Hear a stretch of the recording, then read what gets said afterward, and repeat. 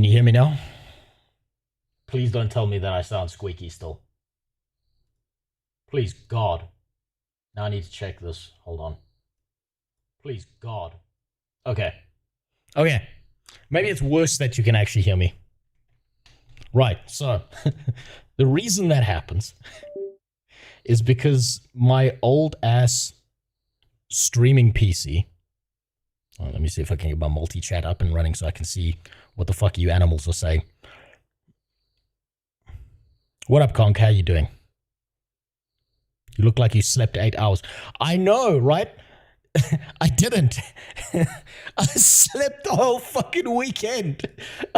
Okay, so I've got a few problems I need to like tell you about. I don't know if this is like a medical condition or what, but it's really fucking bad.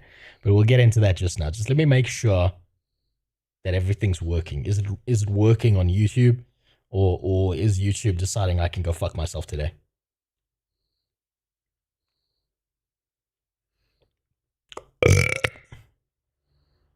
Yeah, it's working on YouTube. All right. Hold on.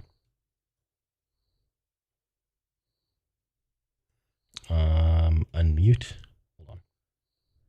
Is this working? Unmute. Hold on. I can't tell if it's working or not. Shit. Is the mic still muted, Conk? Finally, you're making all the sense when muted. Yeah, I know. Go back to sounding like a gay boy. Well, that's my normal voice. Yeah, chat would never lie to me. Yeah, I've learned that fucking fact. You people are a little bit too honest. Come in here. What up, you fat bitch? God, lie to me a little bit. Give me a little bit of confidence, you motherfuckers. Right. So, I need to fix my schedule. I need to like... I've said this a million times and it's probably never going to happen, but I really need to start like fixing my schedule. And like, I mean, like I need to start streaming at a specific time. Was your non-AI fixed voice? Yes, exactly, Dagamy. Yeah, exactly, Wojciech.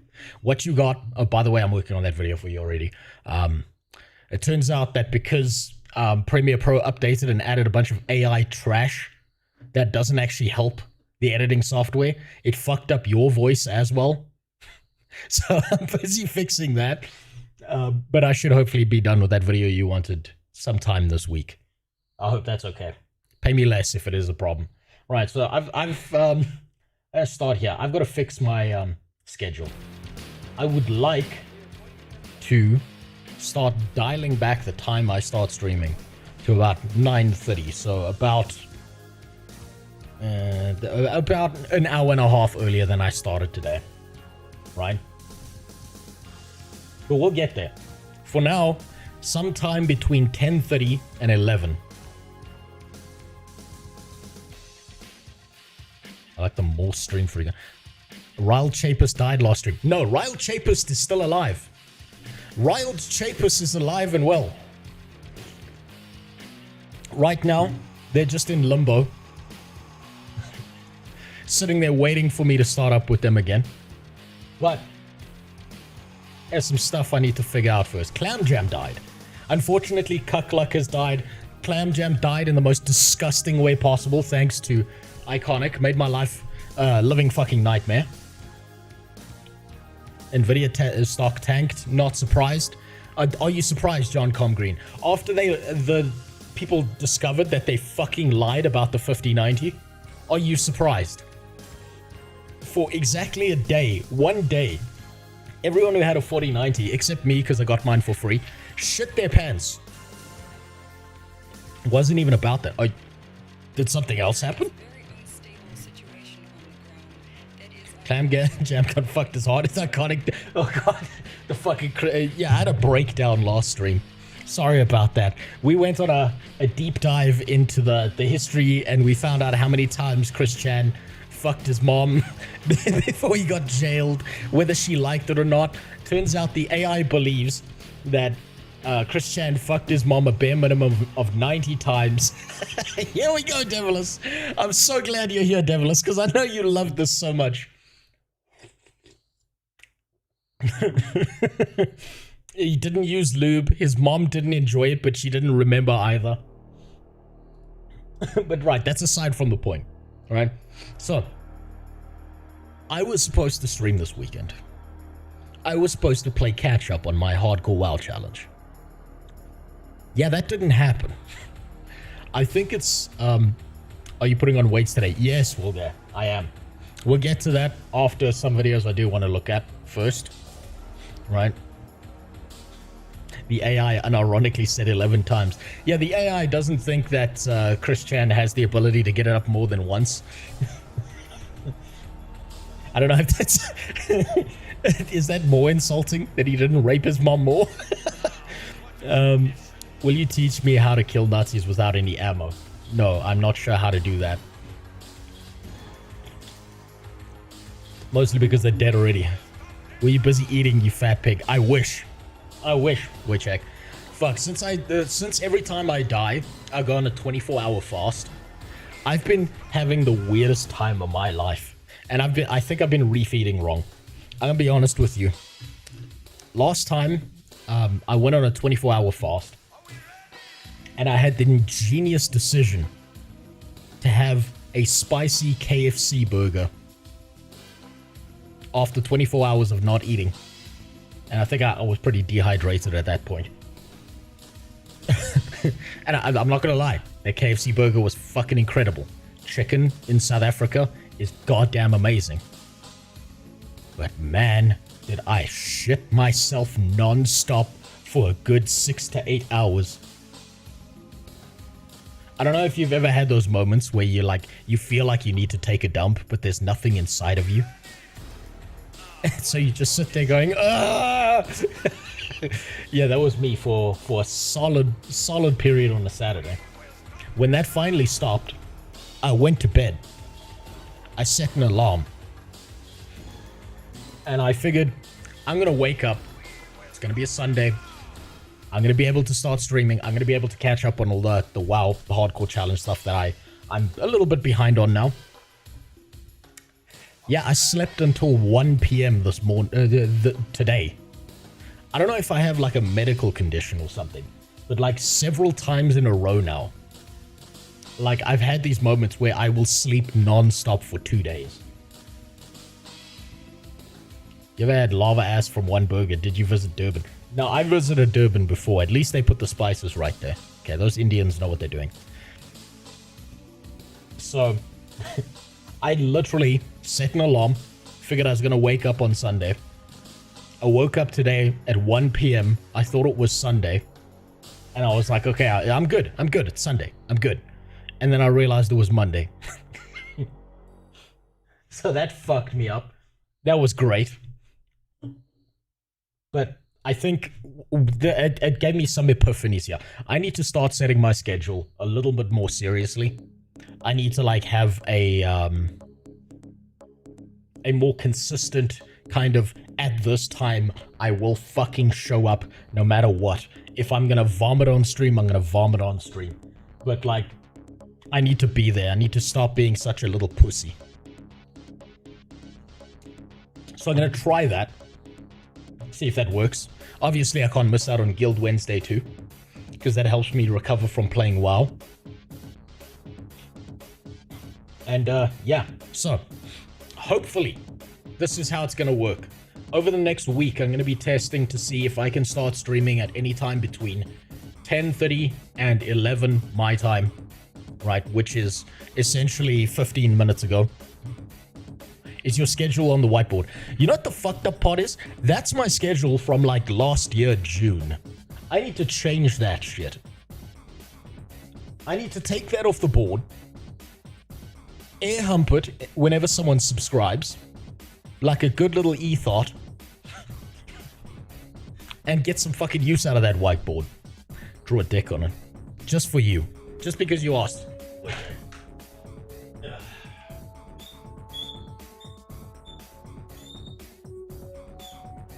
Man, my marker's running low.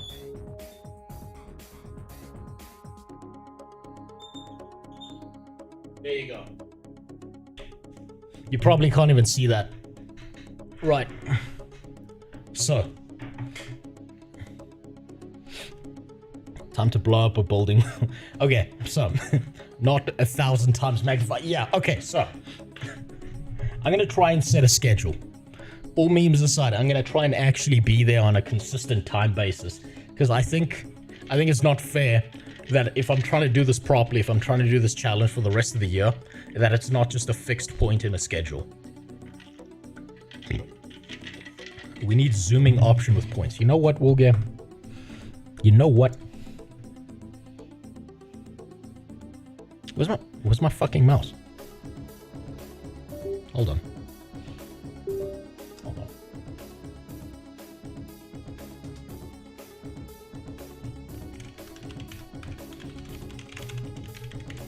I will get that done, just because you asked. Right. So, today, I've got a few videos I do want to look at. Nothing too fucking serious. This is going to help me, like, wind up towards that WoW workout challenge, because I've got catching up to do. You'll notice I haven't put the points in for the minor and major, which needs a reset. So I'm going to be doing that right now, because it turns out that you lose your sense of time when you pass out for 2 days. That's not what I was looking for. That's not even mine. Hold on. Where is it? That's not it. Where is it?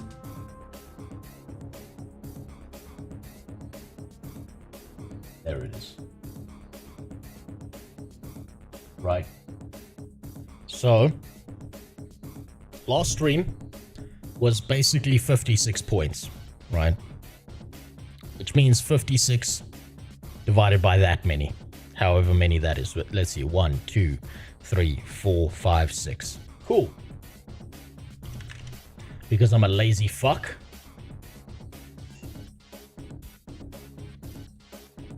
That's 9 for each. That's not too bad, right? I've been in the gym. I've been doing this like I was gonna do this as like day 1, day 2, but I went into the gym. I did day 1, I did day 2 together. My ass cheeks still hurt from squatting, because I put the weights I put on my back was just too fucking heavy. Hold on. 2, 3, 4, 5, 6. Yeah, that's 6.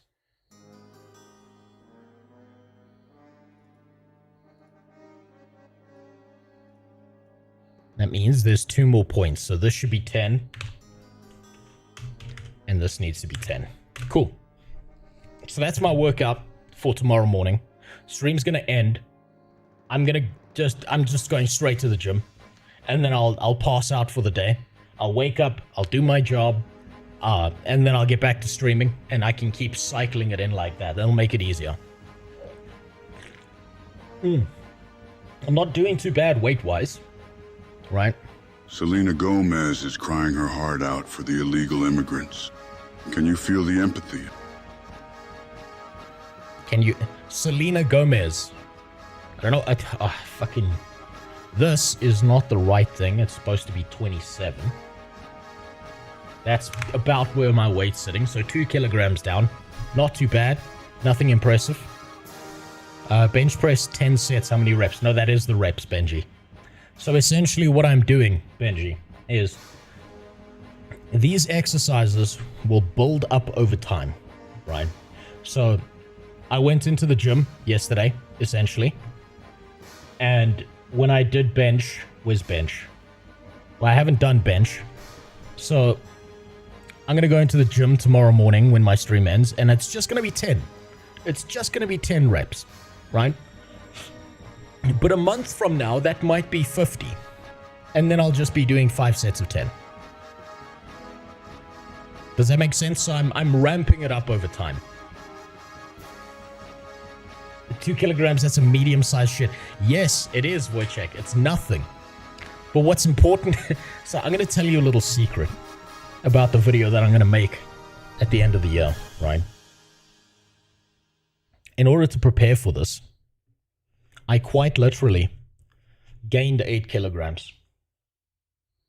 102 kilograms by the end of the year. Yeah, no, that'll be even worse. So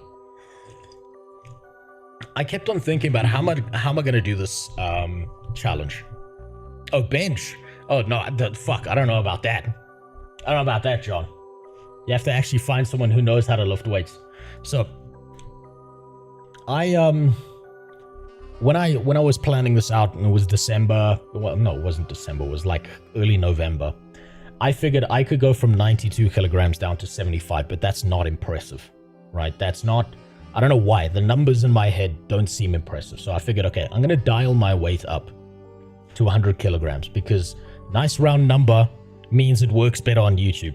So I'm cutting from 100 all the way down to like 75, like 25 kilograms, about 50 pounds, somewhere there, right? So over the course of the year, these exercises are going to continue to ramp up, and I'm never going to clear this. I'm just going to continue to set these out so that over time it gets worse and worse.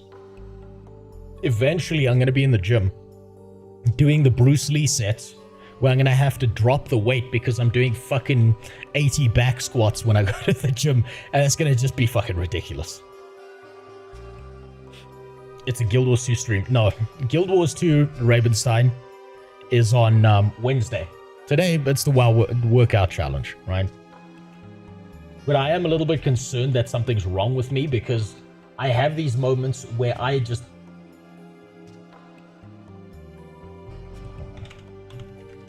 I'm busy seeing if there's a scam artist that I'm dealing with here at the same time in the background. So, I'm gonna be doing the WoW workout challenge almost every single day. I'm going to be trying to stream more consistently. And I see that two gigantic pieces of shit have done something while I was off stream. It was Dranken88 and Elvrix, I think that's how you say it, both subbed. And that means there's a little bit of an update. But here's the problem. I'm in a dilemma right now. We are here.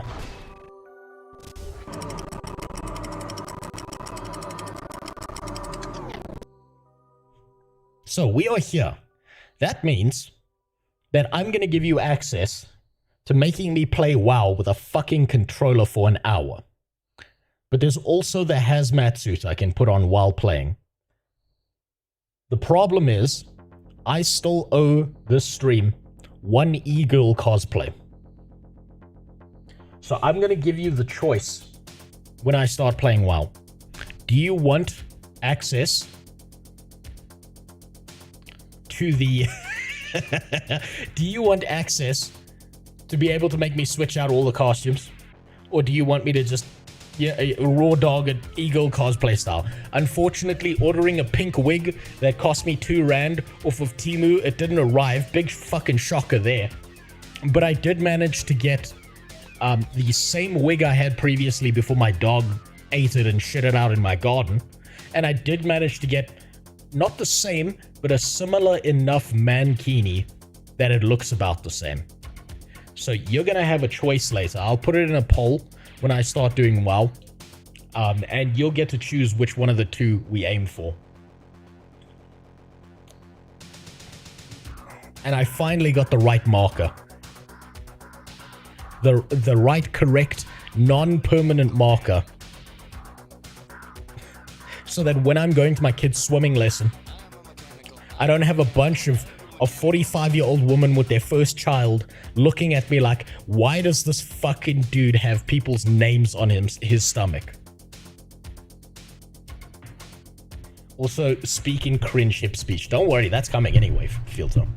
I've been thinking about how do I Eagle cosplay it up, and I've got a few things I want to order, but hey, life's expensive, so I've got to worry about expenses first.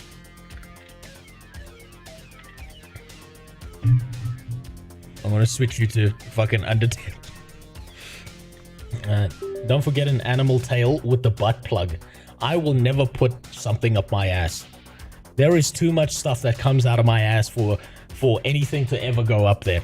Anima, it'll melt. It'll quite literally acidically burn off.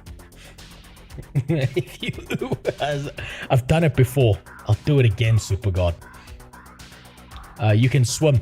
I can't swim, Ravenstein. I'm a fat person. I don't need to swim. I can literally just float. But the thing is, when you're in the water and it's like kid swimming lessons, because I'm going to take my kid for swimming lessons because I don't want her to drown. She's white. What am I supposed to do? White people aren't allowed to drown. That's what?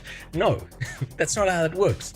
We die by stupid shit like bungee jumping or skydiving, some retarded shit that doesn't matter. Drowning? No, that's not white people shit. White people shit is dying unnecessarily in some insane accident that could have been fucking avoided by just using a little bit of common sense. My legs, luckily enough, and listen, my legs are just long enough that I can reach the bottom of the pool. So I'm good. Deep sea diving with a PS2 controller. There you go. Exactly. That's a white people death. I'm going to take you to the bottom of the ocean with this Logitech controller I got off of eBay. It's secondhand, but don't worry. But I don't need to touch the bottom of the pool. I'm fat enough that I float. Right? So, God, now I'm so off track, I can't even fucking remember what I was thinking. Either way, I'm going to give you that choice when I start WoW. Whether you want to see the e-girl cosplay, or whether you want access to the other transmogs, the other costumes that I'm going to have to fucking wear. What's concerning me a little bit, what's actually really, really, really concerning me, is I did not expect, nor did I plan, for these two bottom halves to ever happen. Right? I didn't expect to get to 40. So the problem here is that I'm scared of 70. Because that means I have to now plug in a treadmill and give you fucking access to that. And that means I'm going to be playing WoW at a fucking mild sprint. Because I know you pieces of shit are not going to let that treadmill go any lower speed. So I need to find a way to balance that out. Because I've got it working. I've got the signal from, I've got a signal to bump from my PC to the treadmill so that the speed increases up and down depending on what you input into the chat. But I don't know quite yet how to balance it so that I'm not having a fucking cardiac arrest on my floor because one of you assholes decided I'm going to keep this thing at 8 speed for the next 4 hours. Eagle costume with a dog collar. I don't have a dog collar, conk, unfortunately. I figured I don't have a black belt in dick sucking, and I feel like it's like, if I'm gonna dress as a dirty whore, I understand the need to do it as correctly as possible. But the problem with dressing like a dirty whore is it's like dressing like a cop, right? Just because you dress that way doesn't mean you are that way, but you can see how that's confusing to the rest of the world. And unfortunately, I think the gay community might just be mad at me for that. Because they're like, he's not a real one. This is bullshit. He's just stealing our style. You could play Ashes of Creation with the treadmill instead. The problem with playing Ashes of Creation with the treadmill is I might die of a coma. Man, that game, like, Ashes, unfortunately, is in an alpha state. Its individual gameplay for solo players is not good. You gotta be part of a big group. And let's be honest, I'm a literal nobody. There is no streamer on this planet that's like, yo, let me hook up with this fucking random piece of shit in South Africa. And let me go play the goddamn game. I'll fucking ruin his entire career if that ever happened. I'll have like 4 words and he'll be banned. I did try and get a DDR pad though. I did actually try and get a DDR pad hooked up to WoW, but it's just, man, that's fucking impossible. Just say that you used to work for Blizzard. The problem is, if I say I used to work for Blizzard, Devilis, then I need to prove that by sending in a picture of a furry costume to the Blizzard office, and I don't fucking have that. I don't have a furry costume because I don't have $10,000 to go and find one of those fucking things. God damn, that shit's expensive. Look at this shit. Let me actually, I thought about making a meme out of this, and then I realized how expensive these things. Look how fucking ridiculously expensive this is. $6,000 fucking dollars. Are you kidding me? Who the fuck are these furries? Who has this money? Your problem.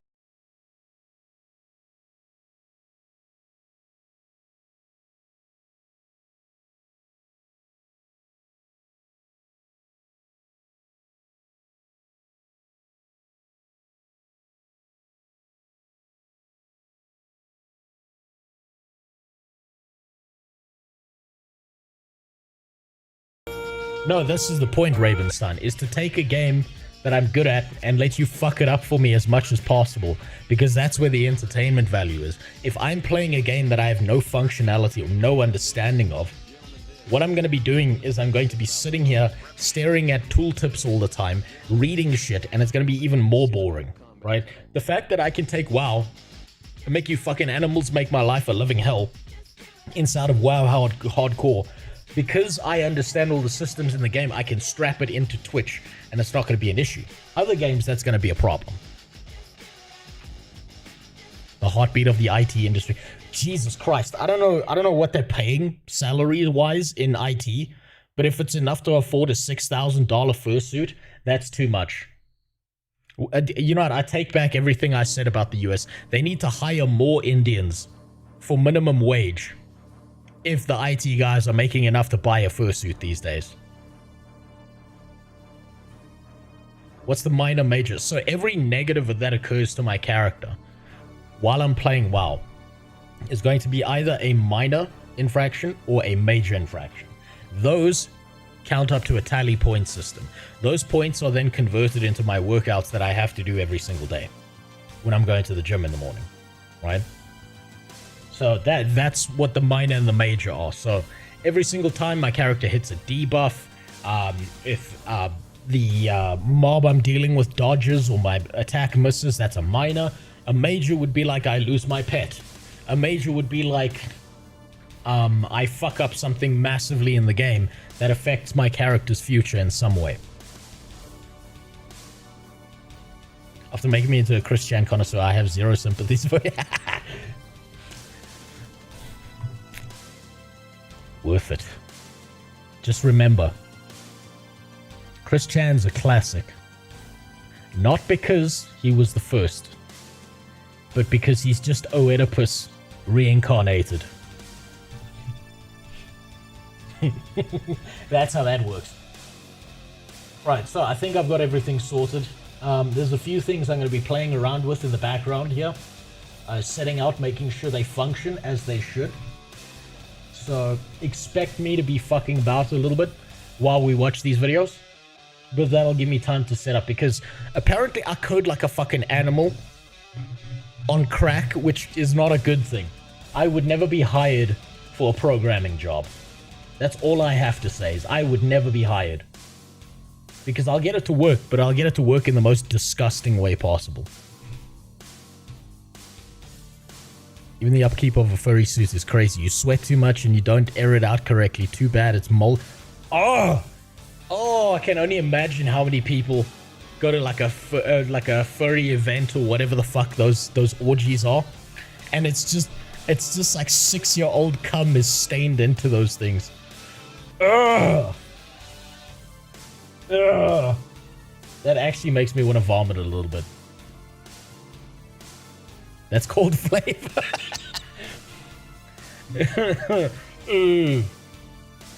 Oh, I can only imagine. Right, okay. I'm going to start off nice and slow. Ilgi suggested something to me. Now, I'm not going to watch this whole video, but Ilgi suggested that this was a pretty decent video that's worth watching. He said I should bother trying to play this game at some point in the future when it comes out. Let's see if Ilgi's a lying sack of shit or not. But so far, I think that's a decent art style. I'm assuming it's going to be anime bullshit, because Ilgi's obsessed with that stuff now. I'll have you know, a fursuit does not have a strategically placed hole. So you're telling me they got to drill it out themselves? FaZe Jev. I have no idea who FaZe Jev is. I'm aware of FaZe Clan. I have no fucking idea what any of their members are. Like, this is how much of a goddamn boomer I am. I have no fucking idea about any of this FaZe shit at all. But I'm going to skip through this. I'm going to see some of the gameplay. I wanted to see what this looks like. Let's see if Ilgi was bullshitting me or not.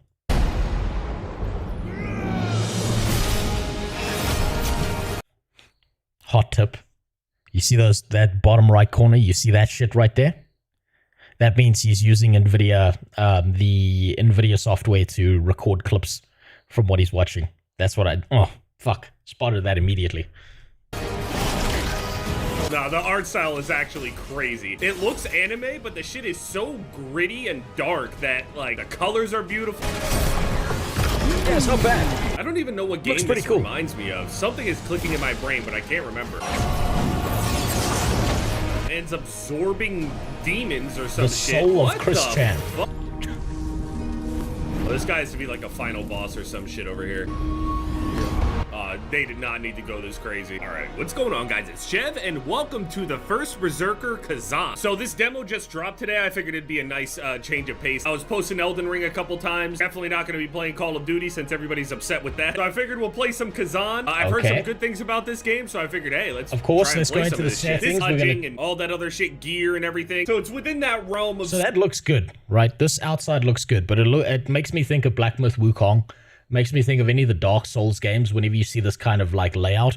That or it's an ARPG like Hades. Souls action adventure kind of game. Compare it more closely with like Wukong, or even there's like a deflecting mechanic, so even kind of like Sekiro. You guys will see. We're gonna start a new game. If you guys want some more of this, let me know down in the comment section and by leaving a like on this video. Now at the moment it is yeah. Okay, that's cool. I don't care what you have to say. Got demons talking to us.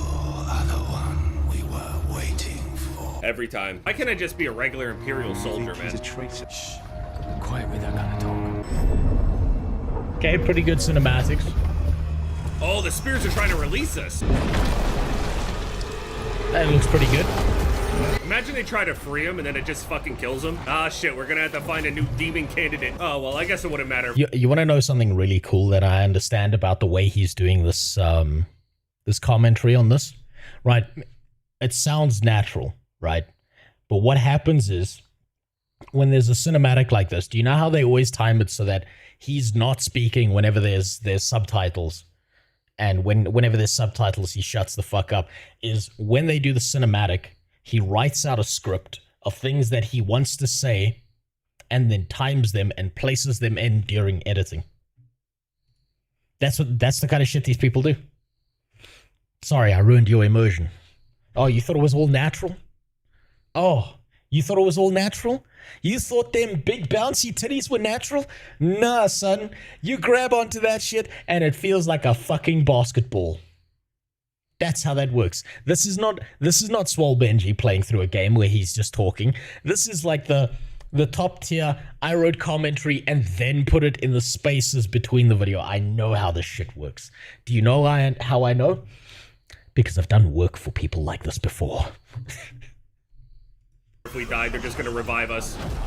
Yep, there it is. Now we owe just our life to immersion. Whatever the fuck this is. Ermac or some shit. I ain't gonna lie, I've been kind of wanting to play a little bit of Mortal Kombat again. They severed the tendons in our arms. Now we became a literal demon, so I think our arms are fine. It's time. At last, okay. Body. Yeah, we'll see about that. Some cool. Okay, so all of that looks good. Great, fantastic. Let me see some gameplay. Imperial soldiers dual wield. Oh yeah, okay. Our arms are fine. Bind. Boom. Okay, a little bit of Neo vibes. Gear. Now I've seen a whole bunch of different like weapons and stuff that you can use, so maybe I can get access to some of them in here. Oh, big boy. I'm ready to fight. I'm going right for it.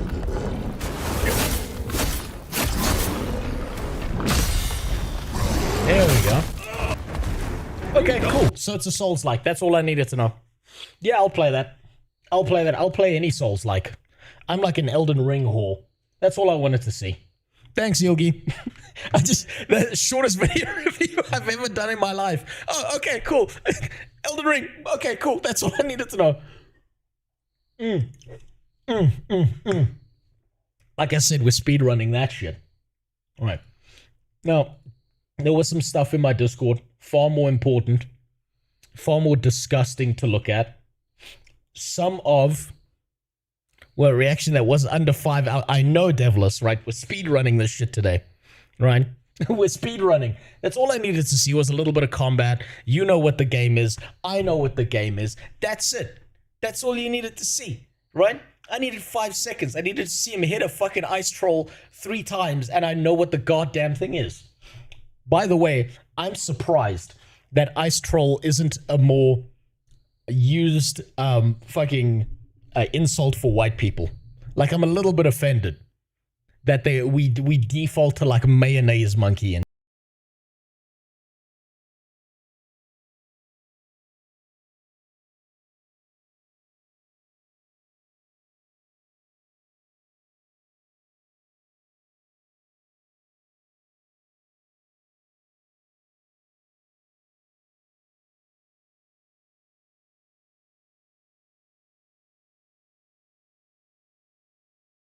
I'm not kidding when I say this. For some of these later things that I'm going to be doing in WoW, I've considered fleshing this list out a little bit because some of these are a little bit sparse, as you may notice, right?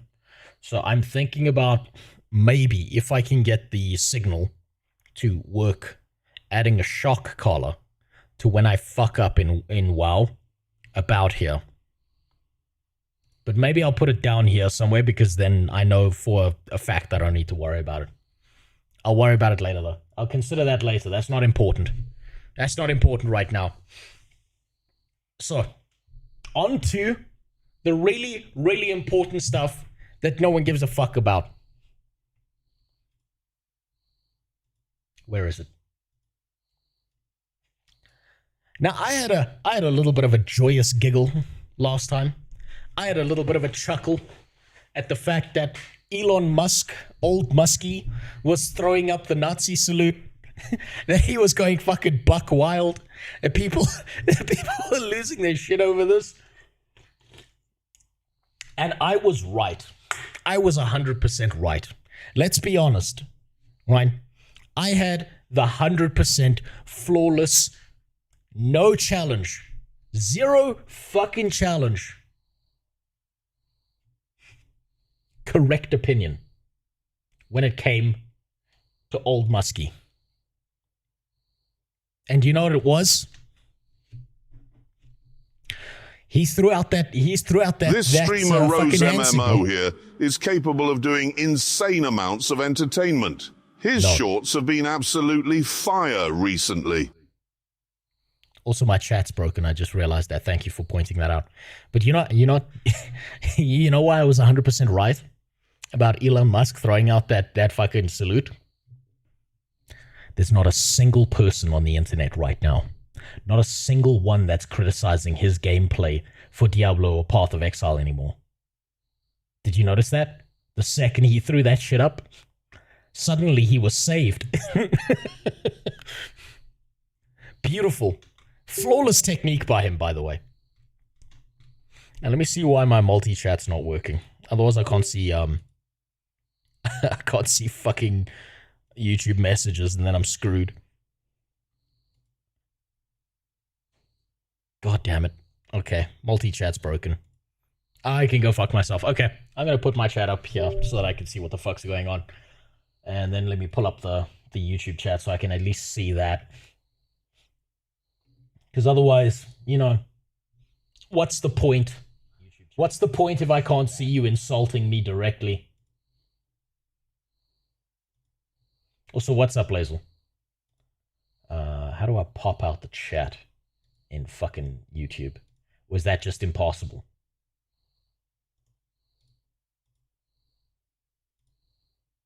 No. No, that's not. No. YouTube. Pop out the chat. There we go. That's good. Thank you. And I'll pop this chat out. Multi-chat's busted. Sorry, boys. That's just how it is sometimes. Sometimes you get to be the fucker, and sometimes you're the fucky in life. That's That's just how it is. I don't make the rules. I just have to abide by them.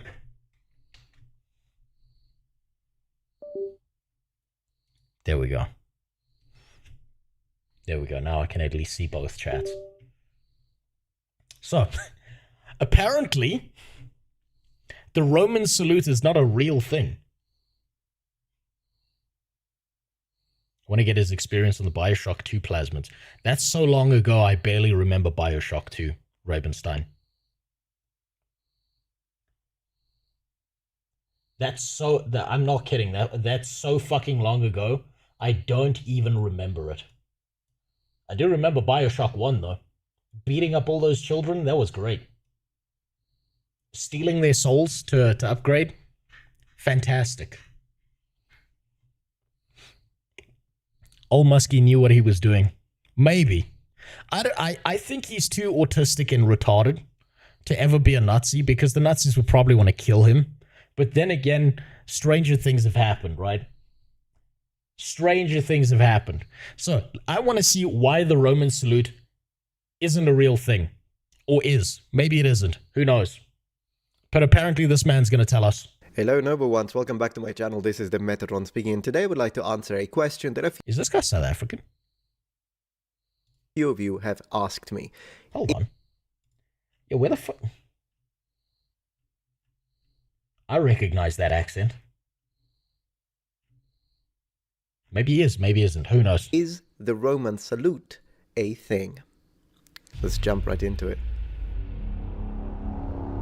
Welcome back. Man. Okay, so when we talk about the Roman salute, basically we're discussing the authenticity from a historical standpoint of a very specific type of gesture.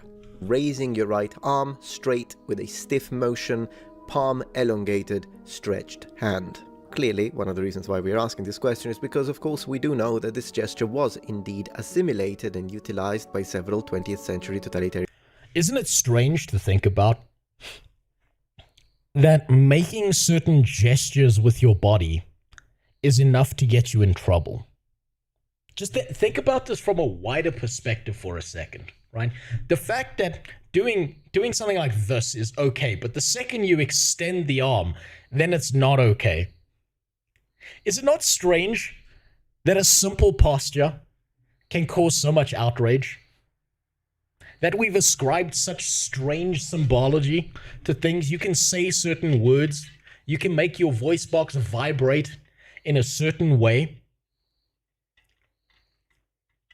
as to affect someone else's emotional state. Did you play Minerva's Den expansion? No, I didn't. I didn't bother that much with Bioshock 2. But it's such an odd thing to me. Simple posture like gyrating my hips forward would indicate sexual conduct. It's so fucking interesting to me that, like, we as human beings are so advanced, apparently. But the most basic of fucking anything, any gesture or something, even me doing that, right, can be misconstrued. The most basic of fucking postures or gestures are just taken in the wrong way. Somehow this is offensive to people, right? Having one finger up is offensive to people. It's such a strange concept the more you think about it, but maybe that's just my autism kicking in there. Maybe, you know, social norms and stuff are a thing, and it just doesn't affect me in the same way. Regimes, such as, for instance, first the fascists in Italy, followed by the Austrian painter in Germany and the dictatorship in Spain. For the too long didn't read answer, before we go into the deep historical analysis, presenting all of the different evidence and counter-arguments, let's just put it this way. In classical antiquity, this gesture does not exist. It's a creation of the 19th century that was then reallocated and reutilized for propaganda purposes in the 20th century. As always in this channel, which is a channel that wants to promote critical thinking and personal research, I'm not just going to ask you to believe me on that, but I'm going to prove it. We're going to read ancient Roman literature, we're going to look at evidence, material evidence, statuary, iconography, because I mean, if this was such a quintessential element of ancient Roman society and culture, surely we're... You are actually less autistic than Elon. How fucking dare you say that to me? Actually, you're probably right. You're probably right. Elon is next level autism. I think the difference is Elon Musk has kind of proven that he's a gigantic attention whore. I mean, we're all attention whores, but let's be honest. I've never met anyone who will go out of their way to pay strangers on the internet to play a video game for them, who's a multi-billionaire who gives a fuck what people think about their gaming acumen. That he's paying some random Indonesian boy and his family thousands of US dollars every month so that he can be top tier in Path of Exile. Like, why? I don't understand it. We're gonna find it all over the place in the iconography, right? Spoiler alert. It doesn't exist. Oh, but no shit. video of mine is complete without a little debunking, so we're also gonna look at the evidence that is usually used to push this idea that, oh no, the ancient Romans did do it and blah blah blah. But I think my favorite part of this video is going to be the part where we actually discuss the sort of hand gestures that the ancient Romans did have, and also, by extension, the ancient Greeks. Now, there are a lot of first offenders when it comes to the sort of evidence that's usually used in order to push this sort of nonsense, but I would like to speak about my favorite. Yeah, but you see, that's the guy like reaching out like that. That's not like the flat hand and everything. I mean, there's a Dr. Disrespect supporter like attached to his leg and shit, but still, that's not like the, hand out flat stuff. So I don't know where anyone would look at this statue and immediately take that gesture from it. Because it's a statue I actually really like, so it's a good opportunity for me to kind of give it justice. The Augustus of Prima Porta, representing the first Roman Emperor, Gaius Julius Caesar Octavianus Augustus. I still cannot understand. That's Augustus. Emperor Augustus, if I remember correctly, he was the one who, he went into the Middle East. Oh, there he is! Rusdi, guess what? I was trying to find your name on Twitch and I couldn't find it, dude. You won the giveaway last time. Let me just send you this code.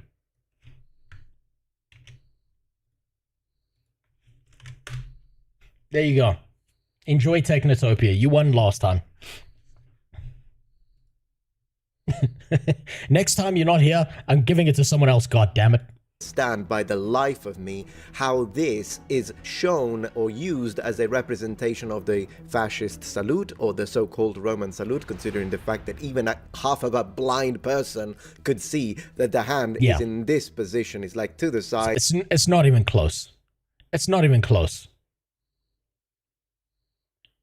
Honestly, it's not even close.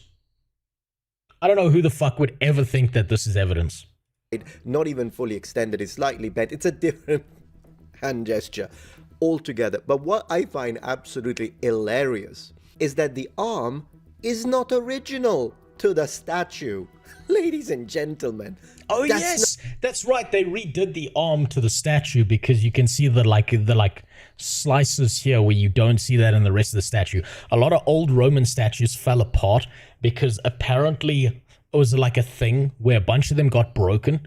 It's also a huge problem where a lot of the Italian museums that have these sculptures, a lot of the women keep on grabbing the dicks on the statues and a lot of the men keep on grabbing the tits on the female ones, and like the oil from your skin rubs off and it polishes the tits and stuff, but sometimes it also causes crack propagation, and so they'll have this ancient 1,000-year-old fucking sculpture and some guy grabs a titty and the titty falls off.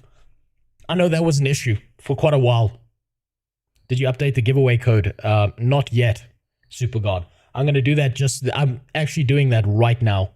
Not what the statue looked like. Ugh. I'm also clearing the old I giveaway. told you this was going to get interesting. The marble statue of Emperor Augustus was discovered in 1862 and it's currently available and on display at the Vatican museums. The arm had already been replaced a few times and then over and over again because I guess it kept falling off, but the real statue actually was holding a spear tip on the floor. You're welcome for that. The reality of fact is that this gesture has absolutely nothing whatsoever to do with ancient Rome and classical antiquity, and it has all to do with a misrepresentation based on a painting in the 18th century that then was repicked up by the fascists with a specific intent. I'll get to that in a second. And even after the end of World War II, when these totalitarian regimes had been defeated, the very lies that the likes of Mussolini, Gentile, D'Annunzio were trying to push in order to connect themselves with ancient Rome. I know a little bit about this actually, from my grandfather who was Italian. When my grandfather was a young man, it was World War II time, and he was in Italy, which is not a good place to be because, number one, Italians don't know how to fight for anything but pasta, right? And pasta wasn't on the line, so they sucked. I mean, you know all the jokes, right? Right, Italians, they start losing, right-click, change team. Or they had like the thing where it's like, how do you know a tank was built by the Italians? It's got 1 forward gear and 6 reverse gears, right? Yeah, you know all those jokes. So my Italian grandfather really did not want to fight for Benito Mussolini. He really fucking did not want to fight for them. So there were certain contacts from US embassies that were relocating Italians and getting them the fuck out of Italy. Outside of the country, because conscription was the thing, and my grandfather was one of them, right? And the whole story is essentially my grandfather had the opportunity to move to one of 2 places when he was a young man of military conscription age. And the choices he was given is, we can relocate you to Zambia in Africa, or we can relocate you to Australia. And without a moment's hesitation, he said, send me to Africa. Send me to Africa now.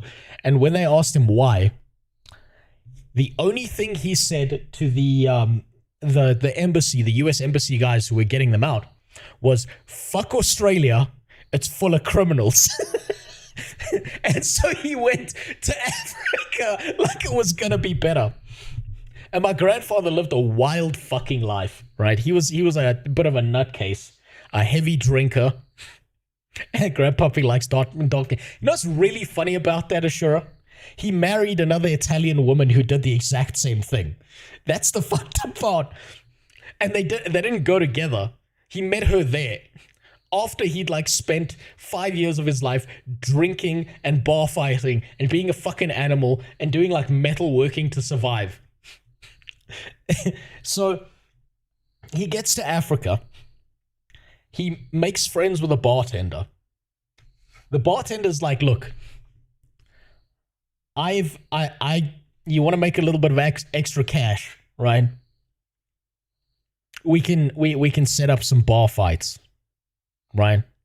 So I've got certain patrons in this bar, some rich guys who like to see people have fist fights in the bar. And what they'll do is they'll come in on like a Friday early.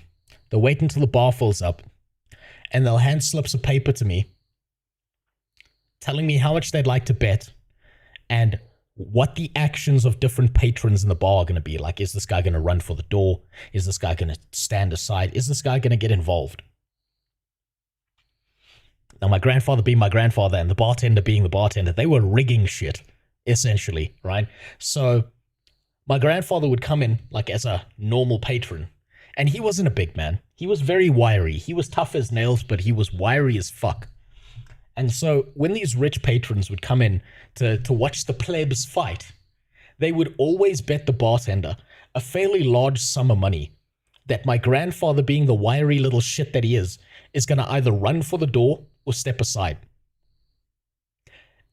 And so when he would be the instigator of a bar fight to make sure a bar fight happened, and then he would stay and just start fighting as hard as fucking possible. Didn't matter if he lost or not, because he knew he was getting payday and he was getting free drinks afterwards with the bartender, because now they'd rigged the event and these rich people always lost. That's fine. I don't mind planking while talking about this, right? So my grandfather, being the fucking rat he was rigging fights with a Zambian bartender to make ends meet. And he was also drinking a fuck ton while this happened. He also did a bunch of wild shit while he was in Zambia. He had a pet baboon. What else did he do? He used to steal tortoises from the neighbor when he didn't have enough cash for food. Ow! And what he would do is essentially cook them and eat them. So he was a fucking animal. He was a vicious bastard. I think he belonged in Africa. Well, let's continue. With this idea of the Roman salute were picked up by Hollywood, by cinema, by theatre, by all sorts of media and presented to the public. One of the characterizing definitions of an ideology is that it often bakes half-truths with untruths in order to reshape the collective perception of the past to better control the present. The fascist regime, together with a few other totalitarian dictatorships of the 20th century, has used history, in this case ancient Rome and antiquity, as a tool for propagandistic endeavors, including self-legitimacy.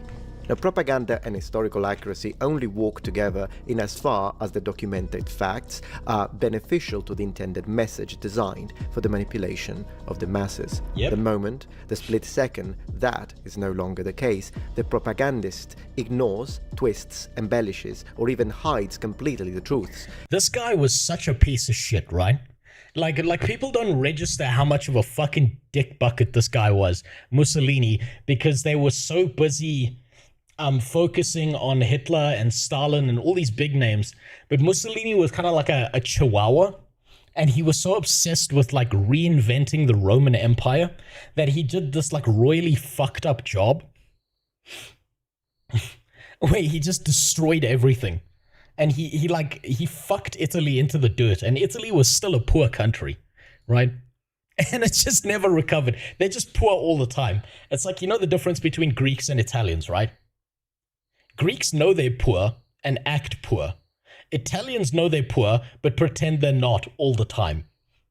In favor of their preconceived machinations. Propaganda, by its very nature, by the way it functions, stands in antithesis to truth-seeking and belongs to the extreme end of the same category where selective bias is.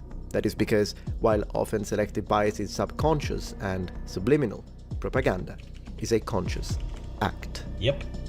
Now, the fact that the fascists were trying to connect to all you have to do, if you want propaganda to work, is convince someone that something bad is not going to happen to them, but something bad is going to happen to someone else they love. That's how you get away with it.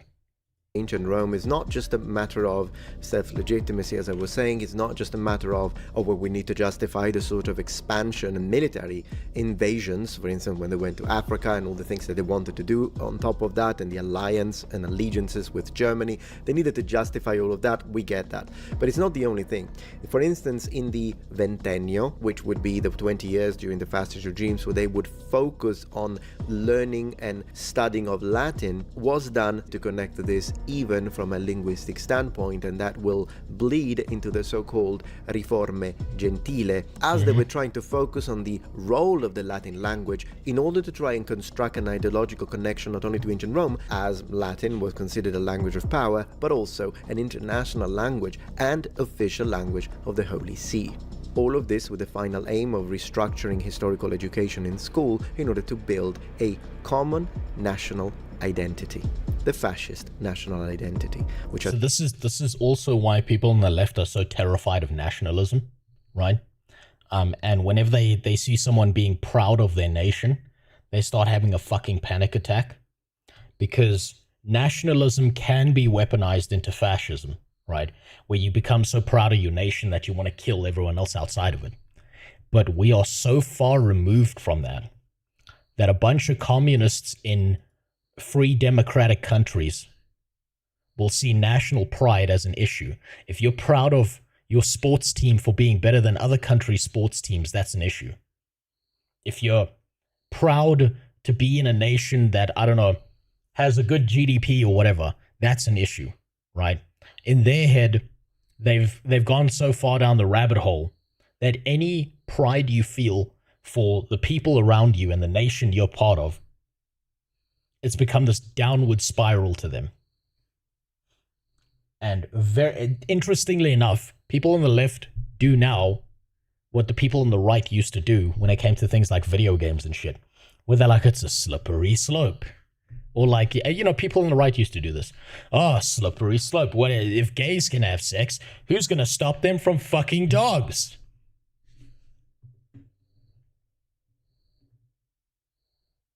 Maybe that's not so much a slippery slope as a fucking treadmill. We've seen some shit. I'm proud of South Africa for being #1 in rugby and racism. The 2 R's. It's what we got. Those are our Olympic medals. If racism was an event in South Africa, we would win hands down. As you know, rejected the individual and only considered it as part of a whole. The nation, the government, the party. Let us now go into a deep dive with extensive textual and visual data analysis. Ooh, his audio dropped there. Unfortunately, as you already know if you've been following this channel for a while, the idea that Hollywood, cinema, theater, general imagination of the public often misinterpret or twist real historical evidence is something we are used to. And this is not something that only happens with the Roman salute. Look at, for example, the way Hollywood, for instance, Ridley Scott, but even way before him in the freaking 60s, has represented the idea of gladiators. I've got several dedicated videos, but today I just want to focus on one sentence. Have you ever heard the famous saying, or gladiatorial saying, "Hail Caesar, those who are about to die salute you." Yes. Yeah, let's talk about that very briefly. Another massive... It's not going to be a real thing.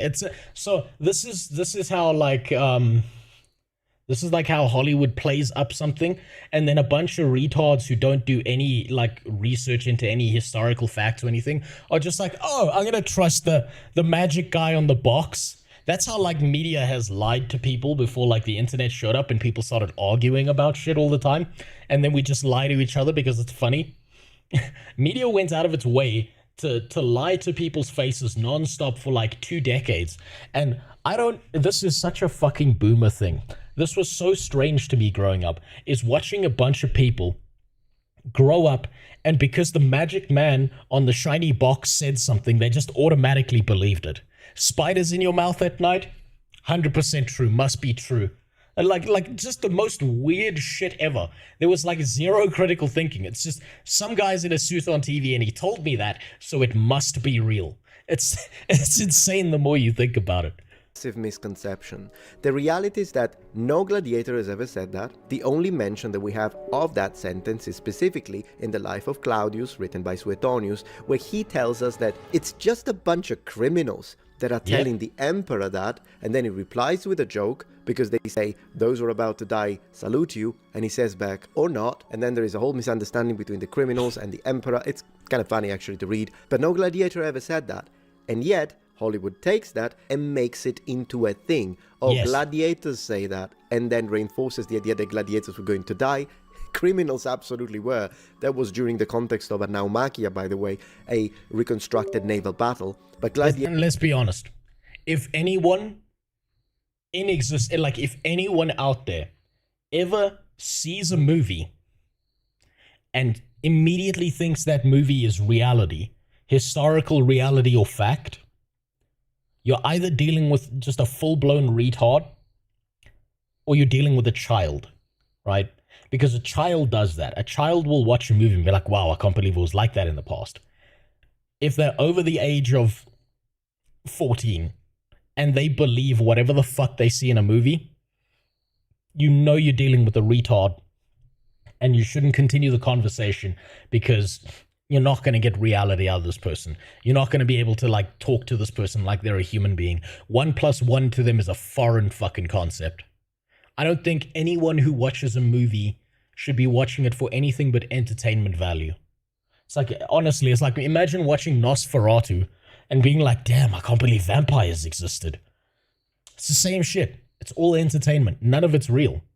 Gladiators usually don't die, or definitely it's not a good idea to have your gladiators die because they're expensive, occasionally happens, but it's definitely not something that occurs all the time. Gladiators don't say that, but Hollywood pushes it, you hear it, it's represented, you see it in Gladiator 2000, and here we are. Believe it or not, it's also mentioned by authors. I can find several books, for instance Jerome Carcopino, just to mention one, that describes the whole scene and adds, you named it, the straight arm salute during the Hail Caesar or the... it's frustrating.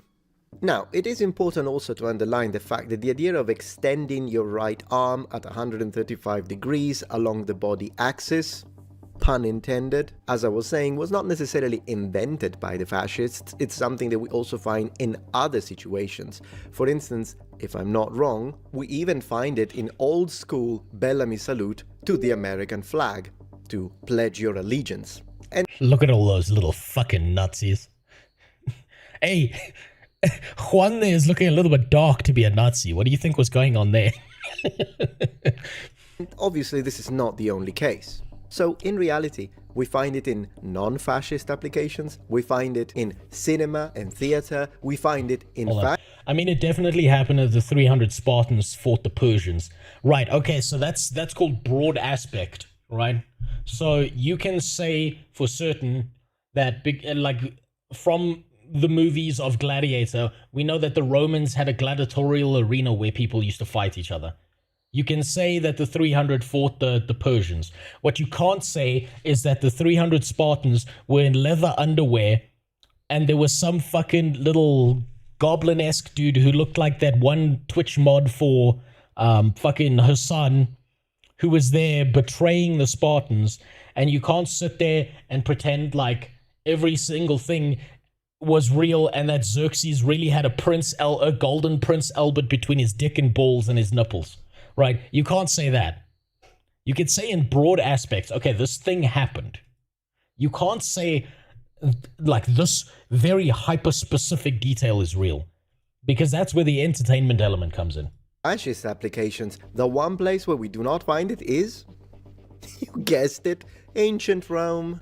Okay, but now that we said all this, what do we find in ancient Rome? What kind of salutes and hand gestures did the Romans have? Well, the first one that might surprise you, and I, during this research, found really interesting, is the fact that the Romans did touch each other's hands, you know, yes, lightly as a way to say, hey, hello. But they also did have a handshake with interlocking hands, either like this, or maybe even similar to ours. It's kind of difficult to know since we are reading sources, but yes, they did shake hands, and so did the Greeks. We do also have mentions of gestures in military contexts, for instance, touching your forehead, kind of a predecessor of the modern military salute in a way, although of course it wasn't done the same way, like just touch their head. Okay, I'm going to give you an example, right? I'm going to give you an example, right? Is the best way I can think to put it. We have salute in Guild Wars 2. Very nice. I'm going to be using that a lot more, Rusdi.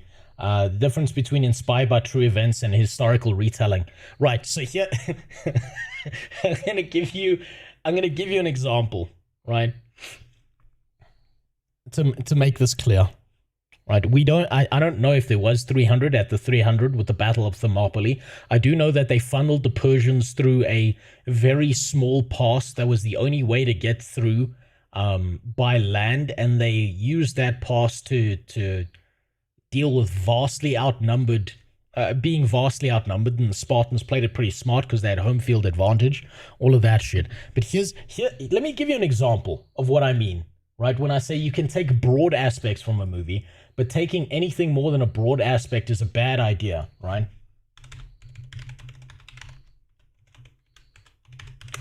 Right. Does anyone know this movie? Are any of you aware of this movie?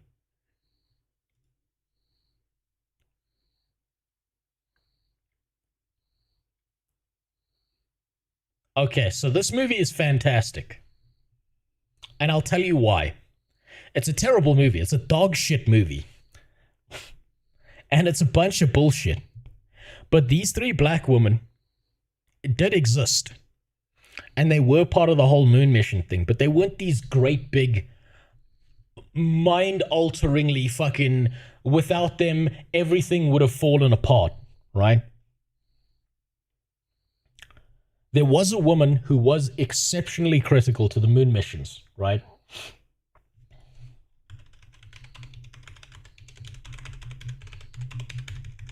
I can't even remember her name because remembering woman is a bad idea. This is the one, right? This absolute fucking nerd right? Did all of this mathematics, all this bullshit. She was incredibly important to all these calculations that the US needed to get to the moon. She wasn't getting a movie because, unfortunately, she was a little bit too light in color, right? So instead, they default to making a movie about this, about hidden figures. You could have replaced any of these three women. They were just involved at the time, and things would have been fine. But that doesn't make for a very good, like, movie that people are going to go watch and that's entertaining or whatever the fuck. And, you know, it's like crack for white people in the US where they need, like, movies to feel good about themselves that these black people broke through the systems in some mechanism or something, right? So...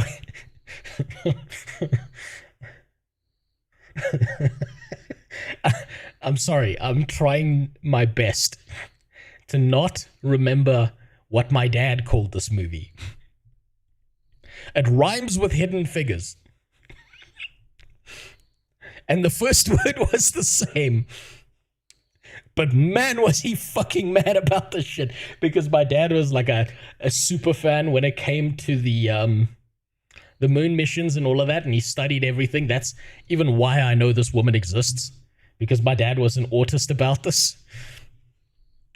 I'm not gonna say what that is. I'm just gonna say it wasn't Hidden Figures. I'm trying to remember.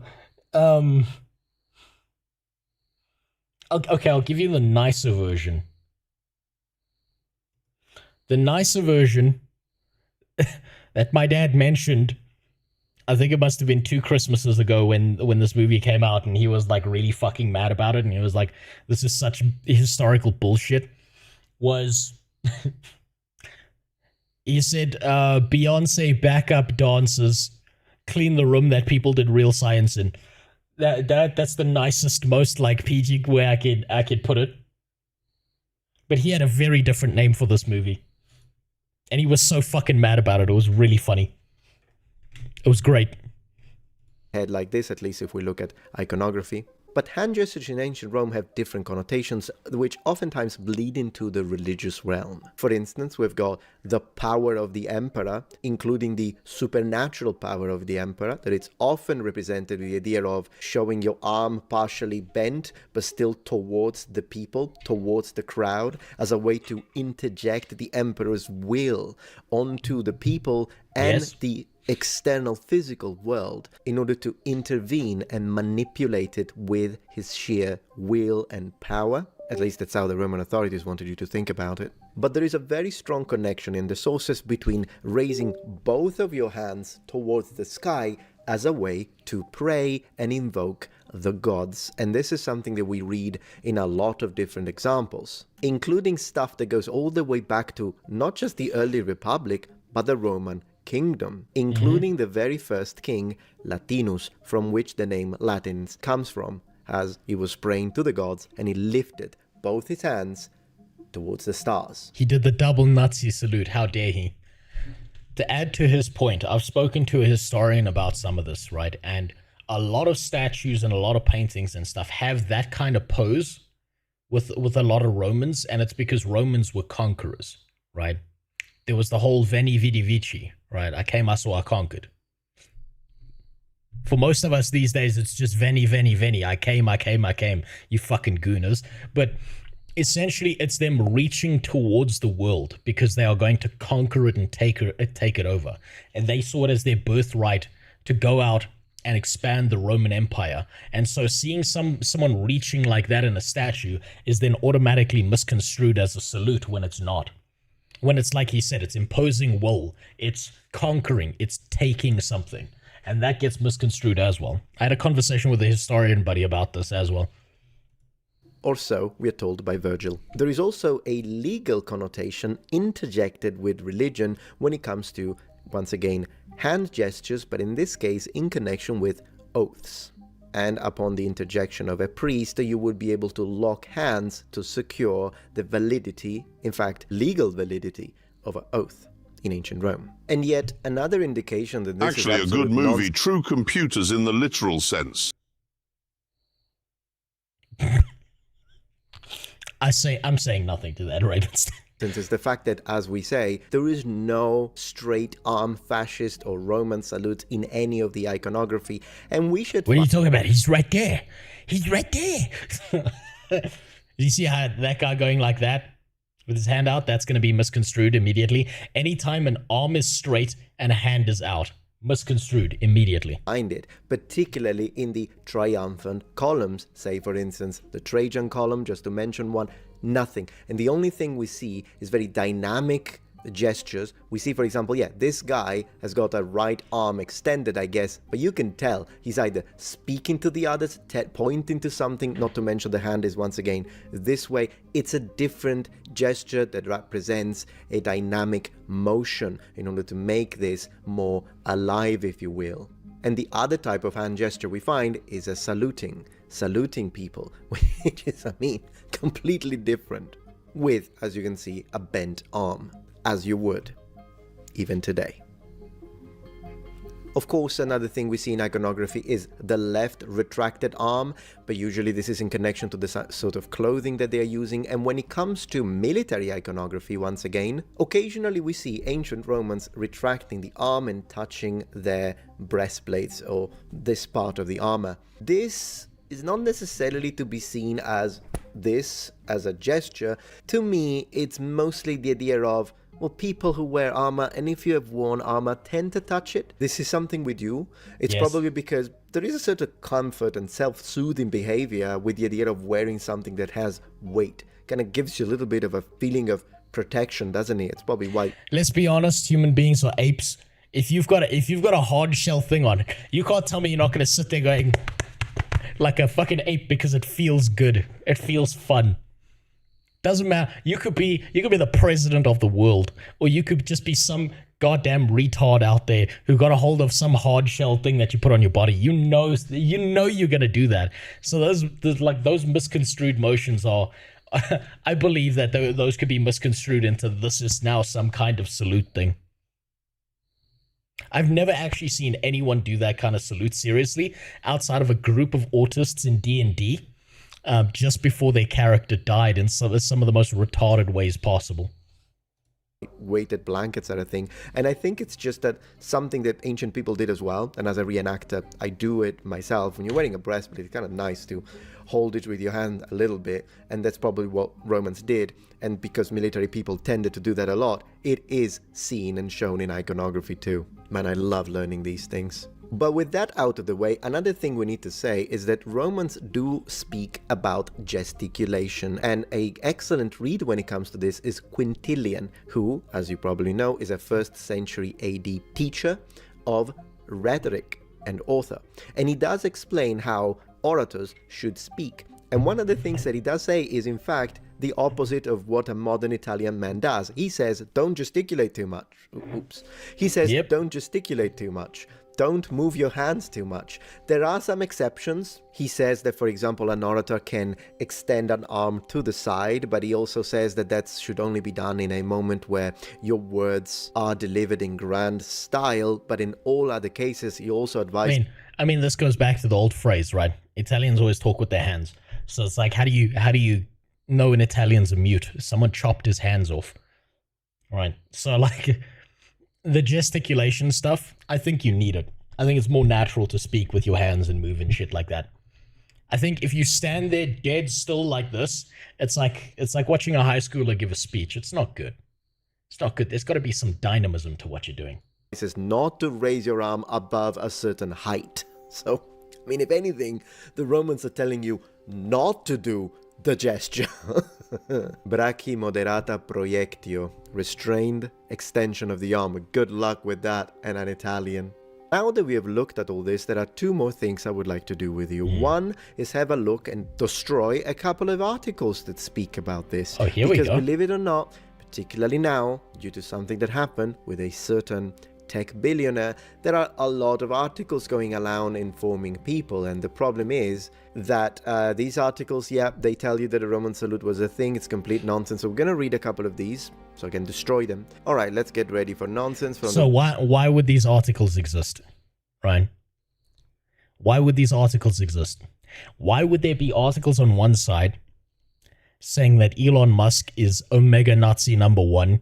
He's an Austrian painter reincarnated. And why on the other side of the things going, and actually it is Roman salute. It had nothing to do with it. Like, why would that exist? Come on, you should be able to figure this out.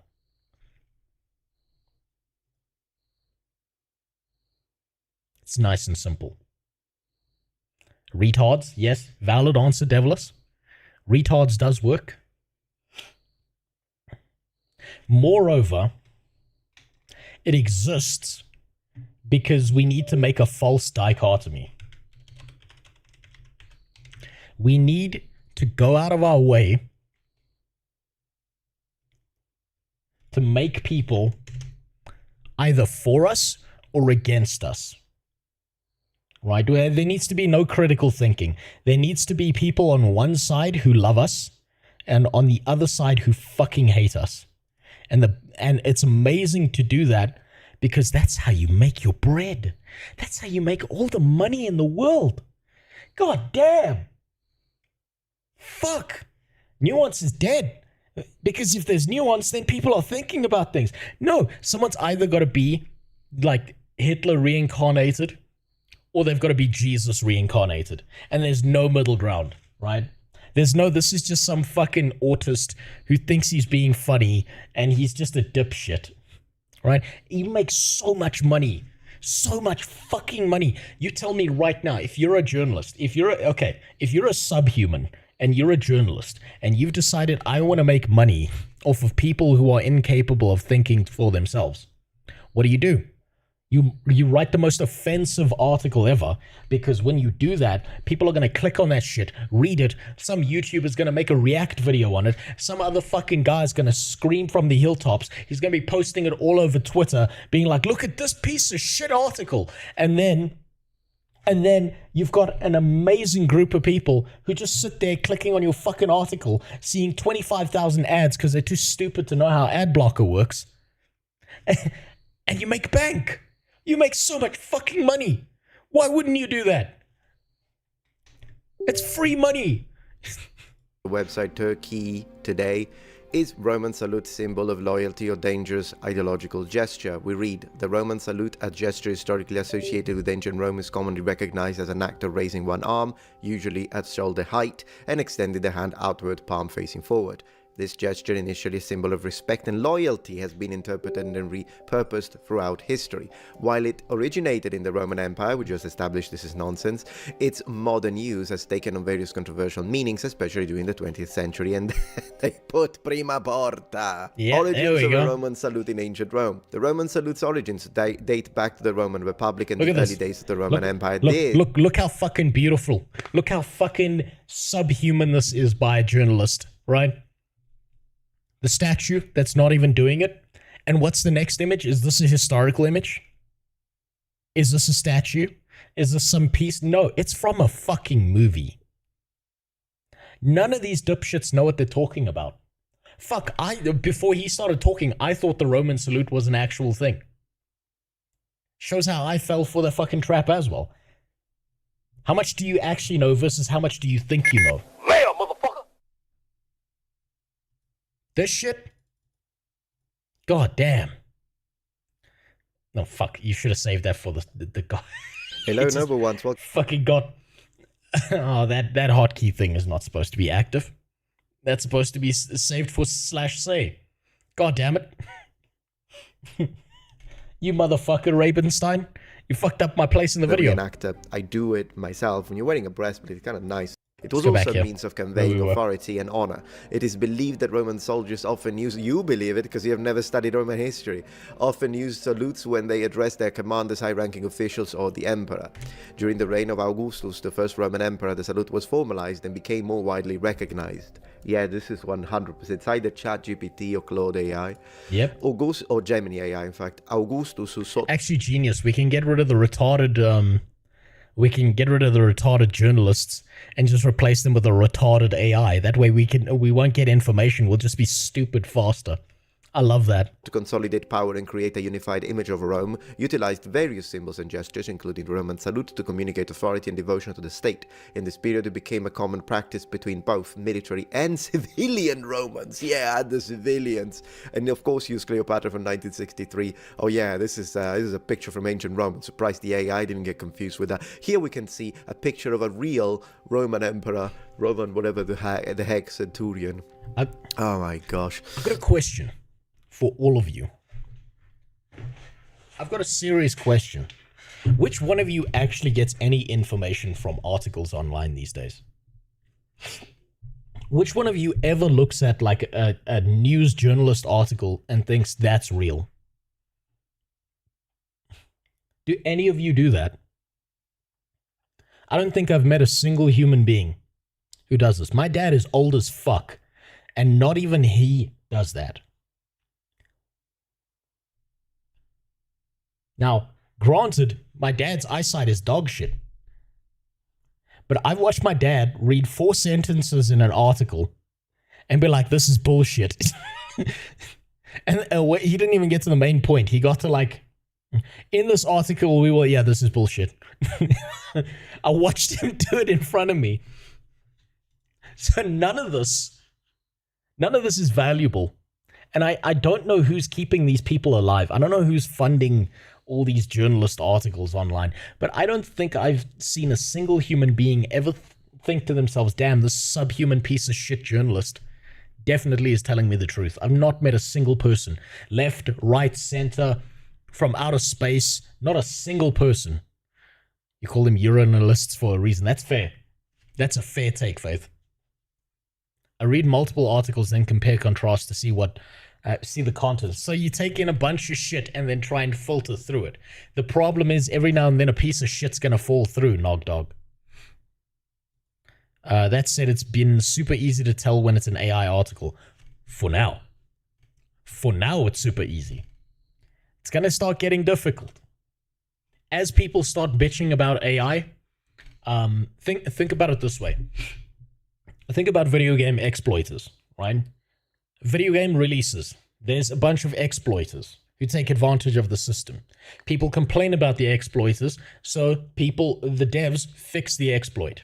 The exploiters don't give up, they just get better at exploiting and making sure that they're more obscured. That's the same kind of battle that's going to happen with AI over time. Symbolizing personal allegiance, blah blah blah. Augustus' reign marked the beginning of the Roman Empire, and with came okay. So this is nonsense. This is complete, utter, total. Yep. And then we have a little Elon Musk in here. Old Musky. Let me see what you're gonna say. In contemporary times, the Roman salute is frequently associated with fascism and authoritarianism. However, the gesture has resurfaced in different contexts. For instance, during the inauguration of President Donald J. Trump. We'll talk about this in a second. I'll give you my opinion. In January 2025, Elon Musk, the CEO of Tesla and SpaceX, caused a stir when he performed the Roman salute during his speech. Many viewers, especially on social media, were confused by the gesture. Musk's action revived debate about the Roman salute meaning, which is why you made this. As you can see, this is why they made this, and they just used AI slop, including for the pictures, AI garbage, illustration via whatever that is, and they got it from. Nonsense, complete, beautiful, utter garbage. This is what it is. And by the way, that's impressive. That's very impressive. And you know what's real fucked up about this entire article? I bet it's still better than something a journalist would write. What if you read an article and know the opposite is true? What if an article is making you read it so that it's trying to get you to believe the opposite by being full of bullshit? It's trying to polarize you away from things. It's trying to make you either believe it or not believe it, instead of going, maybe this article told me zero information. Maybe this article told me nothing. Right? It's really hard for human beings to ever just say the words, I don't know. Because we like certainty, right? We really love certainty as human beings. And having to sit there in complete uncertainty is the most uncomfortable shit ever for the human mind. We hate that. We hate that more than anything. So you'll see an article, and with full certainty, you'll say, that's bullshit. Or you'll see an article and you say, that's true. But you won't say, I read this article and extracted zero value from this. The only thing I can be certain about is I probably lost 5 minutes of my life. Any article that doesn't give any information in the first sentence is bullshit. That's true. Badger seat, but here's the neat part. Most articles that give information in the first sentence are now bullshit as well. Because they're just giving false information that in like the collective consciousness of people on the internet, they've been told is true. Right? It's that whole thing of every night you sleep, you eat 6 or 7 spiders. Right? It's that same thing. All you need is enough people to believe it's true. And even an AI will be like, well, I pulled 80 sources and 70 of them said that we do eat spiders in our sleep. So I'm going to start the article with that. They'll just skip over that because LLMs and AI articles and all of that bullshit, they don't have like a filter for relevancy and for knowledge basis. That's why AI articles are going to keep doing that thing where every now and then someone's going to ask an AI a topic and it's going to give you an answer like, the best way to brush your teeth is placing a gun in your mouth and pulling the trigger. Then you never have to brush your teeth again. And it's going to be like, where did you get this information from? Oh, I pulled it from a forum about teeth brushing that was on 4chan 7 years ago. Right? That's how the AI works. And that shit's going to keep happening. When it comes to this statue of Marcus Aurelius, this is not a Roman salute. See, that's what I was talking about. That's what my historian friend actually told me about, was you'll see these statues where it's the Romans reaching out towards things, and they're reaching towards things because they're conquerors. They go into different places and turn it into the Roman Empire. That's them imposing their will on the world around them. That's not the Sieg Heil bullshit. That's the let's reach towards something. In the sense of the fascist salute, it depends on what, if you look at it from a lower angle, you could twist it with a good photography, but the reality is it's not a raised arm like this, it's not 45 degrees, it's a lower arm and it's just sort of addressing the crowd, if you will, and it's just a gesture of power, as I was explaining. Yes, gesture but of power. It is not the same thing. And if we go to censor one stop, once again, nonsense, AI slop. The Roman salute at historical and cultural examination. Yeah, it's a nice title. It's not what it says it is. As you see, it explains shoulder height, downward, forward, blah, blah, blah. Historical origins of the Roman salute, ancient Rome. The roots of the Roman salute lie. Yeah, it is a lie. In the rituals and customs of ancient Rome, the salute was likely used in the Roman military in a formal state functions where soldiers or citizens would raise the right arm as a gesture of respect of loyalty to their leaders. In the rituals and customs of ancient Rome, the salute was likely used in the Roman military and informal state functions where soldiers or citizens would raise their right arm as a gesture of respect or loyalty to their leaders. While there is limited evidence, there is absolutely no evidence, yeah, you total evidence. muppet, that the exact gesture was used. Do you know what that second line is, where it says while there's limited evidence? Do you know what that is? Can anyone deny, like, can you point out what that is? Why would you put that in an article? Why would you say while there's limited evidence? What's the value in putting that there? Yeah, Devilus has got it. Don't sue us. Deniable culpability. Oh, what? The evidence was limited, so how could we know? This last 20 years of propaganda and articles from journalism changing the story from history before all around the world. Even the gender, male, female, now you have they too. Yeah, no. Think about it this way. I was very lucky when I was in university that I started interacting with people from different courses. And a lot of them, like especially the history students, all of them were like, you have no idea how much bullshit is in like historical records. All of it is bullshit. Every single piece of history is fluid, and what you read today is going to change 5 years from now, 10 years from now. You're not learning history, you're learning a story. Right? You're learning a fucking story, and the best you can maybe extract out of it is through an archaeological dig site or some shit like that. But you will never find truth in history because these are stories we tell each other. And guess what? We can't get 4 kids to sit around in a circle and play broken telephone and get a message from one side to the other without something fucking up. You think we can do that through the hundreds of years of history? Absolutely not. Abso-fucking-lutely not. Right, yeah, I'll give you an example. I went to a hyper-Christian school, right? I went to a very, very Christian school. And this was incredibly retarded, but our teachers were all women. The Silmarillion is probably closer to human history, Devless, than most history. Okay, but yeah, so I went to an all-boys school, right? And most of the teachers were fat, ugly women. Guess what the theme and topic for my final year of school was? It was feminism. What the fuck, right? So, I've kind of forgot my original point because this just pisses me off so much. But we had feminism being the final year subject in an all-boys school, right? Which you could tell that's done by the teachers, right? That's like you're trying to teach a cat to swim. You can manipulate anything in any direction you feel like. And after that final year of school, I was an outcast because I started noting, and I had like evidence to prove that certain components of feminism didn't work the way they told me it did. And I got in trouble. I got very many detentions in my final year of school. So like, I kept on asking questions like, okay, if women have it so devastatingly bad today, why are we talking about jokes about women or stupid shit like that instead of, you know, women are slaves and maybe they shouldn't be anymore? Women are property. Why is that not the argument? Why is it someone said something mean to me once because I had tits and a vagina?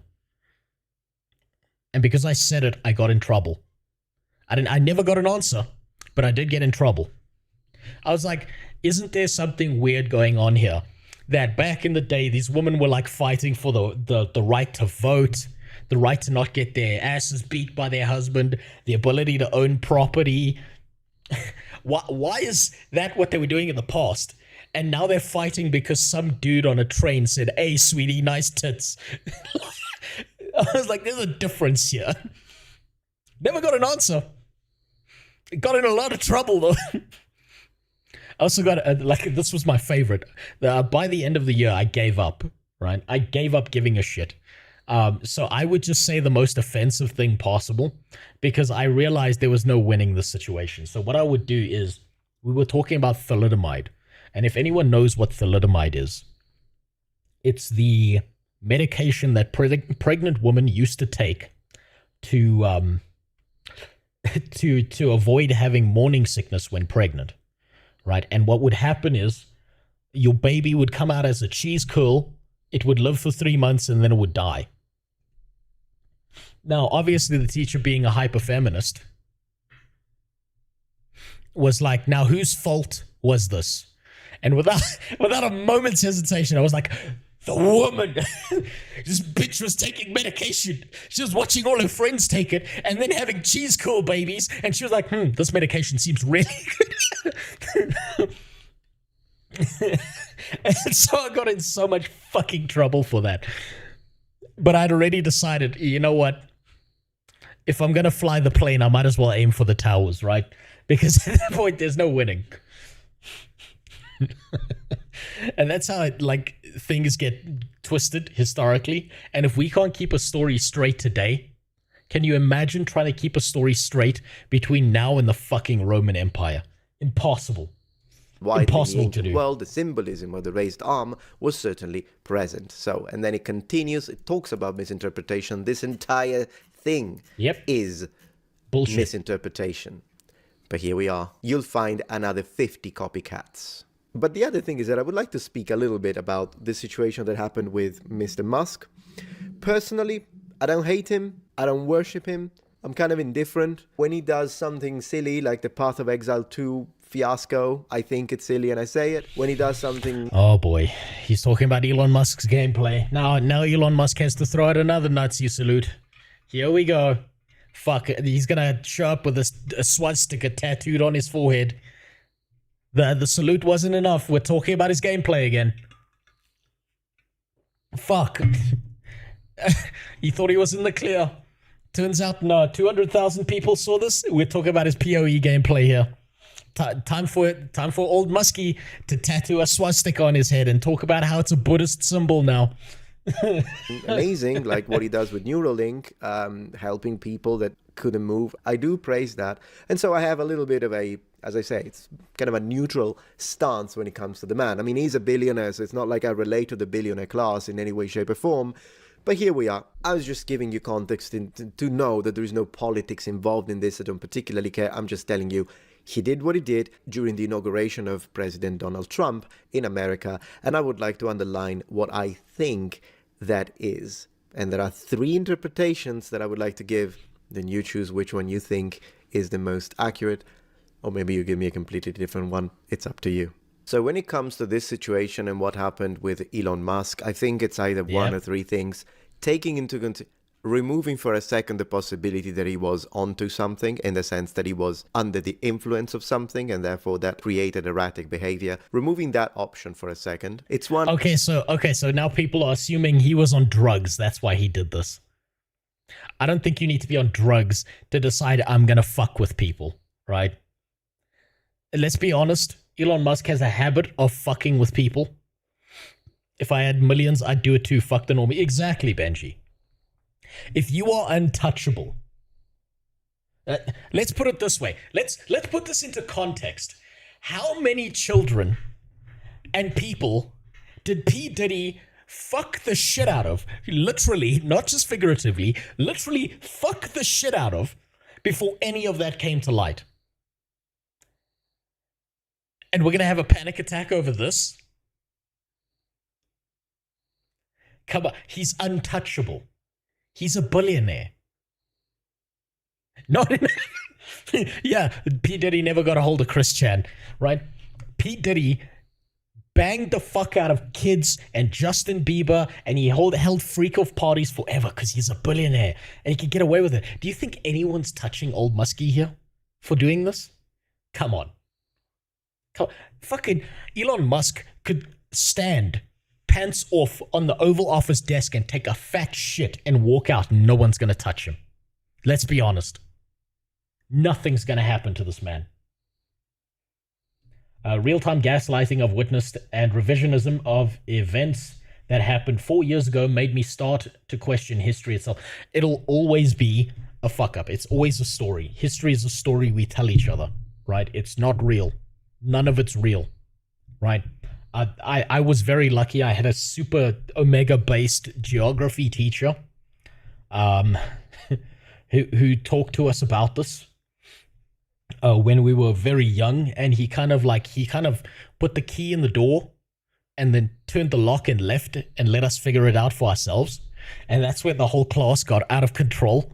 After that point, moving forward, it was also that, and he showed us, the geography teacher of all people was like, I'm going to make you watch The Merchant of Venice.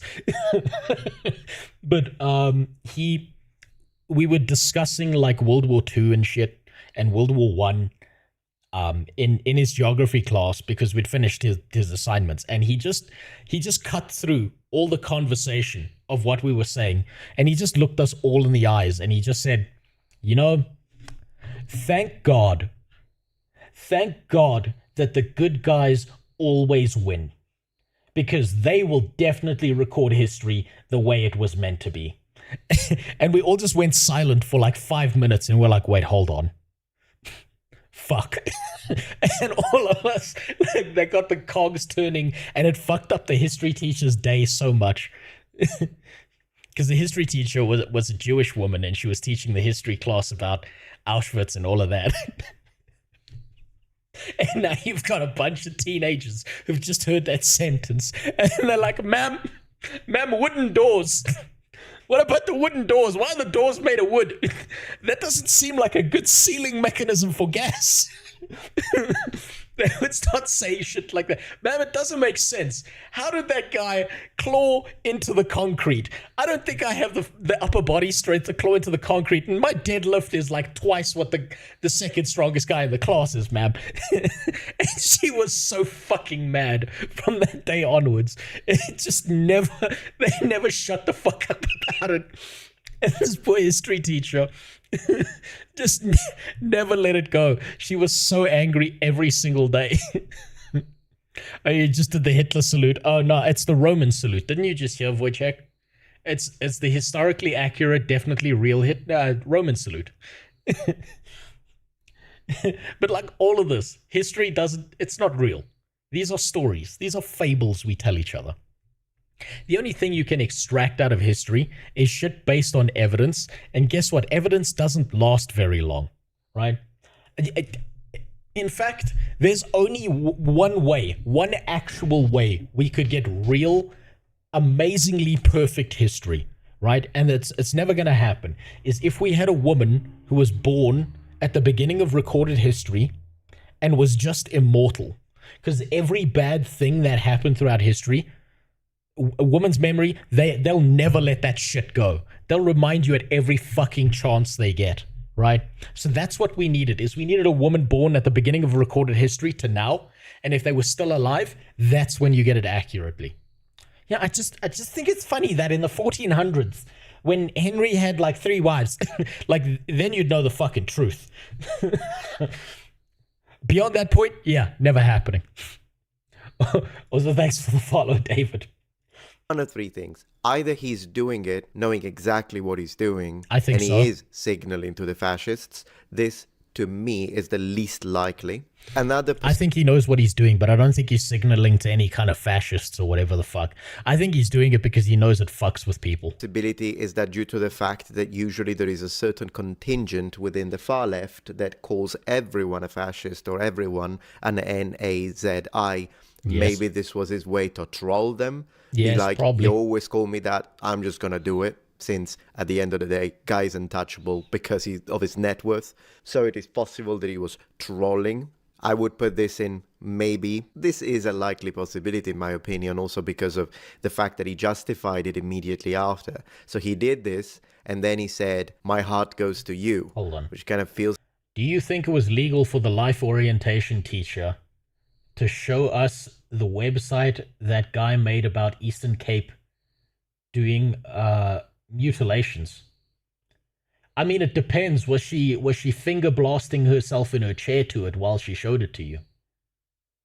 Feels like I'm giving myself a way out because, of course, people are gonna backlash and whatnot, and so he's gonna say, "Oh no, I meant that my heart was going to you." So that gives me that feeling. But the other possibility, ladies and gentlemen, we should not remove this, is that he hasn't got a clue what that salute means, in the sense that maybe he does think he's doing a Roman salute. I mean, at the end of the day, it's not like Elon Musk knows much about history. He is, however, obsessed with the Roman Empire. So am I. So it's not like I'm saying I don't think about the Roman Empire every day. Of course I do. But I'm just saying I wouldn't put it past it, considering the fact that he had no idea what an editor is, if you have been following the situation and the clash that he had with Asmongold. So perhaps he did think he was doing a Roman salute. I think is one... Yeah, that's actually true, right? That's actually true. I think this is probably a moment of pure autism. Elon Musk is not going to be a Nazi, because if he was going to be a Nazi, he would be posting about the Jews a lot more often on X. He's not doing that. And as far as I'm aware, he supported Trump, and Trump is pretty pro-Israel, right? Which means that if Elon was really going to be mad about... any like the Jews, and he was going to be a Nazi, then you would think that he would also he'd be like, yo, fuck this Trump guy. I'm going to take my billions and back up, I was going to say the brown woman, but if he was a Nazi, that's just as bad. He's got no avenues in the US political system. He's fucked. You got to go join the Klan or some shit. His autism just kicked in and took control for a brief moment. That's it. He just wanted to share, and that happened. Shotos was coming. He would also not have visited Israel and donated to their shit. Well, there you go, right? Why would a Nazi donate to Israel? Unless they're donating nukes from about 10,000 feet. But none of it makes sense, right? This is all just articles polarizing this shit and all of this bullshit. We all know that Elon's full of shit. His Path of Exile garbage. It's all faked. He likes to pretend he's doing it because it's the only way to be the top of the charts is to hire some other fucking guy to like, you know, boost his account. Oh, everyone's doing it. Yeah, well, that doesn't make it fucking right, you piece of shit. That doesn't make you a top player. That just makes you a tool. Jesus, you got billions. Do you really need this too? Fucking retard. You know what? Sometimes I actually think, like, I really think that Elon Musk thinks he's Tony Stark from the fucking the Marvel's Cape shit movies. I think he really thinks he's that. I wouldn't be surprised if he's got like a private AI version of Grok that he's called Jarvis, and it like sucks him off at night or something like that. I really wouldn't be surprised. I've actively looked at such groups in my area and beyond. They just don't exist at all. It's like they're all made up. Yeah, most of them are made up because it's bullshit, right? You need to polarize people. Think about it this way. My country is actually the perfect example for this, right? The ANC government, the black government, is now in control of my country. So every single election cycle, they say the same thing to all black people, right? If the DA, which is their biggest opponent, if the DA wins, it means that they're going to bring back apartheid. So you as a black person, it is your responsibility to make sure the guys who want to bring back apartheid don't rule over the country. And they use that line every 4 years. Every 4 years. Because you want to polarize people, right? So that's what you do. The DA had a black leader once. You know what's even better about that, Super God? Musi Maimane, the black leader of the DA, got up in front of everyone and was like, hey, yo, fuck white people. and they let him get away with it. And still somehow, then the ANC government was like, yeah, they want to bring back apartheid. It's coming. You cannot let these white people win. I'm like, the leader's black. Yeah, but he's just a puppet. It was my favorite time. I loved it. So polarizing people is an amazing thing to do because you can draw battle lines between who's on your side and who needs to die tomorrow. It's a beautiful thing to do. It works so fucking well in politics and in media for making money. But you let me know what you think in the comments. Last but not least, we should also consider the possibility that he was just doing a freaking truth or dare and maybe lost. Who knows what the heck the billionaire class does to entertain themselves. I dare you to fit a fascist salute during the inauguration. You're not gonna do it, are you? Boom. Alright, number ones, well, I hope that you enjoyed this video. If you did, please remember thumbs up. And if you're not yet a member of this community, become a number one. Subscribe to my channel for more content from the Metatron. And remember, the Metatron has spread his wings. And hold on, Stian Ace isn't better. That was actually a good video. I would give it a like. I would love to give it a like, but for some reason YouTube's decided I don't get to have like buttons. That's just not how this works anymore. This is the thing. People think that, like, I don't know why. They've positioned themselves as the white people party, the DA, but for a very long time I wouldn't ever vote for the DA because they're just big fucking political rats just like the ANC. Nothing changes. Nothing changes. It's gonna go the way it's gonna go. If the DA gave a shit about equality, we wouldn't currently have a law in my country that says the government can walk into any property and just take it away from you whenever they feel like it. Rose for president. I'm not going to be a president. Are you kidding me? That's what Supergod said. I'm way too white. Imagine I get up on stage and I say, fuck the ANC and also fuck the DA. Both of you are just as bad as each other. It doesn't matter who wins. All of you are just political fucking rats out to make as much money as possible while you sink the country. No one's voting for me. Because who wants to bring back apartheid? Yeah, that's never happening. That's never fucking happening. Never get involved in politics. It's just a waste of time. But that was pretty interesting. I'm glad. It's actually pretty interesting to know that the Roman salute doesn't actually exist. It was never a part of history. I never knew that. I was dead convinced that it did. See? Even I get fed misinformation all the time. and I just assumed it was true because I heard it so many times, right? How many fucking other things out there do we assume are true and that are just complete bullshit that we've just like pushed into the mental consciousness of every human being on the planet? DA is like the old guard of the Republicans. DA isn't even that anymore, super guard. The DA is a bunch of pussies who will do whatever the fuck the ANC want. Right? The country's fucked. Politics isn't going to fix the country. More politics, that's like saying, you know, it'll put out the California wildfires is more gasoline. Let's put more gasoline on the fire. That'll stop them from happening. Right. Now, along that same vein, I have 2 videos I wanted to watch beyond that. This one,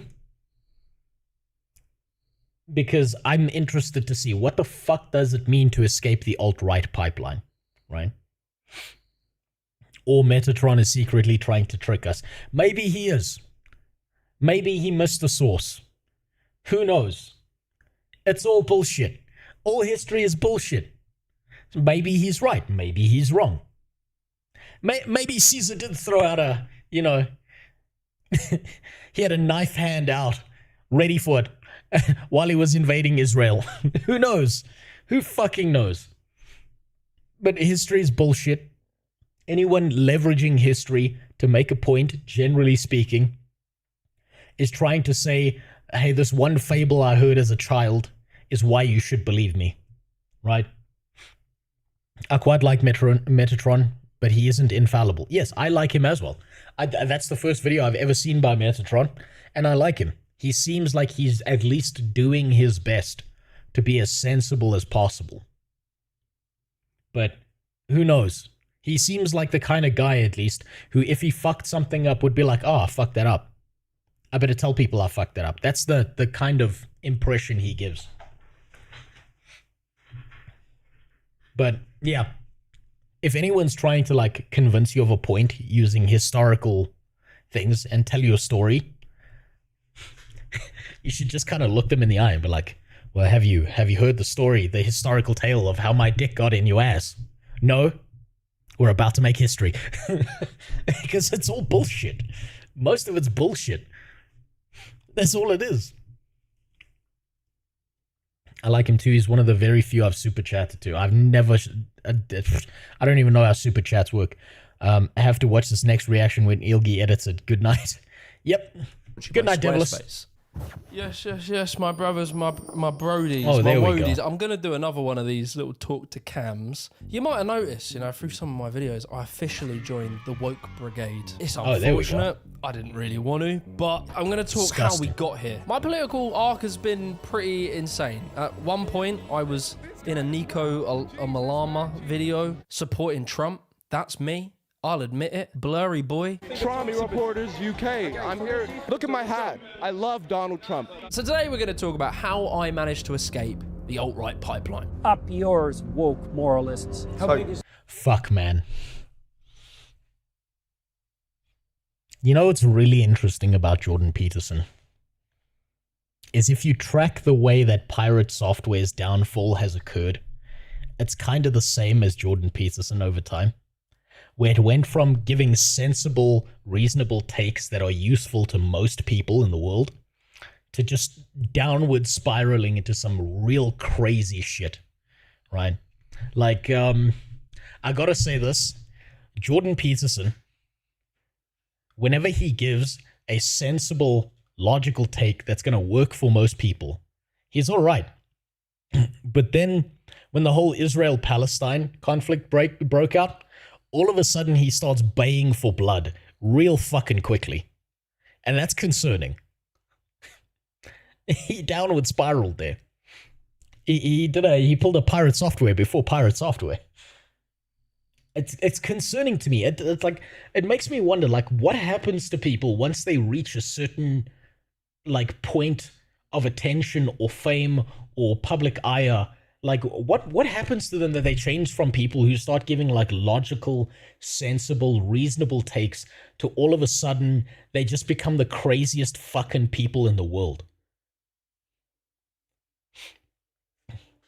I don't know what happens. It's so fascinating to me. One of his sponsors was a weirdo lefty, and he apologized and cut them as a sponsor. Usually does his research into sponsors, blah, blah. I've looked everywhere for alt-right gaming groups. Doesn't exist. Yeah, of course it doesn't exist, Benji. Because it's not a real fucking thing, right? Do you know what gamers are? Gamers are people who just want to sit there. There he goes. There he goes, the guy with the smallest dick in the fucking planet. 1 a.m. Got his teeny tiny cock out, making as much noise as possible.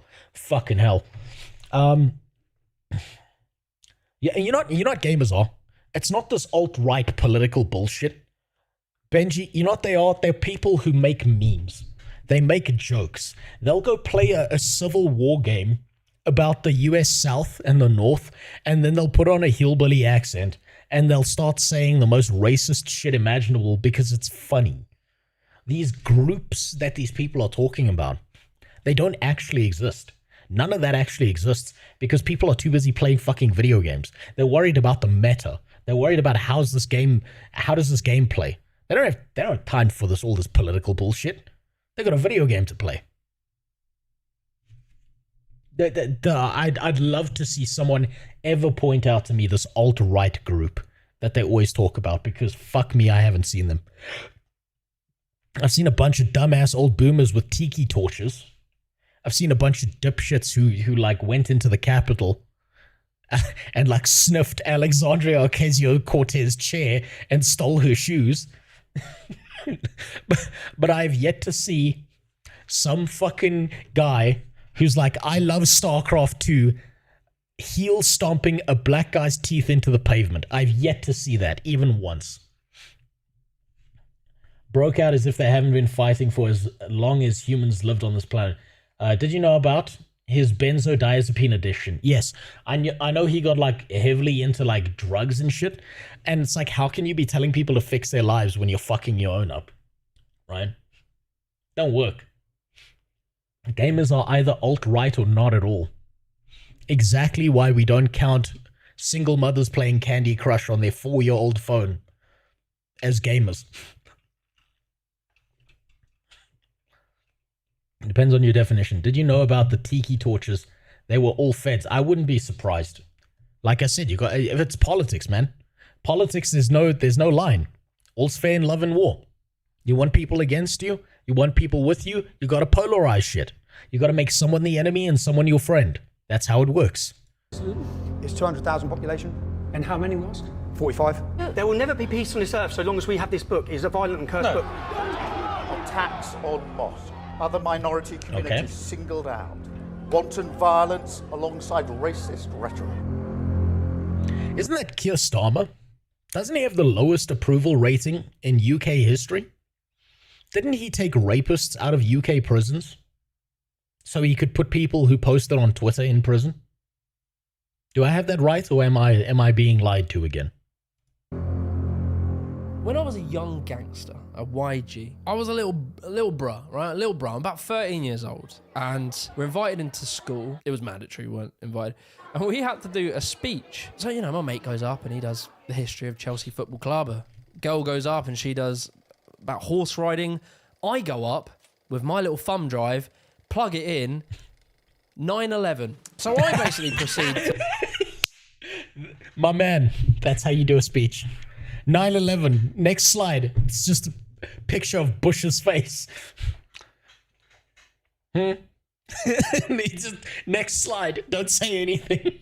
To radicalize a classroom of young, impressionable 13-year-olds as to why the American government did 9/11. Who do you believe was behind 9/11? Criminal elements of the military-industrial complex, the same ones... Man, I fucking love Alex Jones. He's so funny. That staged Gulf of Tonkin, the same ones that staged Operation, the mass shootings of Operation Gladio. Right.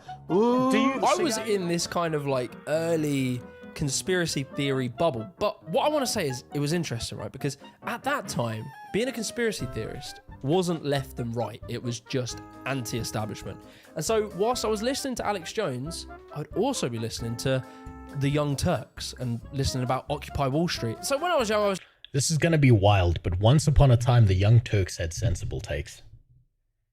This is insane to say, but like back in the day, once upon a time, the Young Turks actually said some sensible shit. And they just, the same as Jordan Peterson, same as Pirate Software, same as everyone else, they grew and then they spiraled into fucking insanity. I was just a sort of contrarian hipster. I'm not like a communist, but I'm definitely not a capitalist, and I'm definitely left-wing, and I definitely voted to remain in the EU referendum. And so time goes by, I grow up, and I remember I got, I had a few jobs working like fucking Sainsbury's or B&Q, and that was further fueling my sort of anti-capitalist feelings. But I remember I got one job, and I met this geezer, and he was a proper right-winger. Capitalism is good because capitalism is freedom. Socialism is bad because socialism is tyranny. Man, this man has been memed to fucking death. Ben Shapiro, holy shit.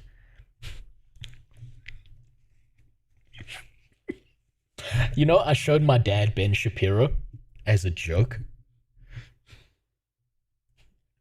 one day. Day one, my dad's like, you know what? Some of the things he's saying are not wrong. And then day two, I'm like, hey, so what do you think of Ben Shapiro? My dad's like, I can't listen to that fucking guy. I feel like I'm having a stroke. He needs to slow the fuck down. Whatever coke he's snorting, he needs to stop because this shit is driving me insane. I can't hear it anymore. And he's like, this guy is all over my goddamn YouTube and I can't get rid of him. I've said I don't want to see this shit anymore. And it just keeps fucking showing up. He was so mad. He was like, I want to watch a video about how to do a pot, how to like clay bake a pot in an oven. And fucking Ben Shapiro's face is there trying to scream at me about shit. He had such a hard time trying to get this motherfucker off of his YouTube recommended feed for like a full month. It was great. I accidentally trolled my dad, and he was so angry. It was like a right-winger in the flesh. I'd never seen one before. I was like, what the fuck the hell is this? Capitalism good? Welfare state bad? NHS bad? But you see, although I deeply disagreed with all of his views at the beginning, you gotta remember 13... Hold on. Links, I bet you, Elon, and Asmongold have had a Destiny and that other guy's situation. I don't know what a Destiny and that other guy's situation... You mean like a cocksucking situation? You mean like... Do you think Asmongold was sucking off Elon or Elon was sucking off Asmongold? Because like if Elon was sucking off Asmongold, that just makes me respect him more. The fact that he could do that and not gag from the smell. That's got to be impressive. 10-year-old contrarian Jimmy. He's still in there somewhere. And what he's hearing is contrarian views, you say. Anti-establishment. Non-mainstream. Little old hipster Jimmy lapped up this sort of right-wing rhetoric because I realized it was different to everyone else and that would make me interesting. You want to know something real about all this right-wing, left-wing shit? Also, to your earlier comment, you know they're having sensible-ish takes again and the Young Turks. You know what the real answer is? They're all going where the money is. They don't give a shit about your beliefs or assisting you or telling you the truth. It's all about the money. If it's more profitable to tell you a fact, they will tell you the fact. If it's less profitable to tell you a fact, they won't tell you the fact. That's how it is. That's how all of it is.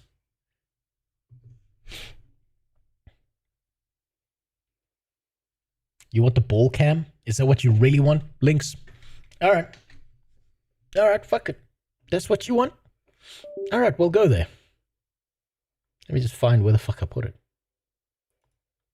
Is that one? No, it's not that one. Shit. I kind of fucked things up. Hold on. I had it here somewhere.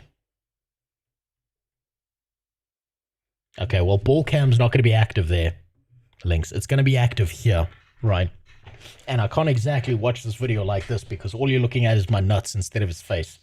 They look about the same because he's British, I'm aware, but like, yeah. So that's, I'm just going to leave that like that. So when I stop, that's what you're dealing with. Save your points for when I'm not on the screen, Links. Otherwise, you're just wasting your points. And if I believed all these things, right? And like, when I say right wing, it's not, you know, we don't like foreigners. It's stuff like this. The people who get on welfare lose their human independence and feeling of dignity. They become subject to the dictates and whims of their welfare supervisor, who can tell them whether they can live here or there, whether they may put in a telephone, what they may do with their lives. They're treated like children. So now I'm at the doors of the alt-right pipeline, right? So anyone with 2 brain cells is going to say, okay, so what's the alternative? Because you might notice a lot of these people are very willing to give you statements, but they're never willing to give you an alternative that works better. It's always like a key indicator of who you're listening to. What's the alternative? How do we fix that? If someone can't answer, how do we fix it? Right? Or if they're not brave enough to say, I don't have a better solution, then they're probably not worth listening to. I pick up my left or right, doesn't matter. Turn the torch on, grab my pickaxe, and I head in. And the first stop is Jordan Peterson. And then if I there we go. Please, I'd rather go by she.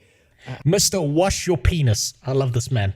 He used to be, like, I'm going to be honest, I really, really liked when Jordan Peterson was, like, telling people to, like, clean your room and, like, be a decent human being and try and fix your fucking life. And he was giving, like, sensible takes that you should have been told by your dad when you were 14. Right? I really liked that. And then he just went down the fucking toilet drain and he went crazy and he starts baying for blood during the Israel-Palestine conflict. Fucking god damn it, that pissed me off so much. I was like, he could have just kept going and been fine. Always have an alternative. They're just usually horrifying. Yeah, you know what, XR, I can't blame you for that. As a troll, once upon a time, we were given a thing in my school where they were like, how do you fix hunger in Africa? And I was like, well, it's pretty easy. You legalize cannibalism, right? And so the strongest people will catch all the weakest people and eat all the weakest people. And then my teacher was like, okay, I'm going to take you seriously for half a second. What happens when they get hungry again? And my answer was, well, if they're hungry again, the same thing happens. And eventually there's going to be so few people, they're going to stop getting hungry. They're going to have enough food to eat. But yeah, usually that's a non-human answer. That's not viable for people. And yeah, that ruins everything. But I was being serious. It's not like a valuable solution. Please, I'd rather go by she.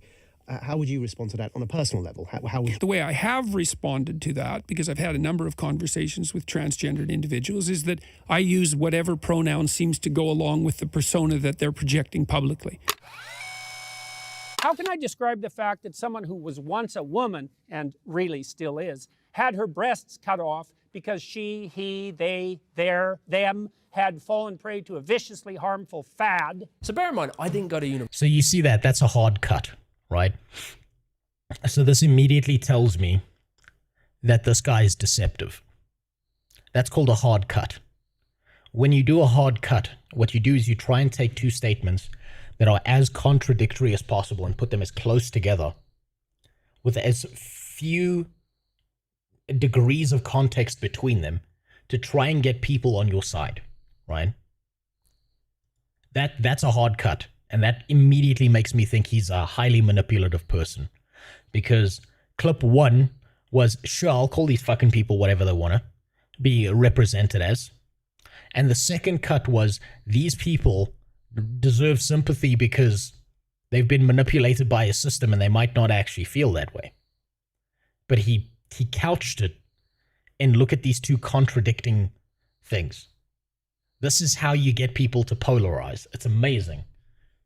University. I went and just tried to make little businesses. I did a parkour brand. I ran a vegan food store. I did lots of little things. And very importantly, I was not academic. Jordan Peterson, to young Jimmy, sounded like how I imagine smart people sound. So even if you do happen to be that avatar of moral purity that you claim implicitly, the probability that you'd get to act out your goodness in relationship to those possessed by your ideology is zero. He would use big words. He would do this with his hands. He would think. He's speaking in jargon, right?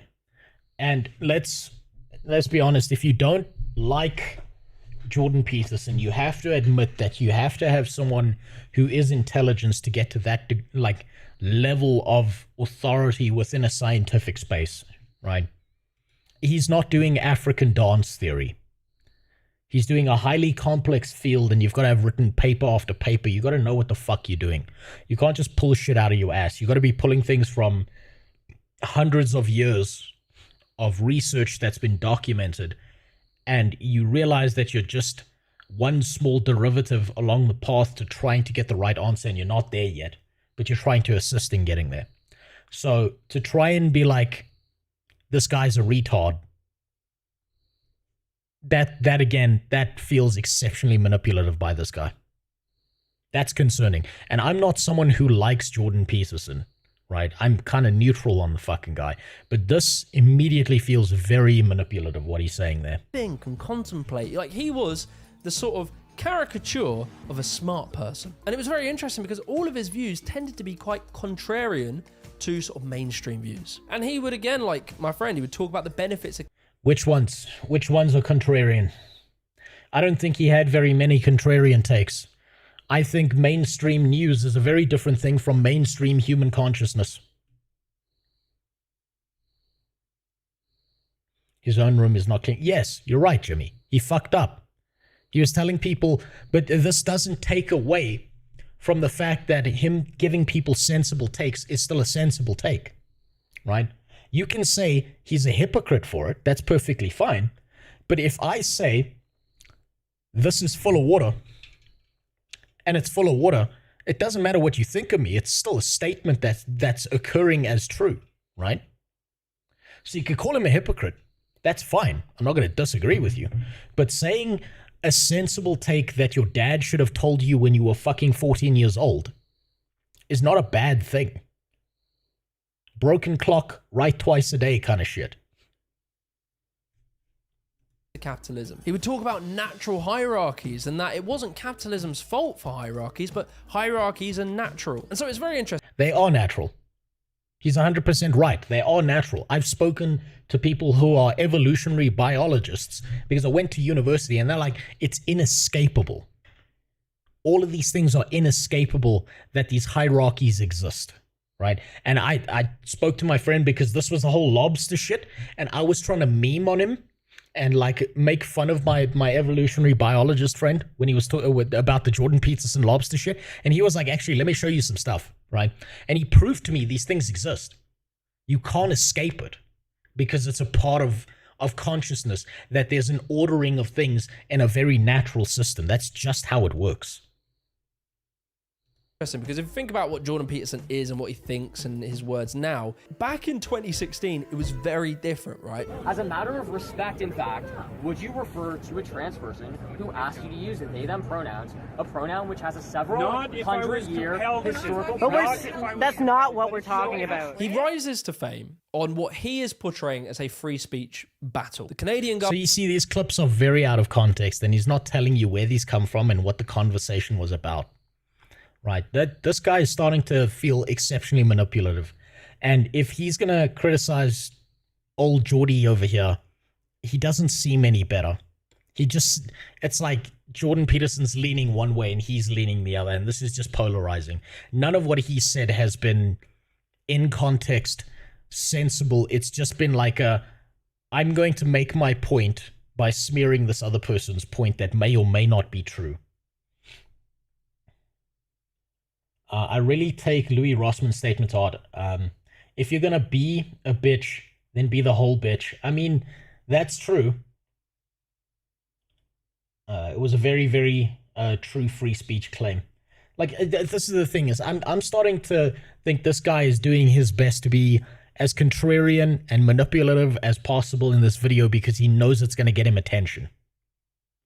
Government are trying to make it so that if you say the wrong pronouns to a transgender person, you will go to jail. And Jordan Peterson never says something like, I don't believe in trans people, and so I don't believe I should say their pronouns. He's not saying that people who do transgender surgeries are butchers. He is saying that by law, I shouldn't be forced to say anything. Difference between saying that there's something you can't say and saying that there are things that you have to say.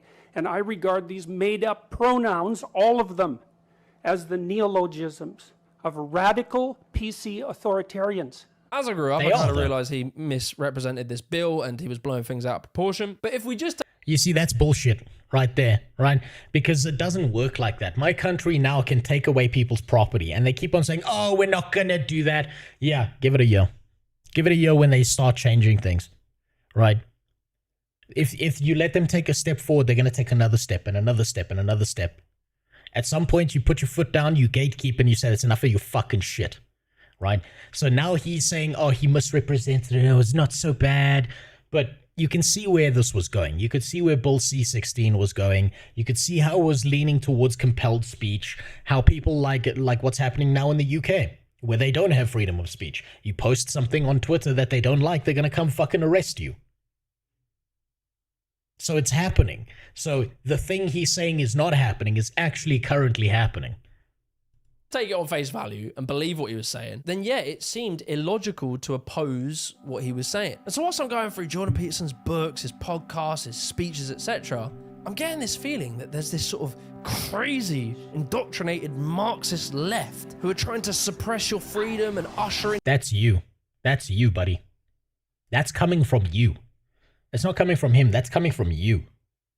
Communism. And so all this is happening all the way in Canada where no one gives a fuck about. But what about here in Britain, right? In Britain, we have a sort of similar scenario. And it involves a very controversial man by the name of Tommy Robinson.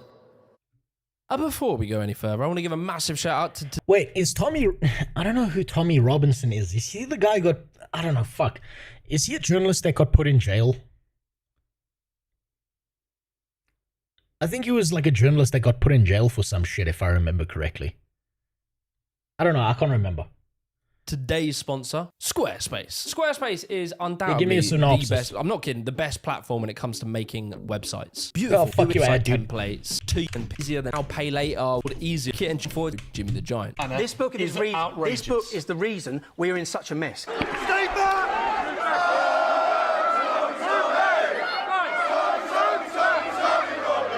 Boys, I'm not proud of this, but I'm just being an honest person. I'm trying to explain where I was at, how I got to where I was, and how I am where I am now. And so I come across Tommy Robinson in this period of time where he goes to jail for, as he's presenting it to the audience online, trying to report on Muslim grooming gangs. He goes to jail.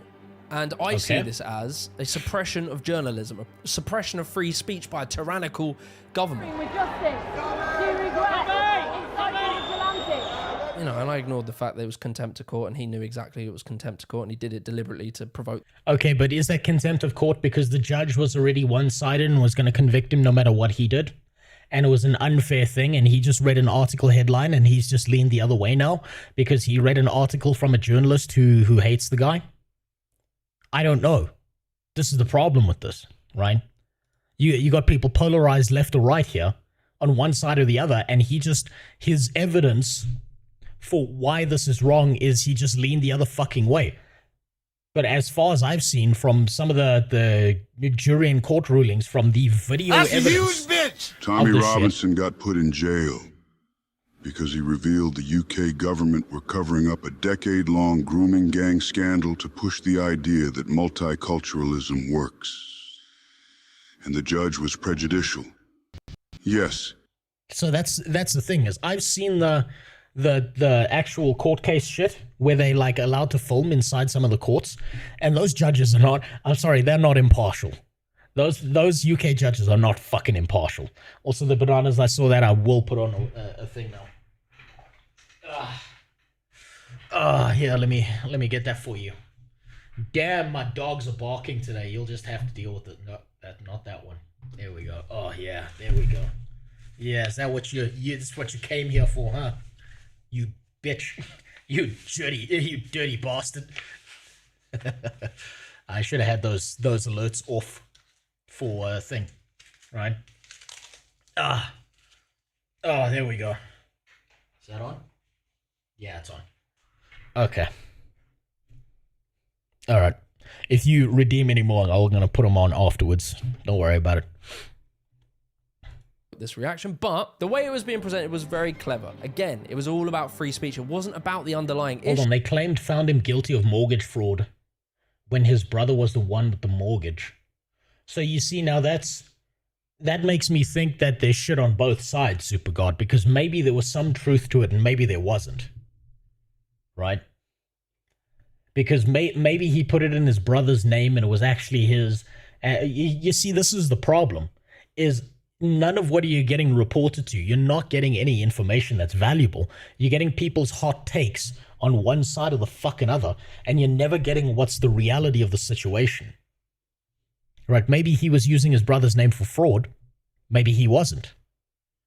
I don't know enough about the situation, and the problem is no one's gonna fucking know, aside from maybe that guy, Tommy Robinson, and like anyone who was actually investigating it and had the actual documented evidence in front of them.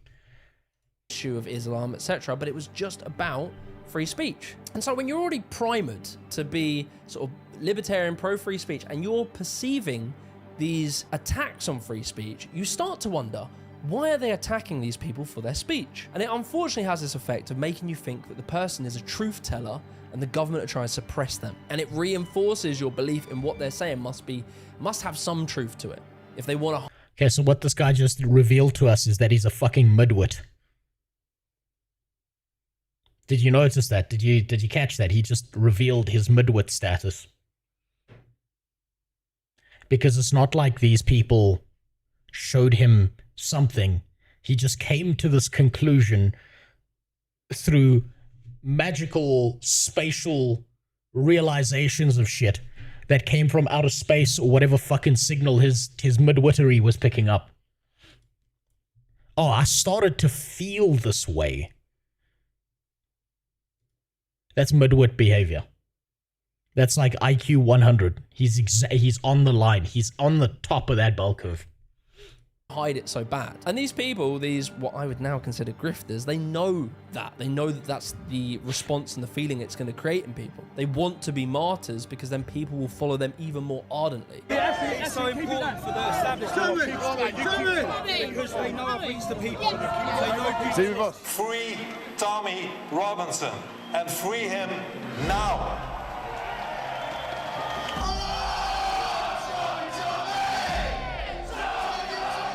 So you see, all of this is, did he show evidence? Did Tommy Robinson show physical evidence? That's the problem. Did he show like actual evidence of all this bullshit? If he did, yeah, I understand why these people are here. If he didn't, this is just, again, polarization, right? One side on this side, another side on that side, and now one person is the enemy and the other person's the good guy. And so, yeah, I go to like a rally, like a free speech. Like Tommy, he interviewed the victims of grooming gangs. Now, there's the problem. Super God. How much do you think you would have to pay someone to lie on camera? And maybe they didn't. Maybe they really went through that shit. Maybe they got the court documentation. Maybe they can prove that they actually did it. He made a documentary about it. I don't trust documentaries. The problem is any political documentary always has a leaning. One way or another, right? And maybe they didn't lie. Here's the problem is I gotta say I don't know. I can't say he's wrong. I can't say he's right. All I can say is I don't fucking know. Whenever there's a political documentary or a hot button topic, I 100% automatically think I'm probably being fucking lied to and I've learned zero information. That's the issue here. If it's not a documentary about fish or fucking mushrooms or some wild bird in Australia or some shit, I'm probably being lied to. That's the way I assume this shit works. Because there's a reason and there's a profit behind leveraging your emotions in one direction or the other. It's like, God, it's so fucking prevalent. If you go look back at that one documentary they all made us watch as a kid, Super Size Me, I think it was, about McDonald's, and how heavily unhealthy it was and shit, and the director himself was like smoking crack and shit while making it, and he did it for the money, and he even admitted that. That's the problem. Rally when Tommy Robinson's about to go to jail, and I come across Nico, and I see Nico, and I've seen him online, and I saw how he was trying to present everyone that went to a Tommy Robinson will be most rally. inclined to follow the narrative because they are so mid. They are the definition of wanting to fit in. Exactly. And being able to fit in. I'm not kidding when I say this, Super God. I actually respect fucking retards more than midwits. Because at least fucking retards know their lane. midwits always, I mean, you know what the Dunning-Kruger effect is, right? That's midwittery at its finest. And that's every single one of them, every single time. They've always got these like almost religious beliefs about how correct they are about everything. And I've done this as well. I did this when I was younger. I did this a fucking lot. A lot. What is the Kruger effect? Here, let me show you. The Dunning-Kruger effect.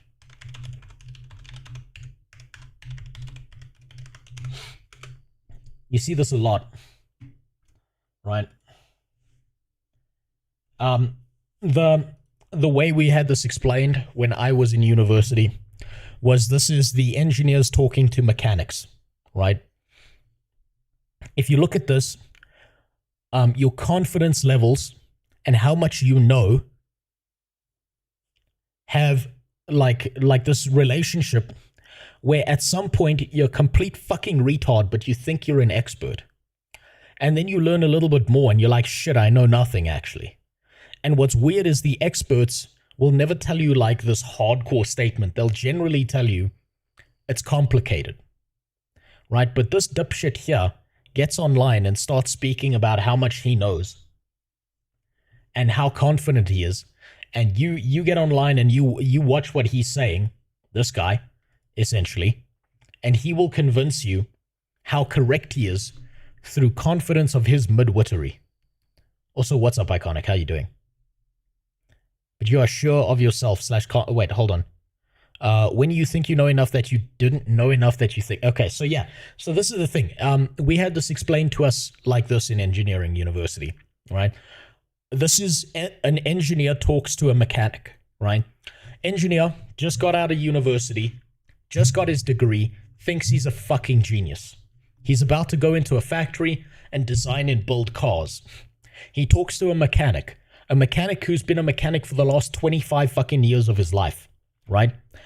The mechanic is the guy over here on the right. The engineer is the guy over here on the left.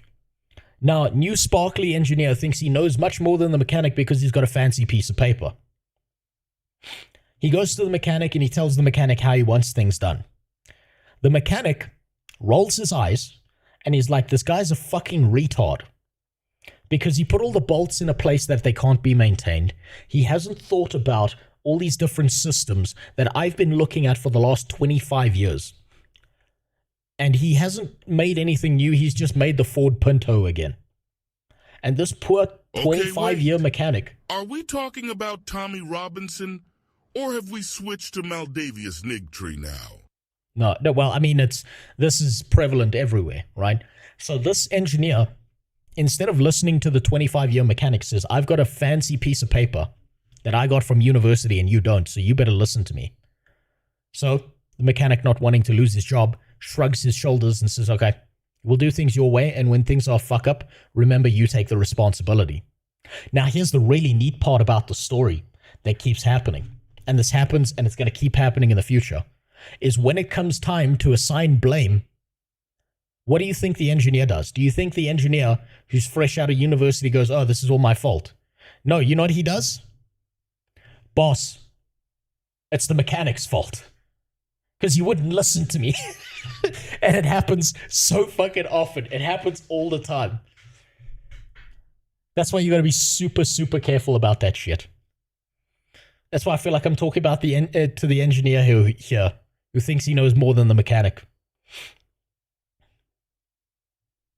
What's so many shorts about? Cars with the important valves in the dumbest areas. Yes, Zerfrost, I'm not kidding.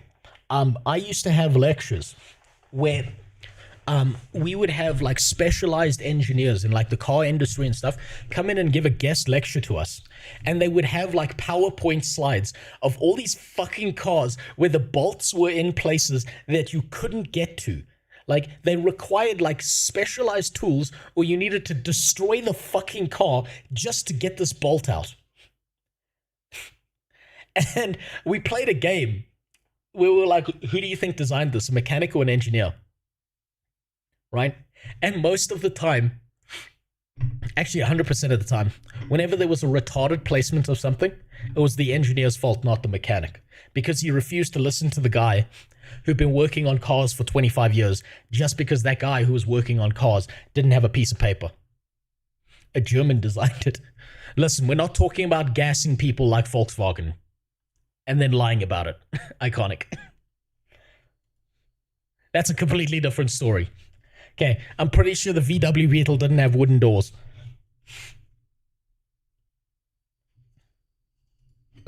As a racist. And I knew from my perspective and knowing who I was, I knew I wasn't a racist. And so I go up to Nico and I tell the people around him that he's trolling you and he's trying to like make you look stupid online. And then Nico does misrepresent me in the video and he says that I went up to the police and told them to get rid of Nico. The police then came over and surprise, surprise, he started crying to them as well. When in reality, I was actually saying to the police that Nico has his free speech. Because, you know, I'm fucking obsessed with free speech in this period. Okay, so he's doing the same thing that happened to him. So far, in these 10 minutes, he's done the exact same thing that happened to him from someone else. So basically, he learned how the game was played, and he decided to play the game. Magic, isn't that? It's incredible. Are you sure they weren't made irreparable on purpose? Relantis, you're thinking more about modern designs, not retarded shit, right? Because modern designs, yes, absolutely. Apple realized that they can make things dumb as fuck, and therefore you're forced to buy a new one instead of fixing the old one. But that's a more new mode of thinking, right? In the past, there were actual fuck-ups and mistakes. Like one of the Toyotas had an accelerator that would lock when you went above a certain speed, and the tires were at a certain angle or some shit, and then the car would never slow down, it would just continue to accelerate. There was a Ford car that had a problem where once you go above a certain speed, the brakes would just stop working. These were retarded mistakes, and you can tell these were retarded mistakes because the companies had to pay out liability for them, right? Now, if a company is going to make a retarded mistake, they want to keep you alive, but they want to fuck up the product so that you're alive to pay for more product.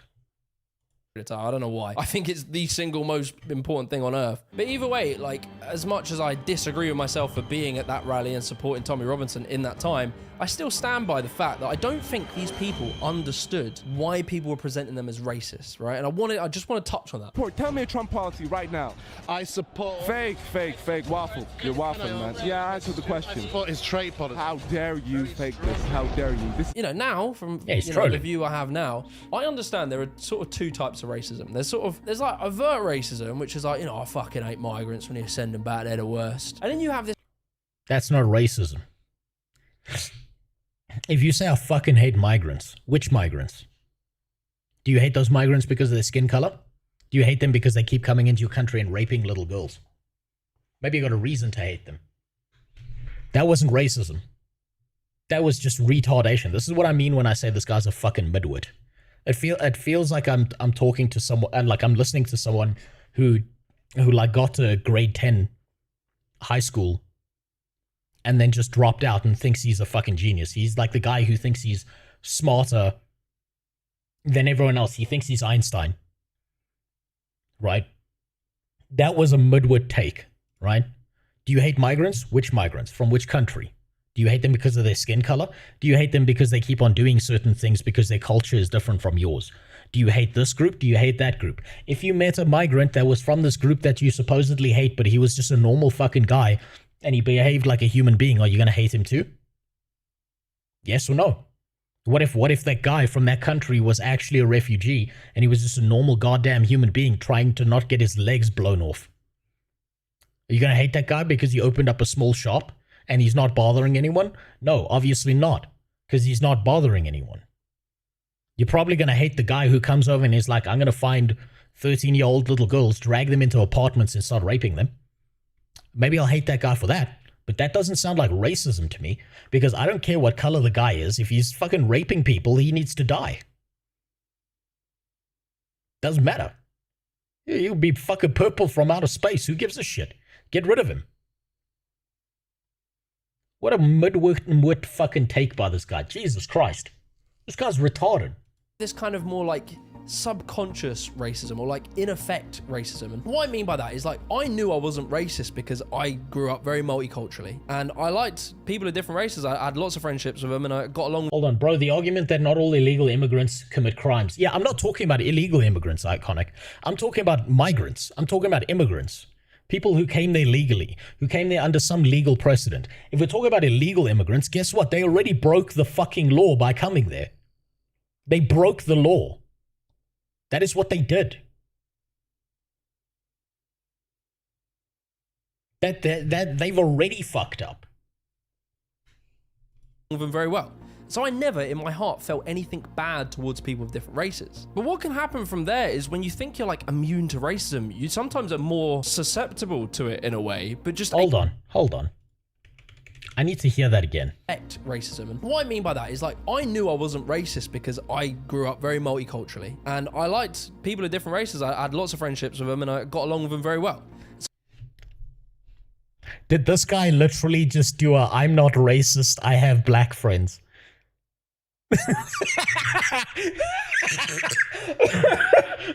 This guy was literally like, no.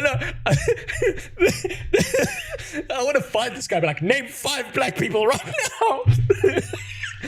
Name them. Name 3 Arabs, 2 Indians, and a partridge and a pear tree.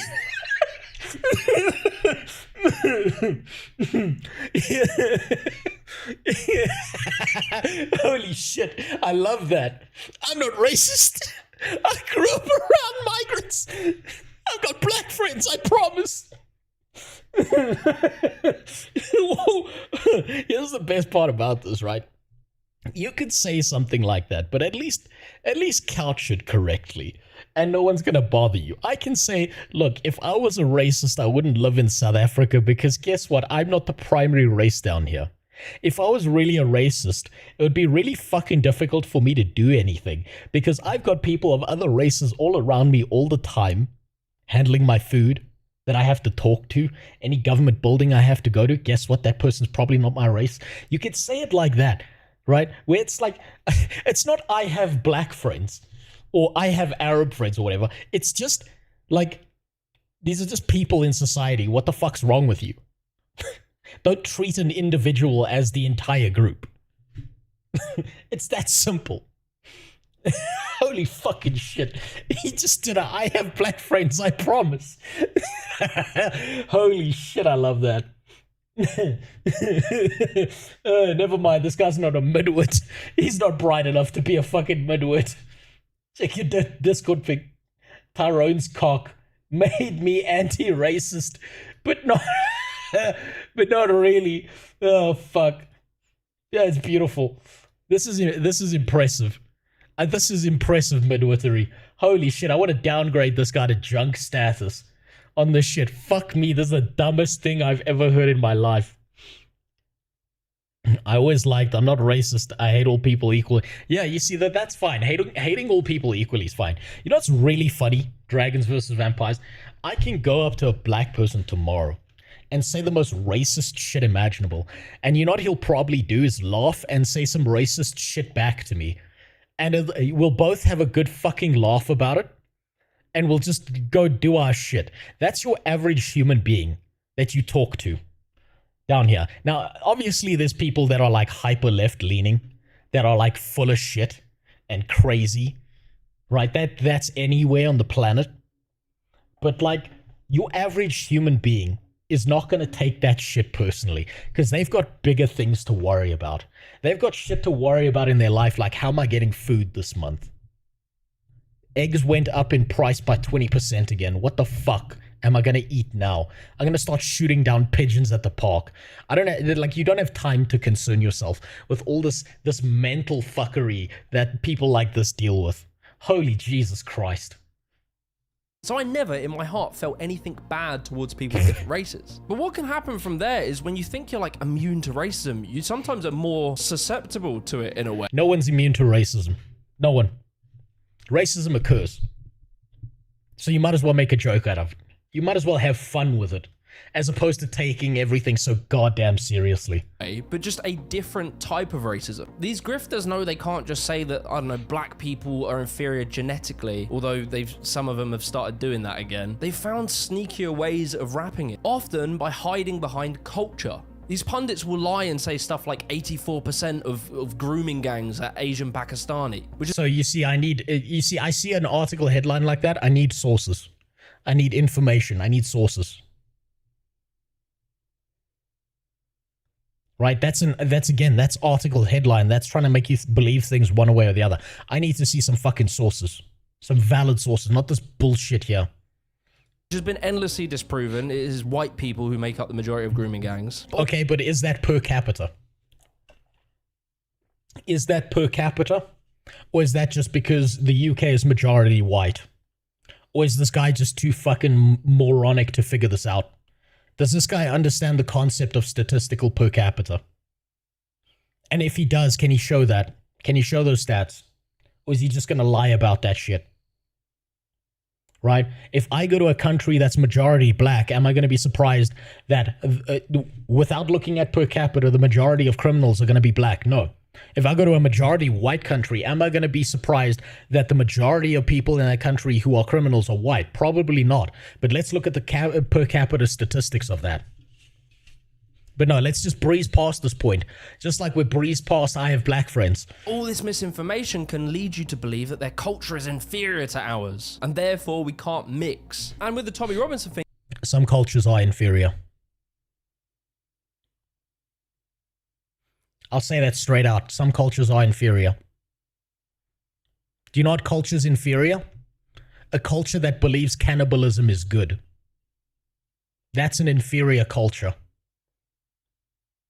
You want to know something really funny? Do you know who told me about the Bantusian tribes? It was a Zulu guy I know. And he told me about their history. Do you know why they moved to South Africa? They moved to South Africa because some of the Bantusian tribes in Central Africa kept on butchering and eating their children. And so some of the Zulus were like, yo, fuck this, we're out of here. That's an inferior culture. So now what? Now what? Huh? Where does that leave them? Are they wrong? Or are they right because their skin color dictates that they're right? Based on what this guy's saying. Because white people opinions are wrong, but black people, if they say the same thing, then all of a sudden, oh, that's an interesting point to consider. I fucking love this double speak bullshit these people do. It's incredible.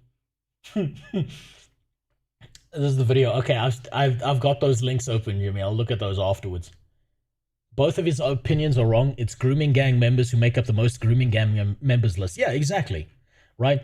So dragons versus vampires, that's an amazing point, because who gives a fuck what color the rapist is? Chop his cock off. That's all that matters. Chop it off. Chop it off and feed it to him. That's all. It doesn't fucking matter. Oh, he was white. Who gives a shit? The fact that they want to ascribe these kind of racial things to fucked up people who do fucked up shit is like such a misdirection. Who gives a shit? Just get rid of the fucking bad people. Who cares? It's such like a let's dodge the actual problem bullshit. And it happens on the left and the right and really pisses me off. The culture I was raised with was a heavily religious culture and is frequently referred to as a cult. I'm more than happy to call that one out as inferior. Still, I have to fight off my instincts to go, they aren't all bad though. They do X good things. Yes, but that's the thing, right? That's groupthink, right?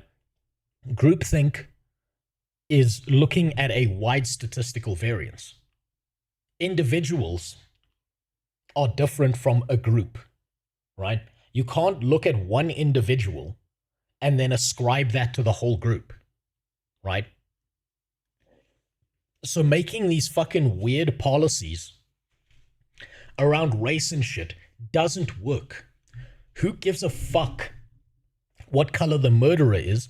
Strap him to the goddamn electric chair and let's have a temporary Christmas tree for 5 minutes. That's it.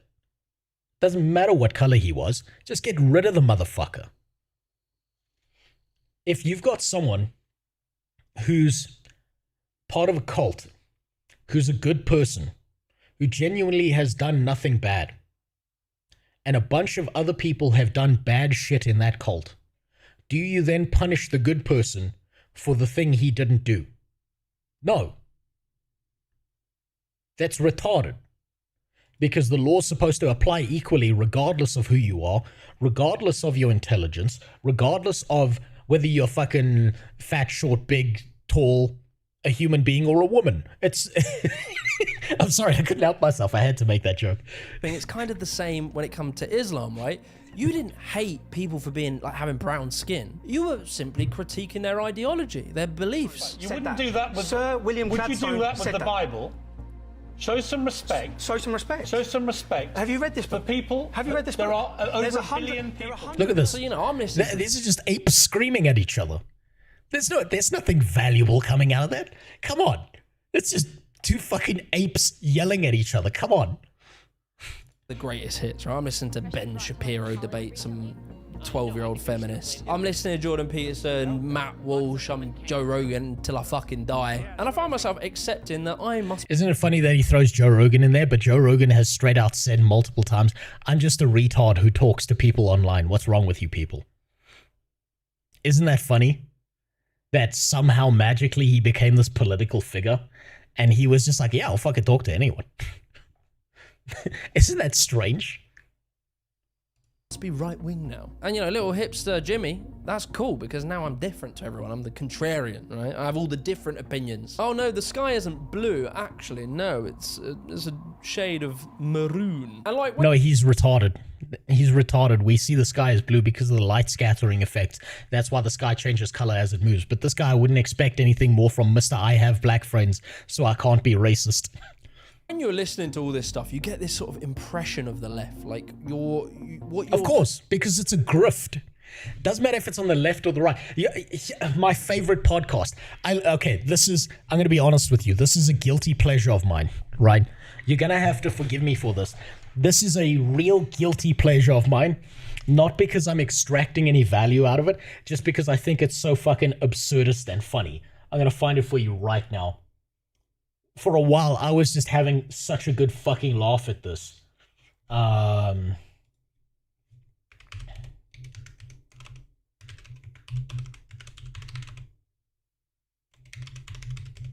see if I can find it. I don't even know what it's fucking called. I would just see clips from it and laugh my ass off.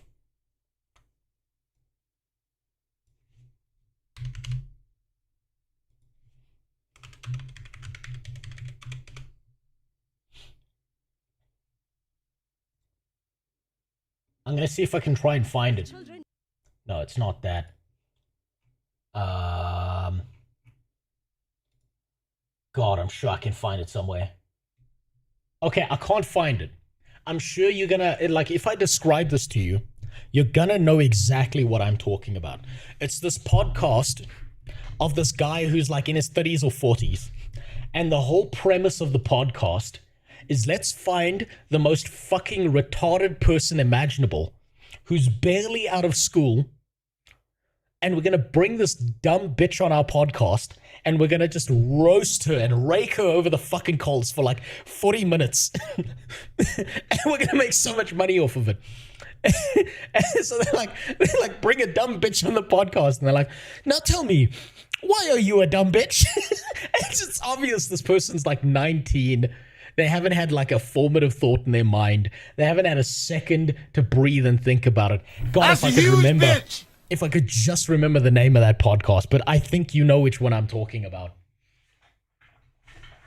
I'm sure one of you has the name for it, because I used to watch it because it's like the funniest shit imaginable. Because it's like this, it's so absurdist. It's like they're not having like a conversation with some person who's thought about this, who's like 45 years old, who's like spent moments of their life considering this in depth. No, it's just some dumbass 19-year-old who's got an OnlyFans. It's great. if Twitch gives you shit for this, just show them that CNN logo. I will. I'll show them my balls too. Also, what's up, Conk? How you doing?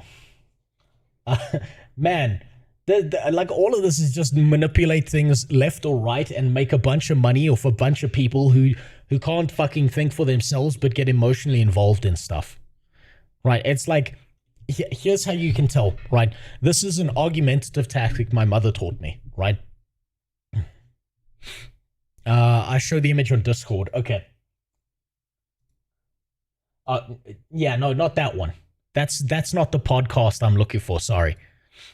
But here's an argumentative tactic my mother taught me that people need to start like actually applying at some point.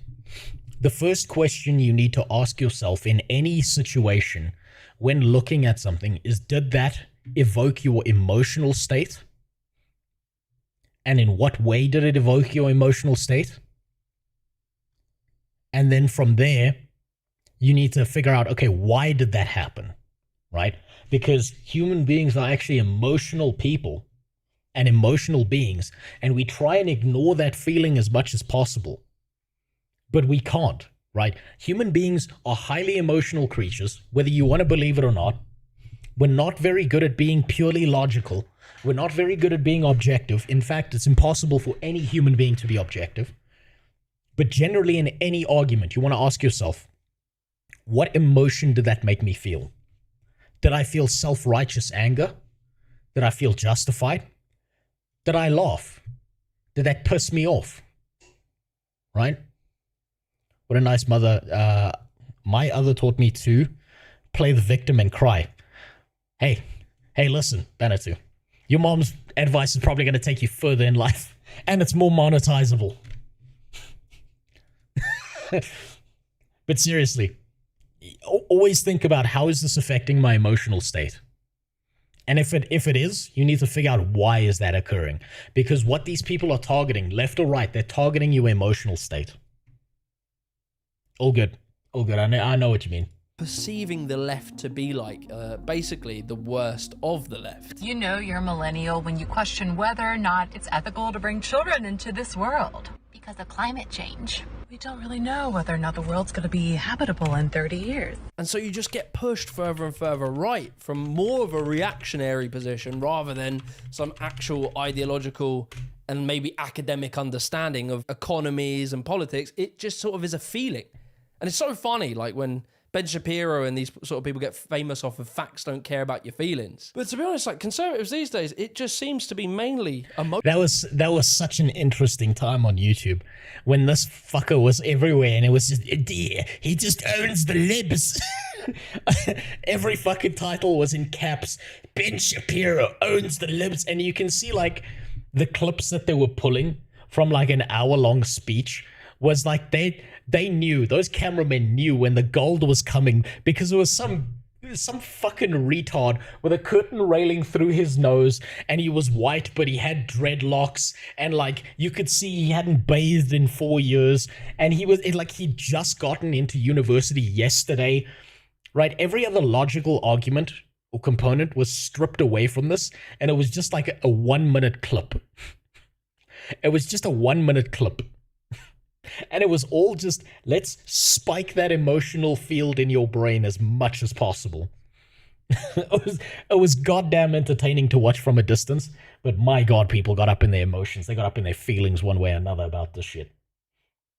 She looks like she blows instead of sex. I mean, yeah. Knew when the gold was coming. This is no.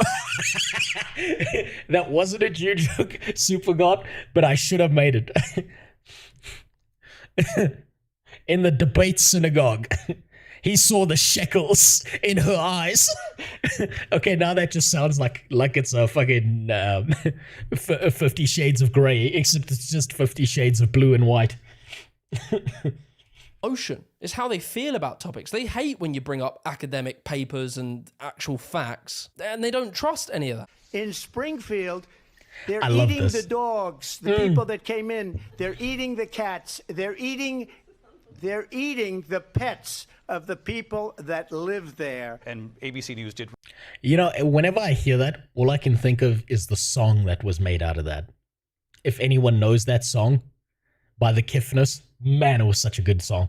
It's still stuck in my head to this day whenever I hear that clip. Reach out to the city manager there. He told us there had been no credible reports of specific claims of pets being harmed, injured, or abused by individuals within the... Wait, hold on. I never watched this. Reports of specific claims. Did reach out to the city manager there. He told us there had been no... So, invalid source, the city manager, the guy who has every reason to say, no, that's not happening. Here's the problem. I don't know if what Trump is saying there is a lie or not. Maybe it is, maybe it isn't. But yeah, okay, so it's like, here's the problem. My source, the people on my side said this thing is happening. And then someone from the other side's like, actually, the people on my side said this isn't happening. So no one fucking knows.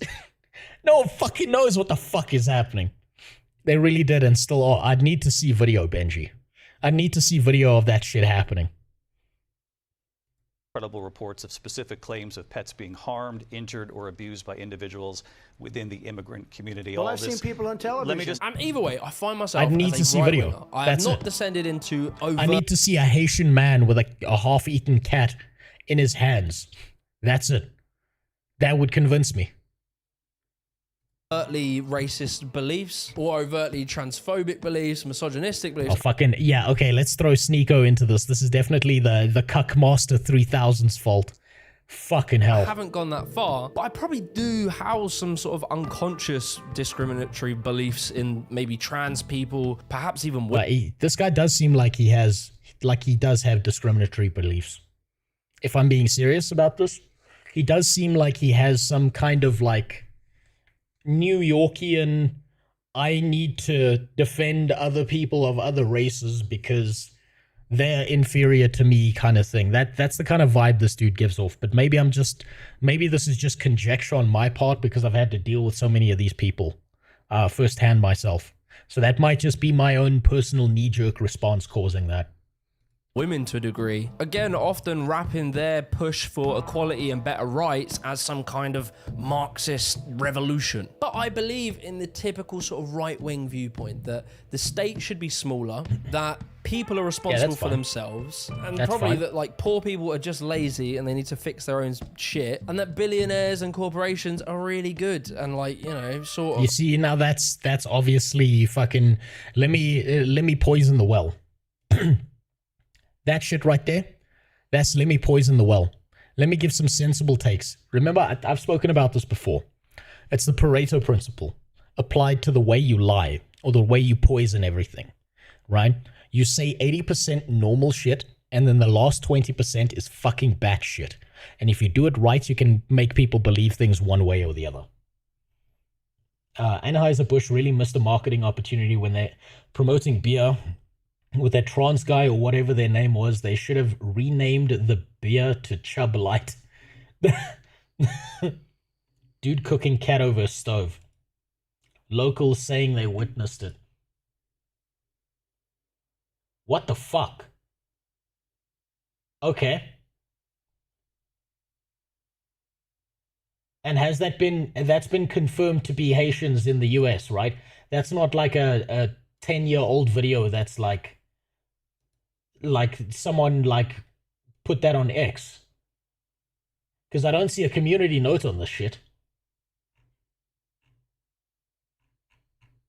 I don't see anyone saying, actually, yeah. So yeah, okay, that's good enough. There you go. That's all I needed. That's all I needed. Thank you, Benji. Thank you for being the one, like, being sensible enough to promote it, like, to actual show evidence of this shit. I live near a bunch of them. They can be seen plucking geese and shit on the sidewalk with stolen shopping carts. Well, there you go. Medium rare pussy. Jesus Christ. They're simps. Suckers eating mediocre pussy because they don't know how to cook it properly. But there you go. That's all you needed. You didn't need all this fucking back and forth. You just needed, here's the proof. There you go. Unless they're the ones that, I don't know, Russell Brand says is bad, and then all of a sudden they're bad because they're tied to, I don't know, George Soros. George Soros business, bad. Bill Gates business, bad. But Elon Musk buying Twitter, good. Very good. Anyway, I'm deep in the pipeline, right? See? It's all the poisoning of the well. It's all the, you need to believe me now. This midwittery is fucking insane. I'm deep. COVID happens. Obviously, I don't get vaxxed. I don't wear the mask. I'm sorry if I killed anyone. And, you know, again, I regret that position now. I literally didn't want to get vaxxed, not because I thought it had 5G in it or something, but just because I was so sort of libertarian right-wing that I didn't like... Okay, but wasn't it proved that the COVID vaccine didn't actually prevent infection from passing from one individual to another? Wasn't it proven that most of those things, you had to sign a waiver where there was no liability for any of the pharmaceutical companies? I'm not saying whether it was good or bad. I'm saying that taking the vaccine would have done nothing.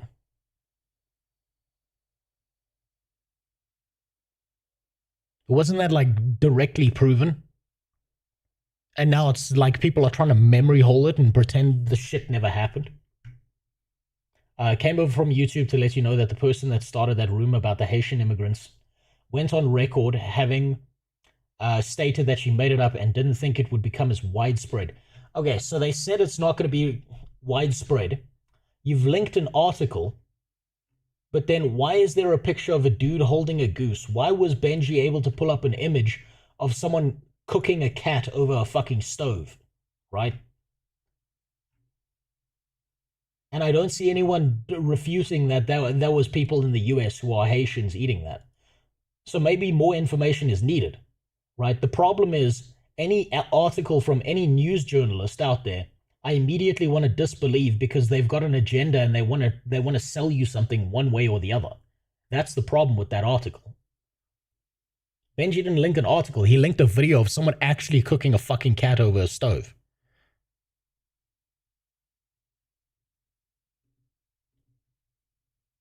Hey, if I pull that shit on Twitch, I'm in deep shit.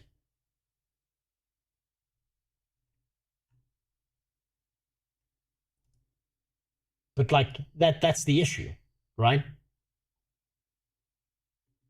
This is shit that's down the road from me.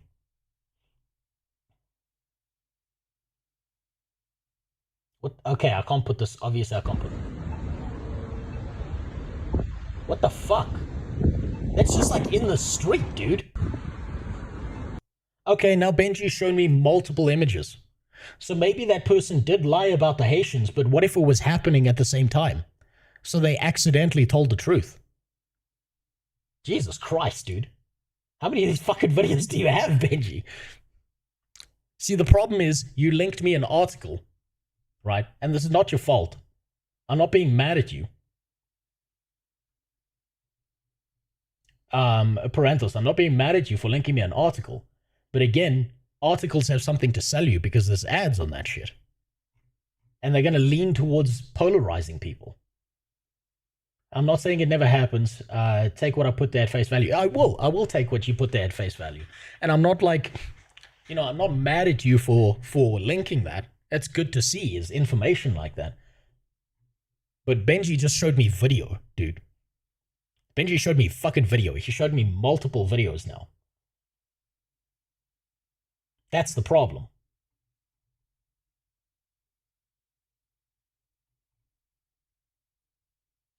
These are some sus Twitter accounts. I mean, I suppose the end wokeness tag on this makes me immediately think that this person also has a political leaning one way and maybe trying to monetize this in one direction, but it's pretty hard to refute video unless that's a really, really good AI. Like a godlike AI. They lied about eating because they were given money to redact their statement, but they were using it for black magic. Okay, so they weren't eating them, is what you're saying. You're saying they were using it for some cultural thing that they have because they believe in magic. Which I believe, because guess what? The same happens down here in South Africa. There are people who believe that they can take a chicken and torture the fuck out of it, and that's going to make a lightning bolt strike someone they have a revenge plot against. That's like a real thing down here. There are certain things where they'll like rub certain drugs into creams and they'll put it on their face and they'll think it's going to make their dick grow bigger and then they get face cancer. That's a thing down here. Oh, for sure, not every article is credible by virtue of its content, but are we 100% sure about the credibility of these X posts and videos? It's the same problem. Yeah, that's the issue, right? And this is the issue, is the fucking credibility of all this shit is just going to get worse from now on because AIs are just going to get better and nothing online is going to be real. You know what we need? We need a cyberpunk race botmos to come in here and fucking reset the internet for all of us. Have you known that vaccines, as per their definition, prevent you from catching the disease by priming your immune system to immediately deal with the infection such that it appears like you do not get infected? Well, yes, that's... As far as my layman understanding of vaccines is, yes, that's what a vaccine's for, is to prime your immune system. And you've got live vaccines and you've got dead vaccines.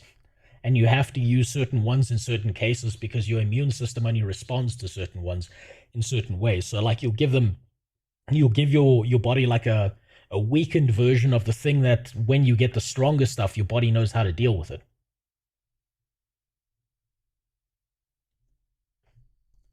And again, anyone confused about how vaccines work really needs to go to school to defer to experts who have studied the subject long enough to know what they're talking about. Vaccines do not prevent an infection. Well, yeah, they don't prevent an infection, but they're supposed to assist your body in being able to deal with the infection without shit getting worse, right? Now, as far as I'm aware, vaccines, and I may have this wrong, maybe I've got this completely wrong, and I'm more than happy to be wrong about this, Feranthus, right? But wouldn't taking a vaccine not just assist in you get the disease or you get whatever the fuck and your body's able to fight it off, but it prevents you from being able to spread that disease to other people? Fuck, that actually, no, maybe that's wrong because you need herd immunity. So like if one person gets chickenpox and if 5 other people also have the vaccine for chickenpox, then they might get chickenpox, but it doesn't do anything because their body's able to fight it off. So it doesn't prevent spread. It's just because you've got herd immunity, everyone gets it, but it does nothing. Yeah, maybe I'm wrong about that. I don't know. I'm not a fucking virologist. There were huge amounts of cases of people with the COVID jabs that just spread it. Exactly, that's it. Yeah, so I don't know. You see, I'm refusing my own logic because I don't fucking know enough about this shit. That's why I said I'm happy to be wrong. So what I'm hearing is don't listen to you and listen to a medical professional. Yeah, I suppose so, right? As long as that medical professional has your best interest at heart, I would believe a medical professional over a pharmaceutical company any day of the week. This is the hospitals versus doctor argument, right? If you go into a hospital and the manager is deciding whether you need a heart transplant or not, and not the doctor himself, you've got a fucking problem, right? Because a cardiovascular surgeon is going to be able to tell you whether you need a heart transplant, but not the manager who's deciding how much is the heart transplant going to cost the hospital. Shit's faking gay. Girlfriend took the vax, got it. I didn't, also got it. I went to the hospital because I couldn't keep food down for 2 weeks straight, and they pinned me down with COVID, treated me for pneumonia. So I had a similar story to that, Benji. I had a stroke in my eye, right, from overworking, being dehydrated, and not taking care of myself. And this happened, I think, 2 years ago. I went to a specialized physician, and the first thing the specialized physician told me was, please God, tell me that you didn't take any of the vaccines that came to Africa for COVID, because what they did, what these large pharmaceutical companies did, was they gave a more refined version to the Northern Hemisphere, and they gave experimental vaccines to people in Africa, which meant that you have a higher rate of blood clots, you have a higher rate of strokes. And this is a medical professional telling me this, right? So, fuck. Now we're getting into a whole goddamn vaccine argument. Rose got a stroke for jerking it too hard. He was speaking in tongues. No, it wasn't great. I lost like eyesight for like 4 days, and I had to go for like a fucking corrective treatment and shit that my medical insurance refused to cover. Was great. It makes me really love Luigi, by the way. Saint Luigi is my guy after what my medical insurance did to me. But if a medical practitioner in my country was telling me, listen, the round of vaccines that came to Africa were not good because they gave us all the dog shit experimental stuff so they could test side effects, because this was pushed at such a rapid rate that they never had the like 6 to 7 year testing period that a regular vaccine is supposed to have, so we can eliminate all the side effects and then have something decent. That never occurred. So they pushed the experimental stuff into the countries where no one had any recourse for damage towards the pharmaceutical companies, and then gave the good shit to the northern hemisphere. That's what the medical professional told me. So, hey, I'm gonna go with what they told me over, some other random shit. But they were like, please God, don't take any African vaccine for COVID. They were like, you get your regular shots, you get your flu shots, and you'll be good to go. If you get COVID, you'll come back here. We'll go through a full treatment regimen. We'll treat you well, but don't go and take experimental shit that has no value. And this was actually pretty close to the time that my wife and I were looking to have a kid. So, and that same physician was like, this hasn't been tested on pregnant women. My first ex's father had a stroke after taking the second shot. My grandmother had a stroke in hospital after a heart op. She was on blood thinners up until that point, after the second shot, and died. And my current ex-GF has Parkinson's-like symptoms. After the jab, I trust what I see. Okay, so to the grandmother part, it's really difficult to pin things down when it comes to old people, because a lot of things are going wrong all at the same time.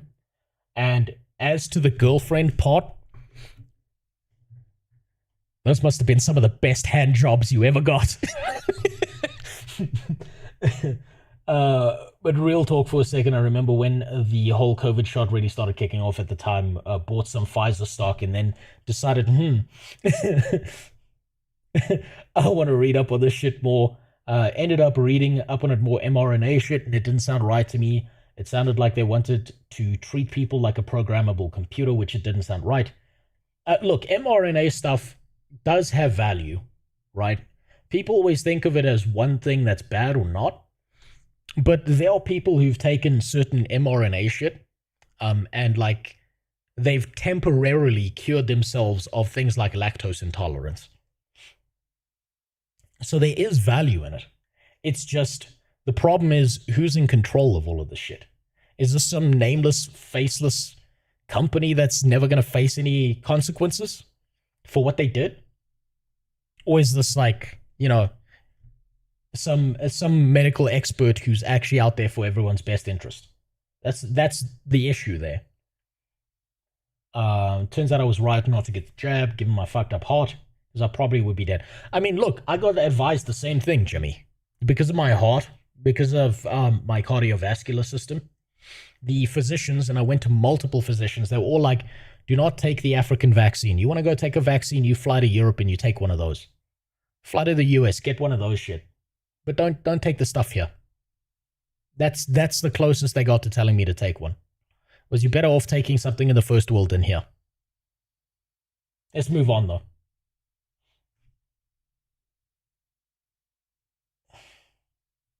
The grandmother's op went off flawlessly. It was immediately post-op that had issues. The cardiothoracic surgeon was Dr. Susunker, the same doc that operated on my hole in my lung and the myocarditis my cousin had when he was born. Hold on. Same doc that operated, blah, blah, blah. You see, it's a grandmother, dude. That's the problem. Problem is that they literally changed the definition of vaccine. So yeah, but okay. The argument I can think of against that, XR, is that they also changed the definition of vaccine when they started giving out the polio one. And the problem with the polio vaccine is in the early days, there were a certain percentage of people who took the polio vaccine, and instead of being now immune to polio, they just contracted polio. Right? So they had kinks to work out there as well. Right? So it's like they may have changed the definition because vaccines have gotten better, or they may have changed the definition because a guy had some corporate interest and was able to push a detail in a back room by paying some dude $25 million, or, you know, threatening to ruin his life because they had pictures of him having sex with a 6-year-old. And so that guy was like, well, I don't want anyone to see me fucking little Timmy, so I'm going to change the definition. That's the problem. Because all of this is a fucking unknown. And it's such an entangled web, it's almost impossible to deal with. Like the fact the government were telling me to do it. And like, I don't know, I'm here today, I'm vaccinated, and the woke police haven't come to my door yet. So probably I was overreacting. Vaccine pass. Okay, but there are people who lost their jobs because of vaccines. To counteract his point there were actually people who it's like, sorry, you can't work here because you refuse to get vaccinated. That happened. That fucking happened. I think Australia was the biggest perpetrator of that, if I've got that right. But people actively lost their jobs because they refused to take the vaccine. There was that one tennis guy who couldn't compete in the world final because he was like, no, I'm not going to take this fucking vaccine. And weren't there a bunch of soccer players who, they're like middle of a match, perfectly healthy guy took a vaccine and then they just fell over dead? I've seen a few videos of that, but I don't know if that actually links, or whether that was like people doing the whole alert system and they were like, let me link it to this because it'll be profitable for me to post this video about this guy who died of a heart attack, and I'll say it's because of the vaccine. So I don't know either way. But I do remember seeing multiple videos of soccer players just like, guy just 1 second he's fine and then he's gone. Sports. While we've been looking in other directions, they are being slowly yet deliberately introduced. Are they the linchpin in a global surveillance network? So you might be wondering, like, what was the moment? Like, when did it all change? When did the dam break? And there was a moment, right? And I can kind of point to it specifically. And it was through making my videos. Now, as you know, you guys are watching, you're probably really into all the social political stuff I do. But originally, I was a parkour YouTuber. And then I become like an extreme sports YouTuber. And when I got to the end of this period in 2022, I wanted to diversify my content, right? And I remember genuinely, I thought I was probably even going to make like those sort of right-wing documentary series, like things like Jen or like some of Moon's stuff, you know, that kind of thing. I thought I'd end up in that ilk. That's pretty smart if you want to be a big YouTuber, is milk the system, milk people's emotions, milk them little viewer nipples. But you see, because I was a smart bruh, and I could read the room, I knew that I could make a video, why Jordan Peterson's the best man alive. I knew Yeah, but you know what? You don't make that video because there's already 25,000 videos sucking him off. It's not going to get any views. Do people not realize you don't have to be left or right? There are things called moderates. Yeah, but this is exactly what I'm talking about, Iconic, right? This is exactly what I'm fucking talking about. Is people become so polarized one way or the other that they shut down in thinking, right? They shut down in like active critical thinking. You don't have to be left or right. There are certain left-wing policies I heavily agree with. There are right-wing policies that I heavily agree with. But this whole fucking binary shit is just to get people to argue with each other instead of being like, hey, I don't need to agree with you on everything, but there are certain points where we will get along, right? That's the issue here, is that it's this polarized, you are either with us or against us bullshit. And it's so profitable for people to do that. I had to take my time to kind of Moderation is right as long as you don't overdo it. That's pretty good, XR. But yeah, moderation is correct in the correct context, right? It's okay to be moderate when talking about things like what people should or shouldn't be able to do with their personal freedoms. It's not okay to be a moderate when the argument is cannibalism, yes or no, right? Oh, maybe some cannibalism is okay. Maybe if he just eats the young ones who haven't come online yet. No, it's fine. We should accept the cannibalist community. And what we'll do is we'll set up a cannibalist restaurant right next to the abortion clinic. That way, it's eco-friendly. And so I made a video on a very specific topic about chavs. Clothing brands that you didn't like were called chavs. Rough neighborhoods were considered chav infested. But what exactly is a chav? And most importantly, where did they all go?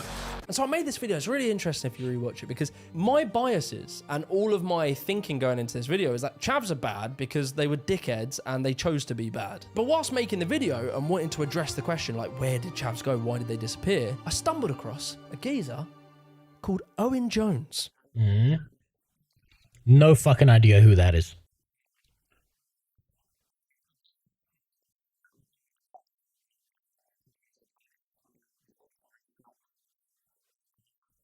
I wonder if the cannibals would refuse to eat the aborted fetus. Don't worry. Dubba, what they would do is the cannibals would go out of their way to polarize themselves into yes fetuses, no fetuses. I want to eat whole grain, grass-fed, been conscious before human beings. Otherwise, it's not real cannibalism. And then the other side would be like, you fucking sick bastards. Just eat the fetuses. And then they would polarize again. And then you'd have another false dichotomy. Instead of a guy in the middle being like, you know what? Maybe we should eat sentient human beings and use the aborted fetuses as dried spice on them. I don't want to be a racist, so I'm only going to eat the white babies. That's what'll happen.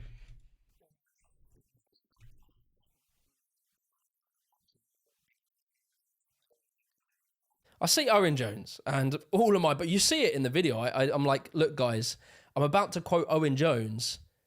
I don't agree with him, but what he says about chavs is really interesting. You should probably listen to it. Truly a war in the public sphere. The author and journalist Owen Jones, who I have to admit I don't really agree with him on a lot, he wrote an entire book called Chavs. So I read it and I'm like, fuck, maybe chavs were like a product of their environment and their economic status. Bear in mind, this is the opposite. This is the antithesis of my view, is that I would have believed as a right-winger that cultures are just like people who make decisions to behave in the way they want to. So these are bad people who are choosing to be bad.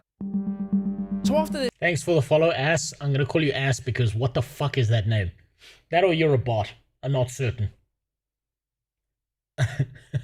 In the US, there's this movement called Cute Winter Boots. It's essentially dipshits looking to buy unregistered firearms and shit to fight back against ICE. Yeah, that's going to go well. That's going to go real well.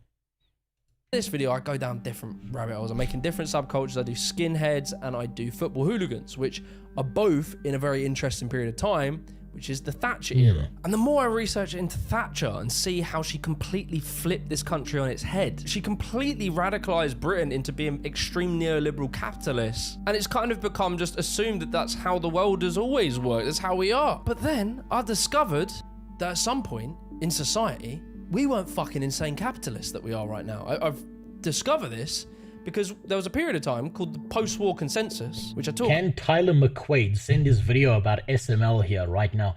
I don't know who the fuck Tyler McQuaid is. It's not this guy. He's definitely too white to be a Tyler. They will fold faster than my toilet after I've eaten beef. What the fuck are you talking about? Oh, that's in response to Iconics.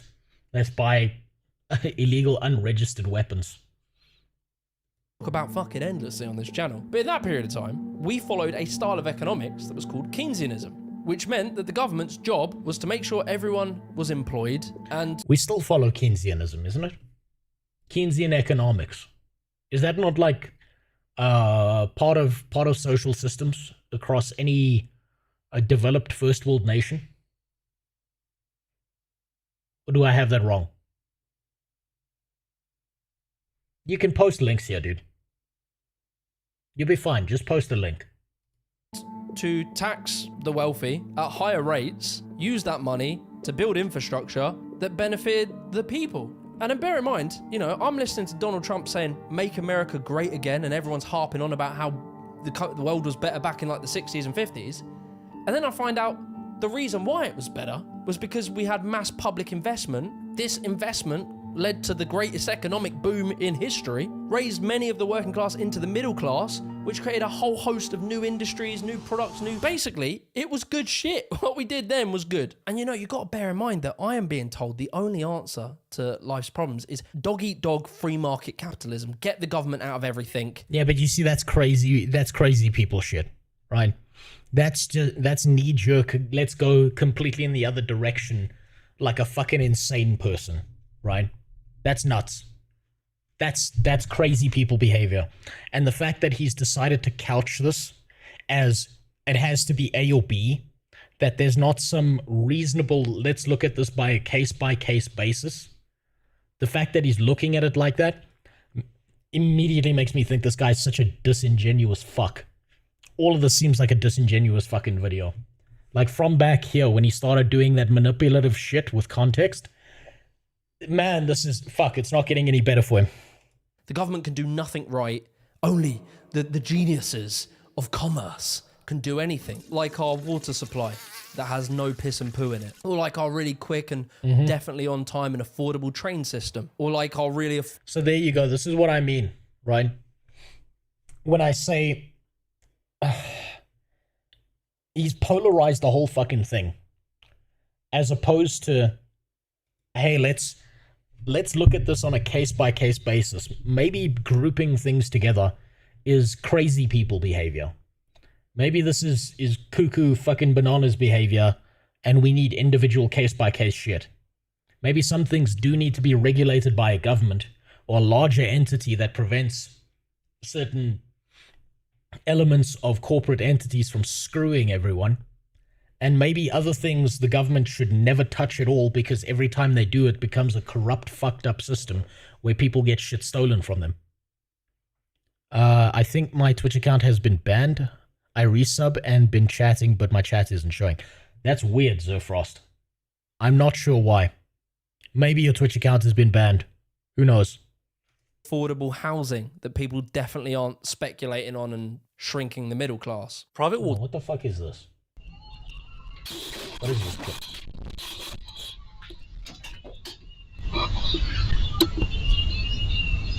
Okay. Yeah, I feel like I'm about to see someone's dick, so I'm gonna put this here.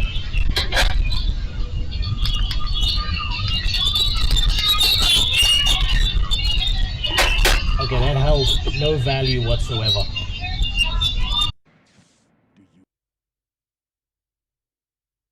That held no value whatsoever. Water companies are dumping huge amounts of raw sewage in Britain's rivers and off its coastlines.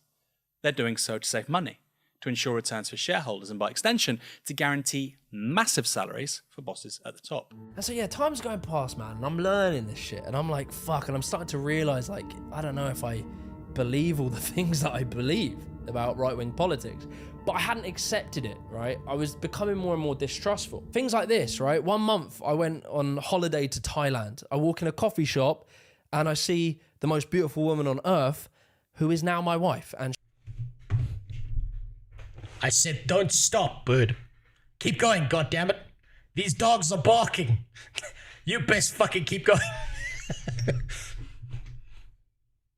She is Ukrainian. I go to Ukraine. Literally, during the war, I've been to Ukraine many times, and I've experienced air raids. I've heard bombs go off. There again, more attacks. Putin must be having a slow day. All the while, I look at my phone, all the right-wingers talking about Ukraine, and they believe that Zelensky is like, I don't know, a blue-haired feminist or something. I will stress this again. One of the greatest enemies of... Oh, man, Tim Pool. Oh, man, I loved Tim Pool back in the day. Tim Pool was so good. This guy kept on calling for a civil war across the US.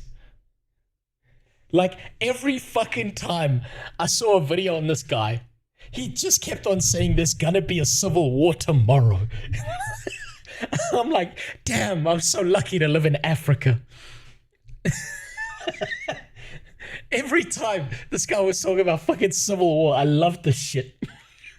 It was so good. He was my favorite guy for a while because he was real cool to listen to. Tim Pool is such a fucking goober. I loved him. I don't know why he kept on calling for civil war. He seemed like real fucking focused on that. I think I know why they want me to use my phone number to verify I'm not doing that. Yeah, no, that's fine. That's fine. That's why I've got a stream over on YouTube as well. It's wherever you're most comfortable. Tim Pool needs to get a Ming the Merciless skull cap. I feel like this man is like the... Like, does anyone remember this? I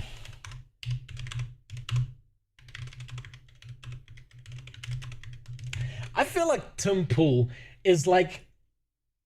You know when orcs in Warhammer 40k believe something hard enough? It like becomes true, it becomes reality.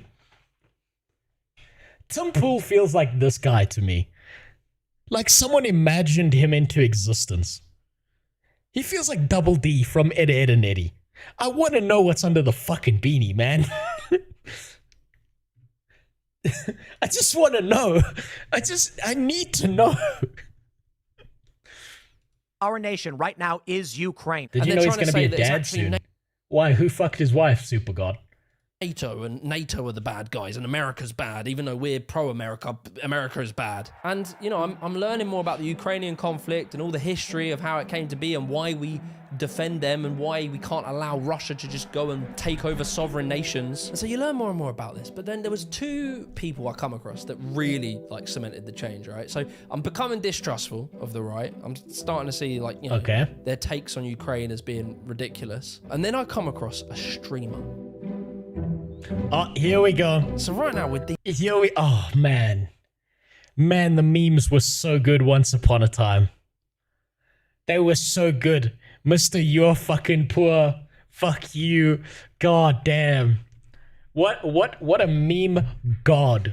Think what you want about the man, but we got so many good memes out of him.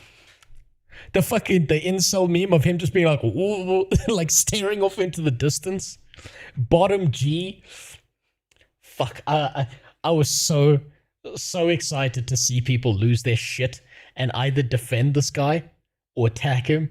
And all the memes that came out of it, man, it was a golden age of funny, hilarious shit. I just sat there laughing my ass off at everything I saw about this dude. Deep in the sort of Andrew Tate era. Andrew Tate has blown up, and at first it was kind of, you know, it was kind of fun. It was like, especially if you're sort of a young right-wing libertarian type, you need to get strong to look after yourself, look after women, looking after the people you love. Like that sort of stuff was kind of nice. I started going... Yeah, remember I said the Pareto principle?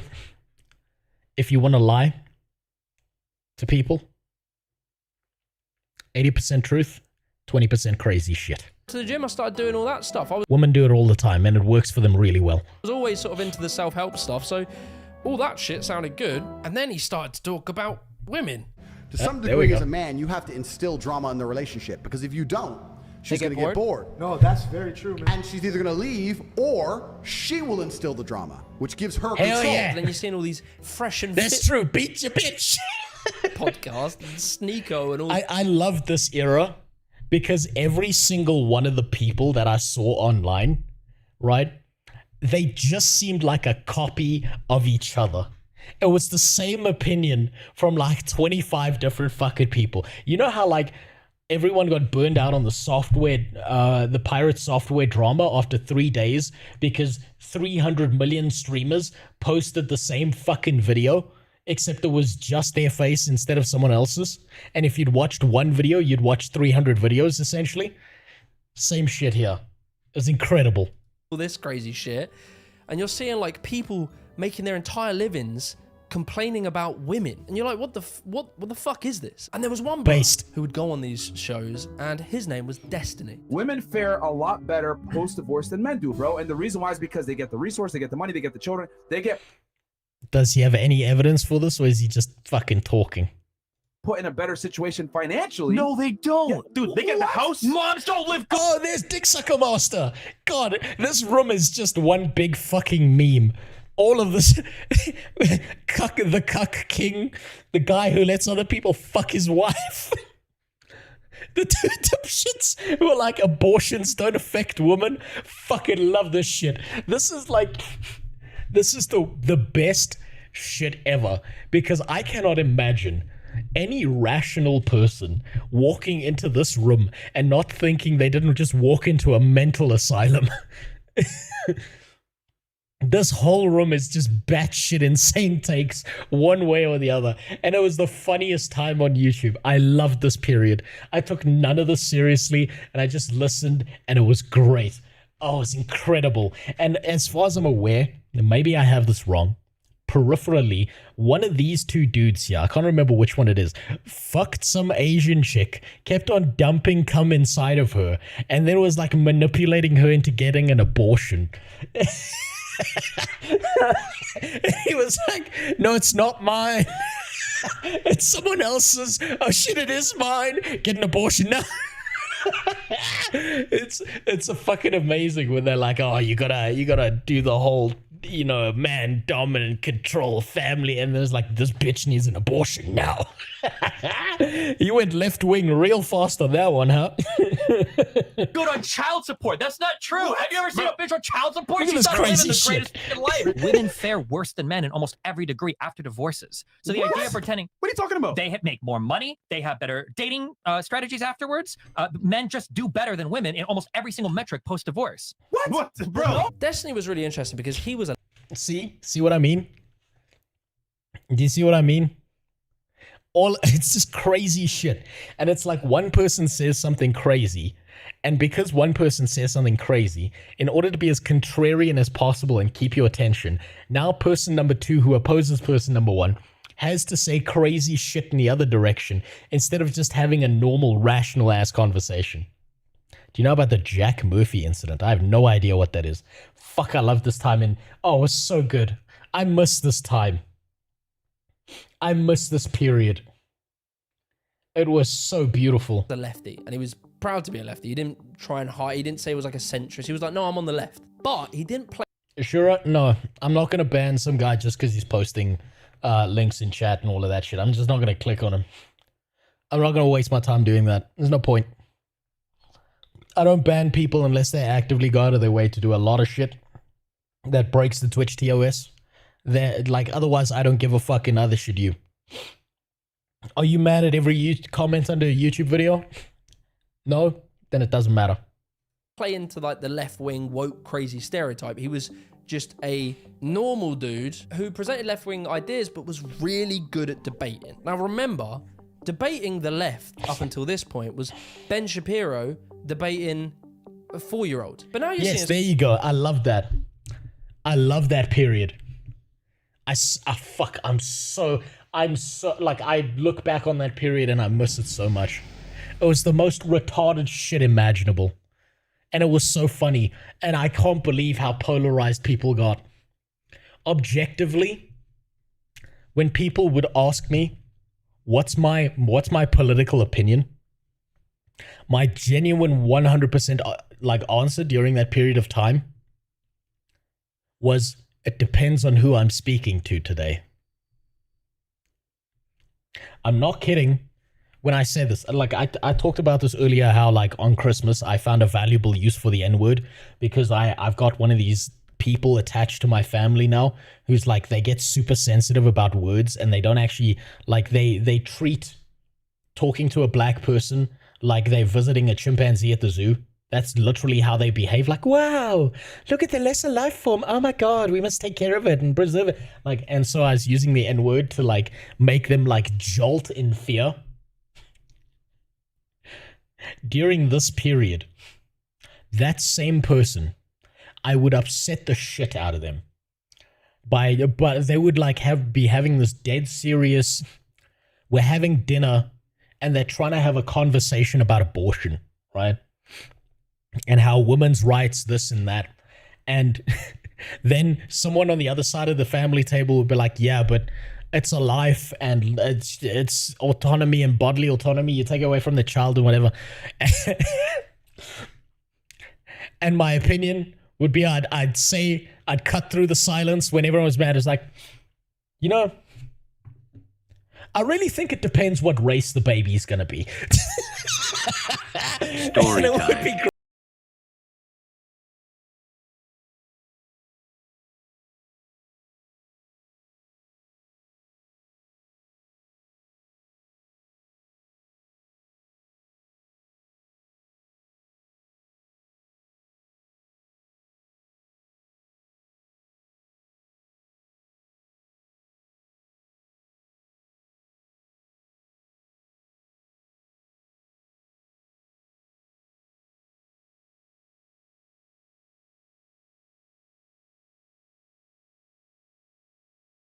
Wow. Incredible. You're telling me, Super God, that a guy went on the internet and lied about who he really was? Man, that's devastating. I never would have expected that. You're really telling me that the guy who was presenting himself as the ultimate Giga Chad wasn't the ultimate Giga Chad? You're telling me those videos of teenagers in wife beaters and gold chains standing in front of a Lamborghini that wasn't actually their car? No. Who's taking anything on the internet seriously? Fucking seriously. Laugh and move on. That's what you're supposed to do. The alpha male shit programs where they make dudes go through fake boot camp and charging the dudes thousands of dollars to get yelled out and the shit beat out of them was fucking retarded. You know what, Iconic? I would actually genuinely pay money to go to one of those programs and then fuck up the guy who thinks he's like the alpha male dude. Like you don't, and like, because I bet they fold like origami. I bet if Destiny went on one of those camps and punched one of those dudes once, I bet they'd fold like a chair. They'd be out of there. Right? Because fuck me, I bet they're gigantic pussies, most of them. Someone who's actually quite well versed in the beliefs of the right wing, debating them and winning a lot. So I get into Destiny, right? And I even was going to make a video on Destiny. I might do it again one day. And I had a conversation with him on the stream. Okay, so now he's leaning left. I was so right wing at the time, I didn't know how to make the video because I kind of had this mental block between really asking him sort of questions. But then the final nail in the coffin for me, at the point where I realized I was no longer right wing, was when I came across Gary's economics. You need to have structures in place in your economy that prevent the rich from taking all of the wealth. If you don't have that, history teaches us the rich get all of the wealth. And once the rich have all of the wealth, ordinary people end up with very poor living conditions. You know, if you go to countries... So you see, that's a very definitive statement. Right, and the problem is that's a very hardcore definitive statement. This is what I'm talking about. You can lean one way or the other, but these are just fucking definitive statements. Countries that are very unequal. India, South Africa, you know, almost anywhere in Latin America. South Africa, I'm sorry. The richest, most wealthy people didn't start companies. They were politicians, you dipshit. The wealthiest people in my country are all people who are involved in politics. There are a bunch of black politicians who made a bunch of laws benefiting black people, and then instead of those laws benefiting poor black people, they instead used all that money and all those laws to benefit themselves, using the excuse that they were black, while your average black person in South Africa just fucking starved. That wasn't companies or corporations or individual rich people. That was filthy fucking politicians. So I don't know what the fuck he's talking about. Again, you got another dipshit on the internet who's just fucking throwing words out of everywhere. Very unequal societies lead to very poor living standards. Gary is like a working class geezer and he became super wealthy as a trader, and his whole thing, his whole thesis was that income inequality is gonna get worse, and he betted. I would love to see that guy's P&L statements, and I bet he hasn't posted them anywhere. Oh, he became super wealthy as a trader. Show me his P&L statements. I bet his P&L statements don't exist. I bet it's a lie. I bet it's a grift. On that, he made money predicting that, and it came to fruition. Income inequality. Oh, it did? Show me his P&L statements. Yeah, it's easy to say fucking words. Show me his profit and loss. I want to see the statements, bitch. I want to see his tax returns. This is all talk. This is all, I suck this guy's cock now. And now that I'm done with sucking this guy's cock, and I realize this cock wasn't that great, I'm going to suck this guy's cock. That's what, fuck me. Absolute midwit behavior by this guy. Jesus Christ. It's got much worse. And what's interesting, right, is he talks about income inequality and why it was bad and why it's bad for house prices and cost of living, etc. But the thing is, and I don't know if he doesn't really talk about this too much, but it clicked, it unlocked this vault in the back of my brain. It was this, oh. You know what? I can't, after hearing that, I can't take this guy seriously. This guy's just a midwit. I'm so impressed by his midwittery. Like, oh, it's so deep. Memory of a clip that Jordan Peterson had put out. And it was him talking about the correlation between income inequality and crime. You know, you always hear this idea that poverty causes crime. That's a classic left-wing idea, but it's wrong. What causes crime, especially aggressive crime, is relative poverty. Poverty is when you don't have enough to eat. Relative poverty is when the guy next door has a much better car than you. The right wing really love to argue about culture. They always... That's a word salad. That's a word salad. How's about we just say if you don't have enough to eat, you're going to fucking rob people. You're going to fight to find a way to survive.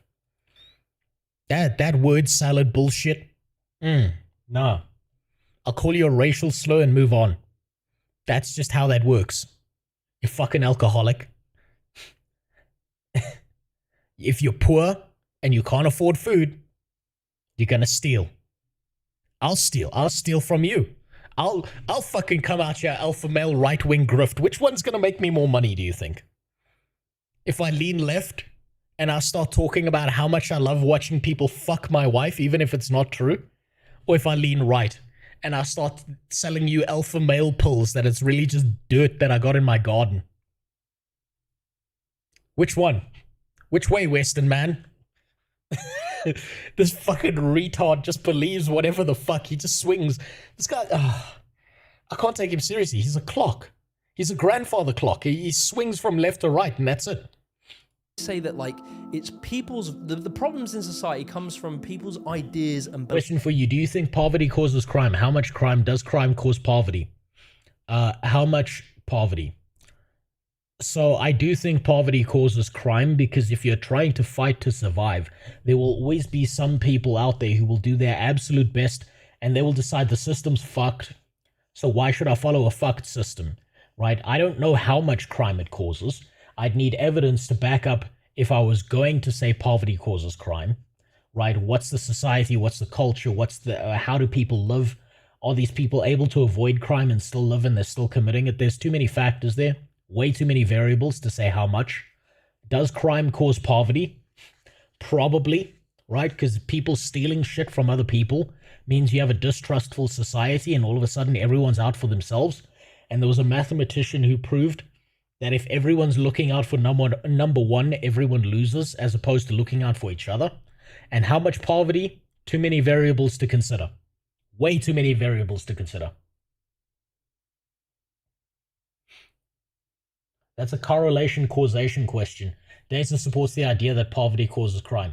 Right, I don't think you need data to consider the idea that logically, if I can't afford food, and I see some fucking guy with a loaf of bread, I might just steal that loaf of bread if I'm hungry enough.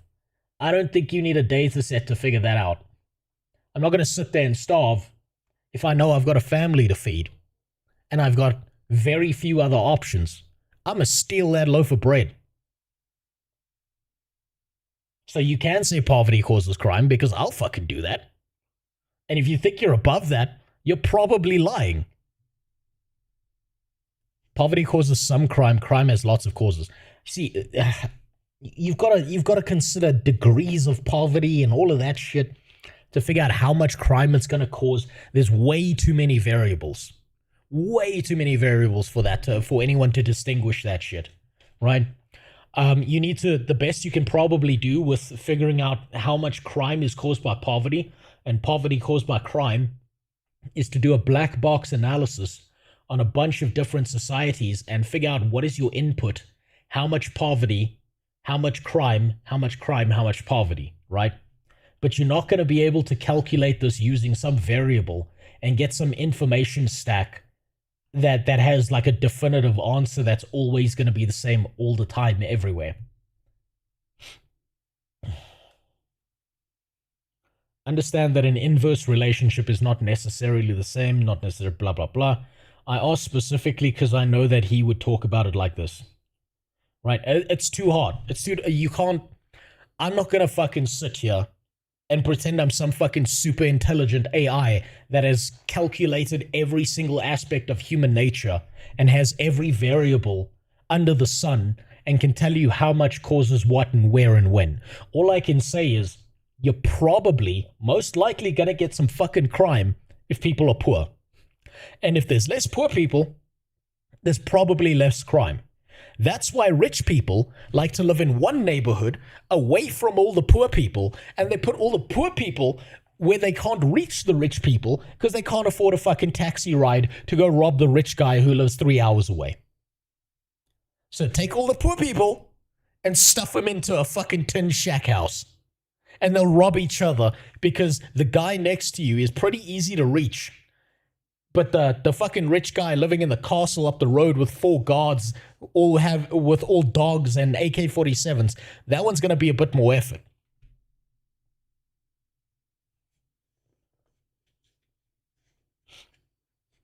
I'm a data scientist and built an AI to a project to do exactly this. So yeah, data supports the causal relationship between poverty and crime. You didn't need an AI to tell you that logic exists, right?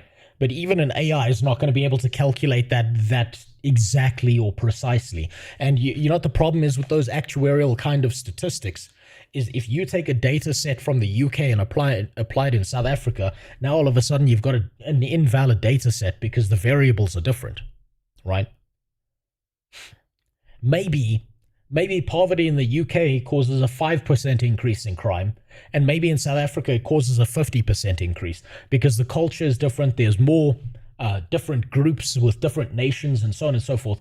The data sets are fucking insane. That's why it has to be like case by case status. I mean, it's quite literally so fucking complex that you can't take a data set accurately from one region, move 10 kilometers in a different direction, and use that data set somewhere else because you're going to get a different variance, a different range, and a different set of variables to deal with. I guess you could prove that blackness causes poverty. I suppose you could if you're starting to look at historical precedent, right? If a white guy shows up on a shoreline and you just happen to be black and you just look at all your friends like, guys, I think we're about to be poor for quite a few generations. I mean, I suppose you could do that.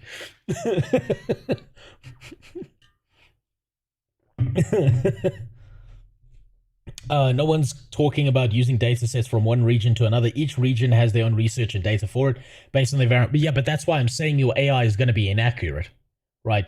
That's why I'm saying you would have to be so fucking on task with each and every single variable, even if you're using an AI to get that kind of equation out. We can calculate obfuscating variables into the equation. Yes, that's black box analysis, right? You get the input, you get the output, and then you work backwards from there to find out what are the affecting factors.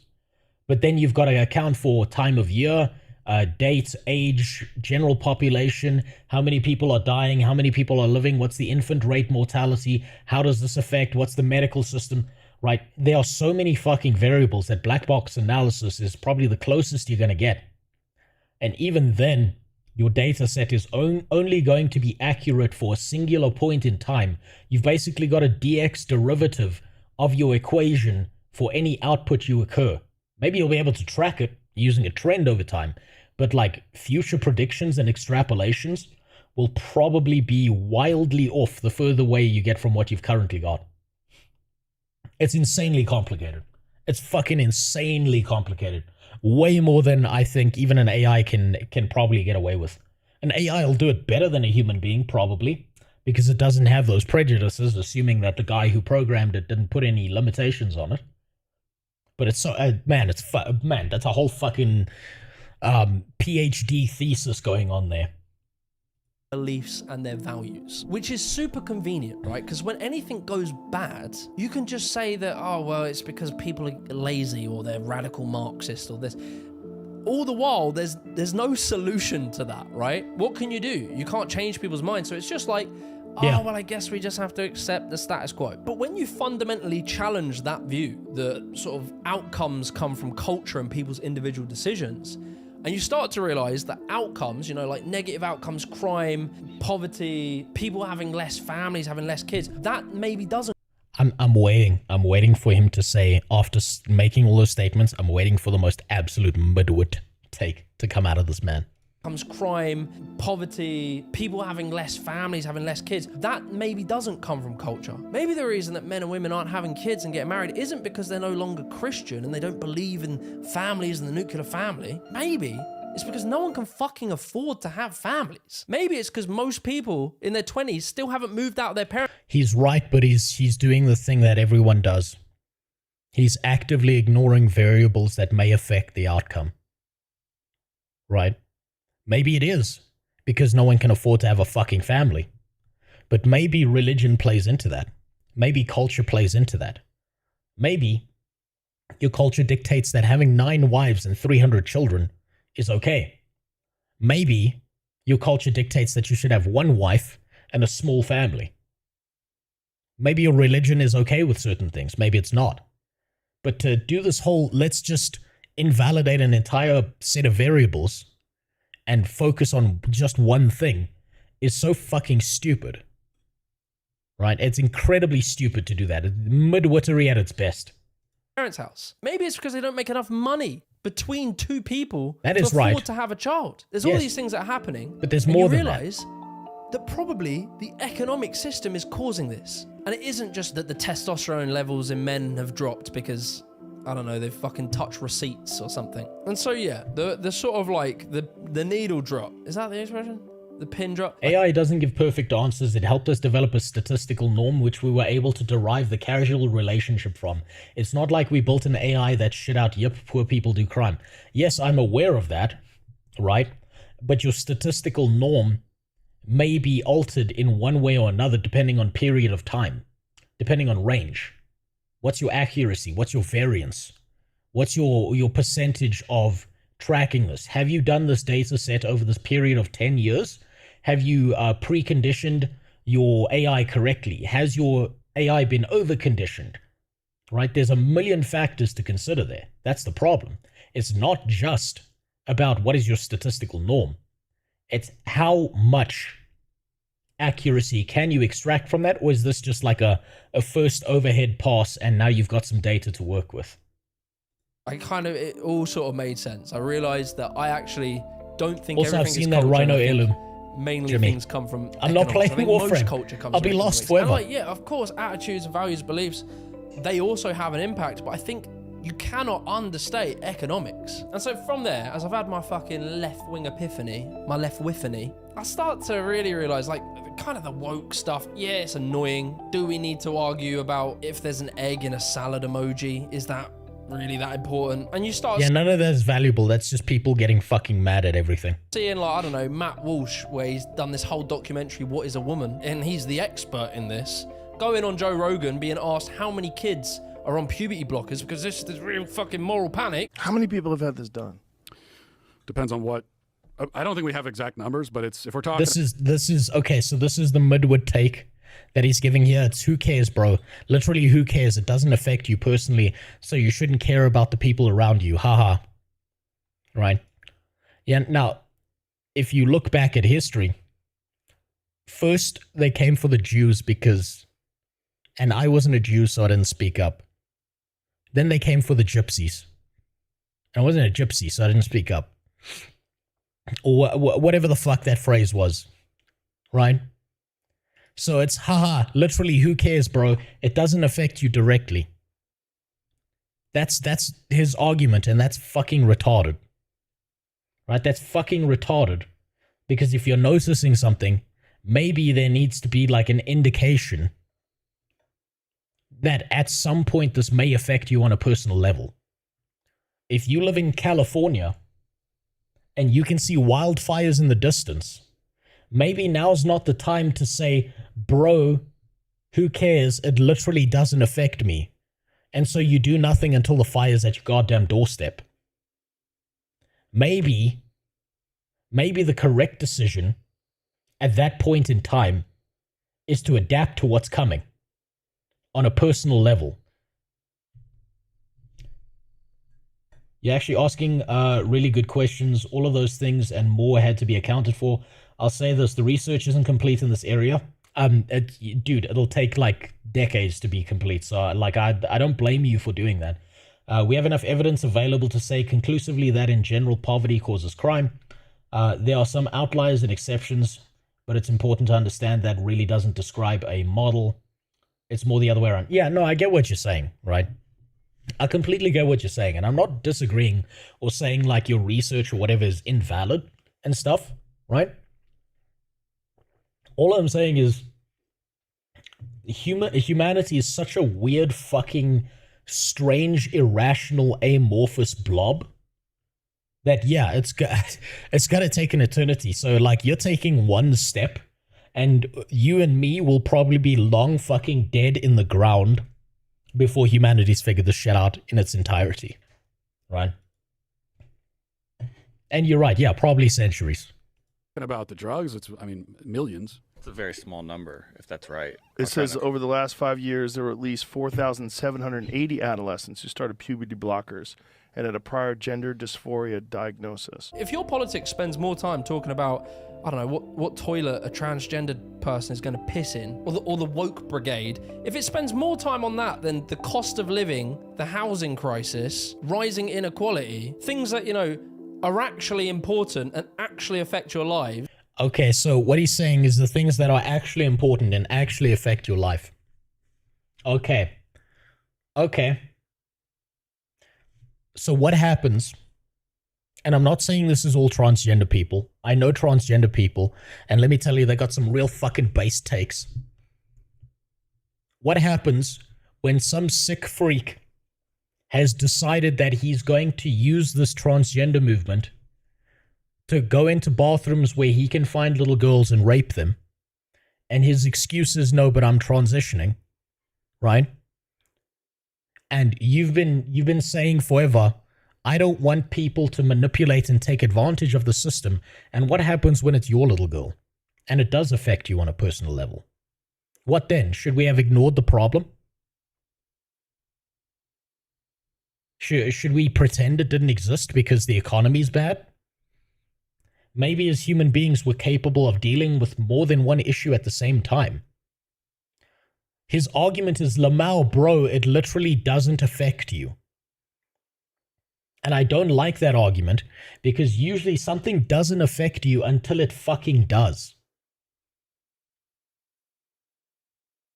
Do you know how many people, how many, oh God, okay.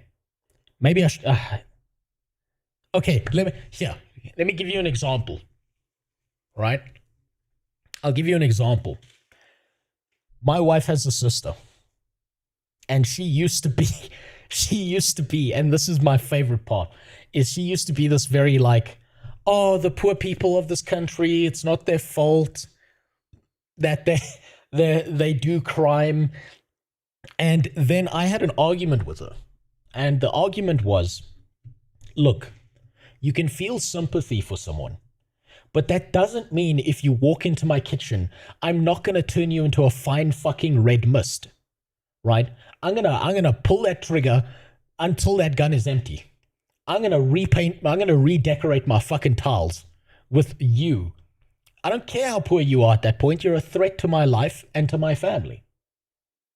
And her argument was, what are you talking about? This crime doesn't affect you. You are literally immune from this crime because you have a house that you live in.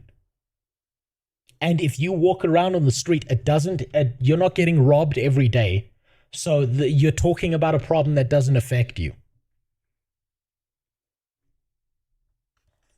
It was 2 weeks later that she required a document from an office in Pretoria.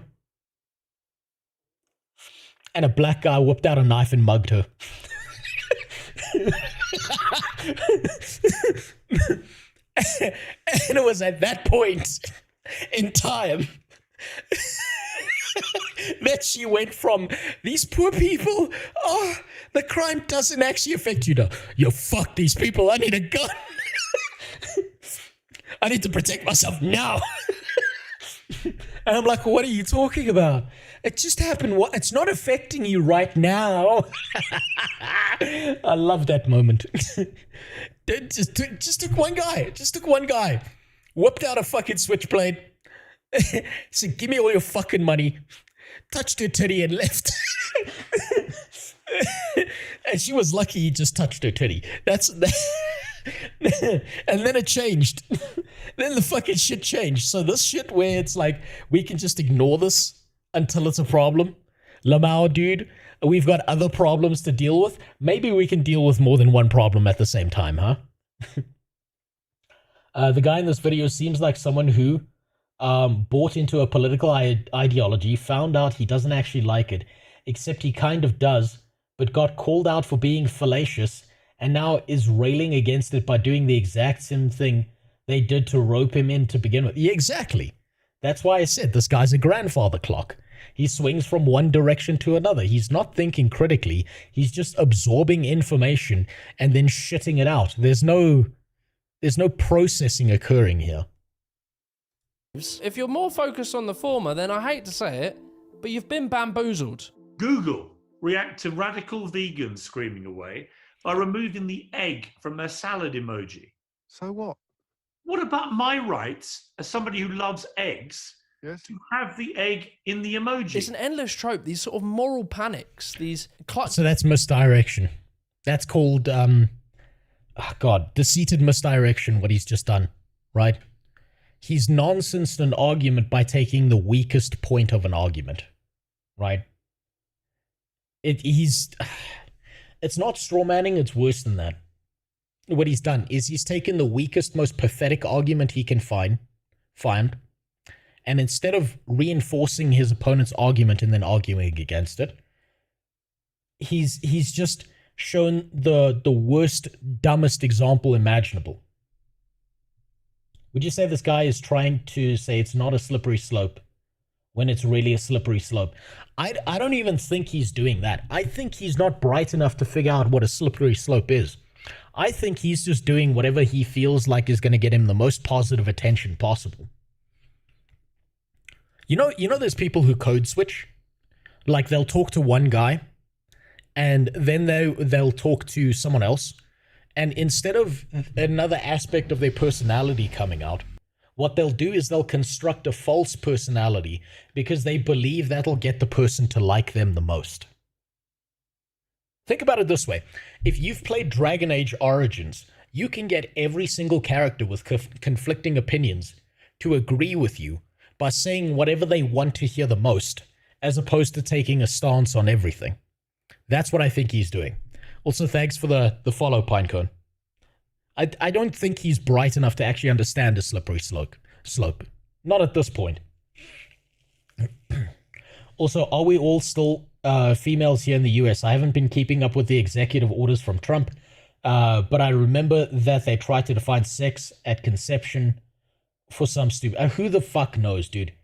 The reality is, let's just cut the bullshit. Let's just all be the same gender, and then we don't have to deal with it. That's like 2 genders? Come on. 1 gender. That's one less thing for me to remember. There you go. Problem solved. Gender's not a spectrum. It's one thing. There you go. Argument over. Who gives a fuck? We'd all just carry on with our life. Oh, you're fucking bully? Is bully over the age of 18? Cool. No one cares. Clutching of pearls over social issues tend to seemingly always happen when there's economic problems. Like, I think it was in the 70s where they tried to ban Dungeons and Dragons, the board game, because it was satanic and demonic. It just so happened. There's also the Judas Priest case, which I did an entire like speech on at school, where they tried to like play the music backwards in court and pretend like this was some satanic thing, because that one kid went on a gunshot rampage because he couldn't get a girl in his class to suck his dick. He was the OG incel. There was a bunch of shit with metal being satanic. These are just fucking crazy people. These are just crazy people going back and forth. Who gives a fuck? The 70s was like a massive economic crisis. And so, yeah, the more I made these videos, the more I started to see these patterns, right? These patterns between the 20s and the 30s, the rise of fascism in the West, and how that seemed to tie in with the Great Depression. And then you notice that in the 70s and the 80s, you see the rise of the National Front, the racists and all this sort of stuff. That just happened to be the same time as stagflation and the oil crisis. And then now, lo and behold, 2024, we're in big economic problems, and it just so happens that the far right is on the rise, and the Tommy Robinson Farage followers are now throwing bricks at mosques. It's a repeatable story, and like when I've made these videos, you start seeing these patterns. So what he's done here is he's now tried to conflate each and every single situation to being exactly the same. Oh, economy bad, so people mad. And yes, that does happen, but that then says now every single person who does have a valid criticism for a system he doesn't care about is stupid. Oh, I don't care about this thing with mosques. Therefore, everyone who does is a far left monstrosity. This is retarded shit. He's ignoring variables on purpose. This is more malicious than it first appears, right? Maybe some of the people who have valid concerns for a different culture moving into their home and doing fucked up shit that they don't agree with have a valid concern. Maybe some of the people who fucking feel like they're the wrong gender or whatever the fuck, who like have bad abusive shit happen to them their whole life, have a valid concern. But to eliminate variables like this is more malicious than what you'd initially think. Right, this is fucking retard midwit behavior, and he just keeps on doing it. Patterns, and you start seeing how it plays out, and it always comes back to economics. And like, look, I have no hatred towards people who are... Mr. Mirror, I disagree. Maybe he has great videos about Britain, but the second he stepped out of this is midwit behavior. This guy's acting like a tard, right? He's now just swung. He's just decided it's no longer profitable to be on the right, so I'm just going to believe everything I see on the left. Right? Maybe his other videos are good, but judging on this video, I'm seeing very, very heavy midwit behavior, invalidation of certain points, manipulative editing where he's crushed together certain clips with zero context to try and invalidate the points of one side while validating the other. Like, all of this seems very twisted. On the right, I actually feel a lot of sympathy to most right-wingers, because being where they were, I understand that they've kind of just been manipulated, typically. They've trusted people who present information that try and rile them up, that make a lot of money from doing so, and they distract them from real issues. And the thing is, they're feeling the real issues. Okay, what's real issues? What define real issues? Is it only a real issue after someone rapes your child? Is it only a real issue after your neighborhood gets set on fire by some delinquent? Is it only a real issue because the IRA decided to start bombing cars? Right? Let's take this out of the whole Muslim thing. It's not a real issue. The IRA back in the day wasn't a real issue for the Brits until cars started getting bombed. But then it's only, Lamau, bro, it was only your car, not mine, so it's not a real issue. The economy, bro. This is what I mean by ignoring variables like this is retarded. And pretending that human beings can only focus on one issue at the same time is retarded.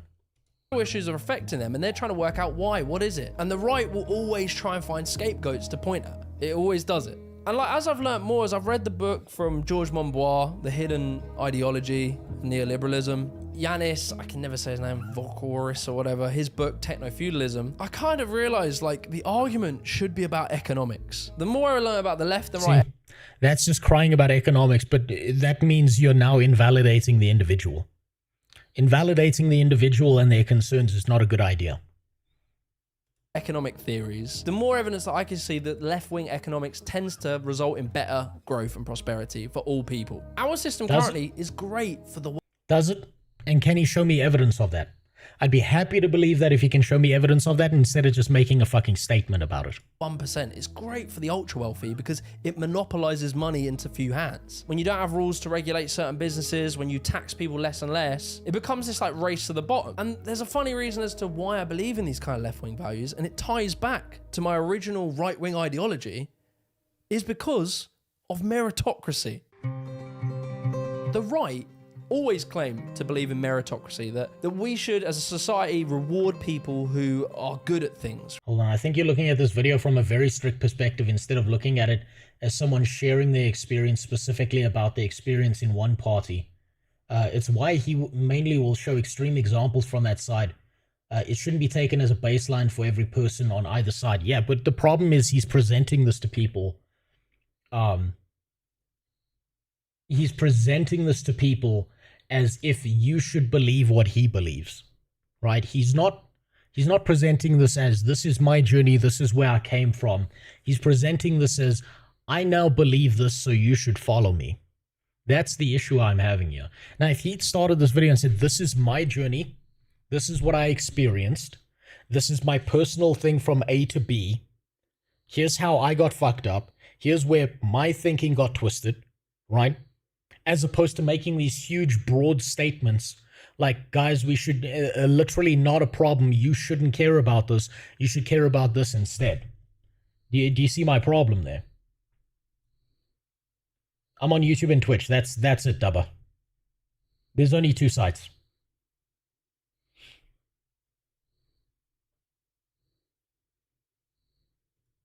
Right? And I genuinely believe that.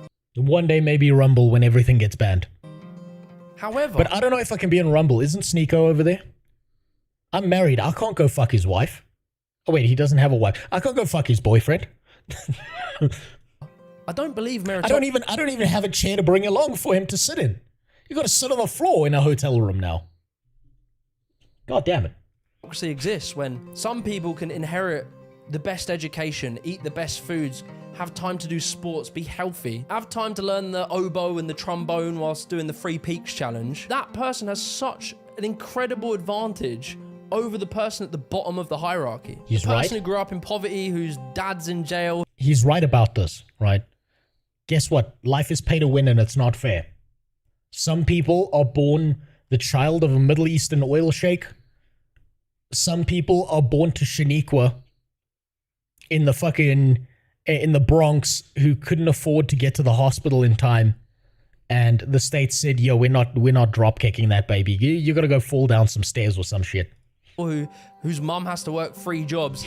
That person who then has to leave home at 16 to pay rent and they can't afford to save a single penny. And the fact that this group of people that are living like this is growing, child poverty is growing, I think it's utterly insane to pretend that there is a meritocracy. But the right wing, through a very concerted effort, has brainwashed most of society to believe that this is inevitable. We can't fix this. There's nothing we can do about this. But we know we can. We have in the past. Countries do right now. And so that is where I land. If it means that I now have to wear a badge to show I'm part of the woke brigade, so be it. I've accepted that through actually delving into this stuff, looking into social economic problems, reading papers from academics, not listening to... Do you see the way he's behaving? This is what I mean, Ashura. He's saying, I'm going to take a side. He didn't say, maybe these guys have some decent points. Maybe these other guys have some better points on this issue. He's not like deciding, he's not picking and choosing. He's not deciding that there are issues and concerns that might be valid. He's saying, so be it, I'm now on the left. Right? There's not much critical thinking occurring here. I would expect this guy to be able to critically think about an issue and say, okay, these values in this group I agree with. This is what I disagree with. Perhaps we can look somewhere else to find something better that will slot into this place a lot better, and it might be on the complete opposite side of shit. But no, he's like, I'm gonna slap this fucking label on myself, and that's me from now on. which makes me think this video is kind of the same grift. It's just in the opposite direction of people like Ben Shapiro and shit. Jordan Peterson tell me that the academia world is overrun by Marxists. I've learned some stuff and I've challenged my way of viewing the world and had to challenge my ego at the same time. So I want to know you guys' evolution. Like, have you always believed in what you believe? Has it ever changed? What changed it? So drop that in the comments below. I'm sorry, this was a midward take. This was a gigantic midward take. Now, I'm going to go take a dump quick. I lied, I'm going to go take a piss. I'm going to be right back. I'm going to be right back. Maybe I should just aim it at the camera. What do you think? I'll be right back. And we're going to start the WoW challenge because Jesus Christ, that video took forever. I'll take a look at your DM when I get back. For now, enjoy some music.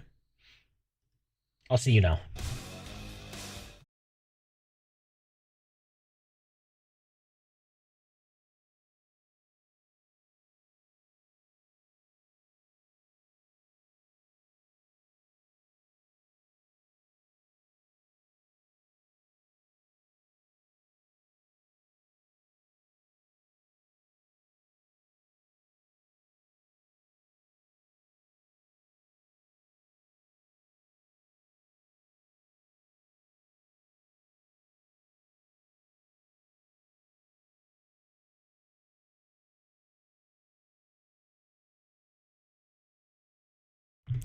God damn it, I just realized you're not getting any music here, and we need to fix that. We can't have that.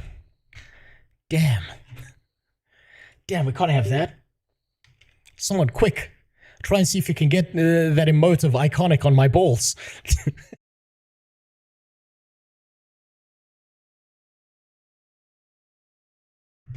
Fuck, hold on, that didn't work. Hold on, let me copy that over so you can actually...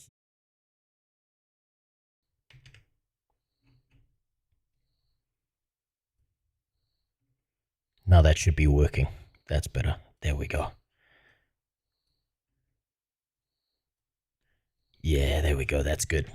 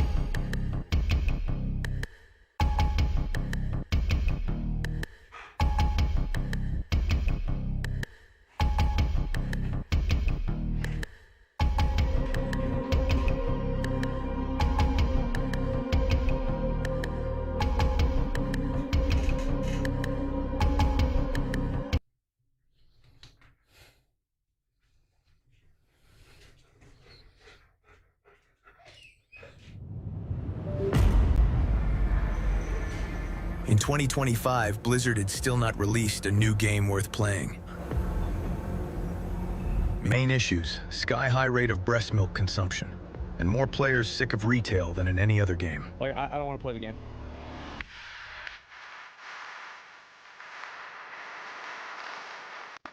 Can't deny it, it's all true. But everybody still plays Classic. This game has always got a promise for you. Might be a lie, an illusion. But it's there, just behind the cash shop. And it keeps you playing. God damn it! Whatever, bro. I'm so annoyed. Watching Esfan die for these. It's a 2-decade-old game. And Rose is a fat bastard. That's a huge bitch! People give him a hard time.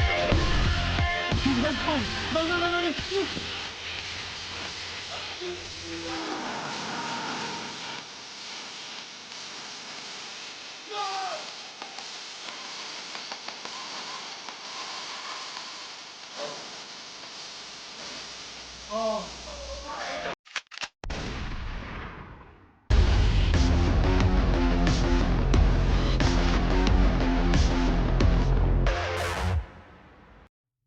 Right.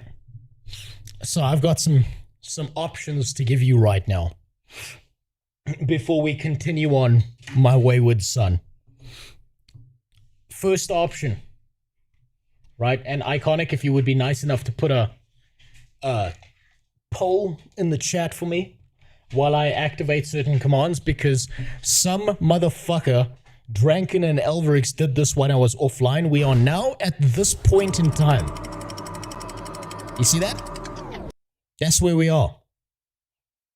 But at the same time, I owe the stream something.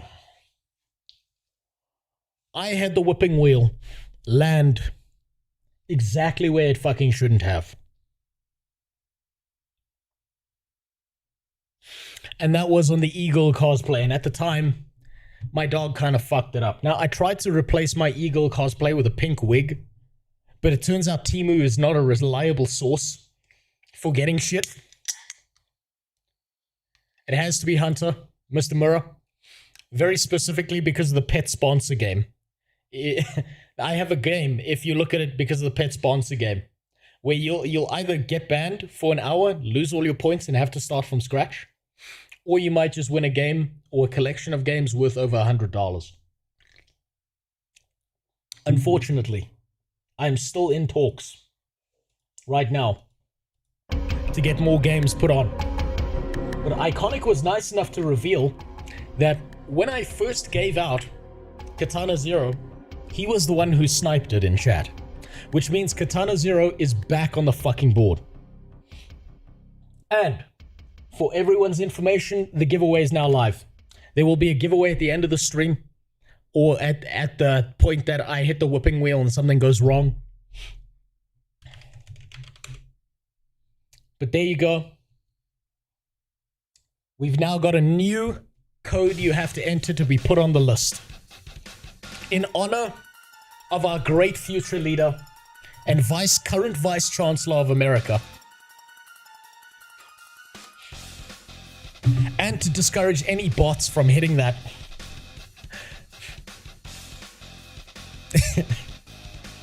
Remember to hail Führer Musk. And at the same time, Iconic, I need you to put a poll in the chat for everyone. I have one of two things that's going to occur right now. Thing number one is either you're going to get access to all the transmogs, which is basically all the different costumes, or the rest of the stream is going to be done in Eagle format. So I need you to pick which one you want while I play with the fucking settings in the background here, while I open the song generator for all of you and set it up so that it you can use that. We're still playing Rild Chapist, the 45-year-old lonely woman with 27 cats who works as a middle school teacher, who's never gonna get arrested for her behavior, because those little boys were asking for it. If they weren't, they wouldn't have gotten hard. Man, that's gonna get me. Oh, one day that's gonna get me in trouble. And let me see if I can activate certain things.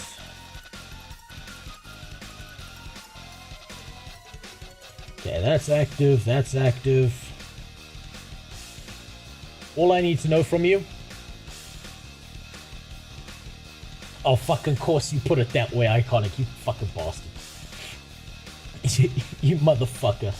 As if it's not enough that you killed me in the game. Jesus Christ.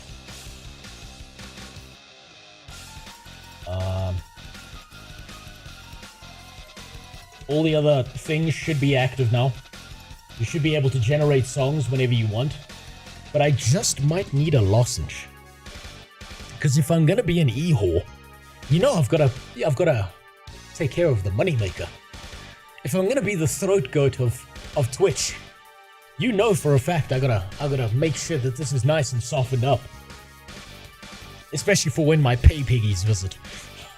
Put that damn wig on, Daddy. Oh, of course. Of fucking course. It's not even close. Of course. Alright. Alright, you rat bastards. I see how it is. Let me go find that fucking mankini and wig. I'll be right back, you bastards.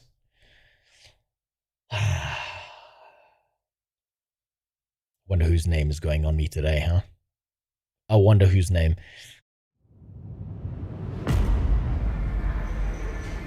In 2025, Blizzard had still not released a new game worth playing. Ignore that. Ignore that. That was a mistake. Give me 1 second.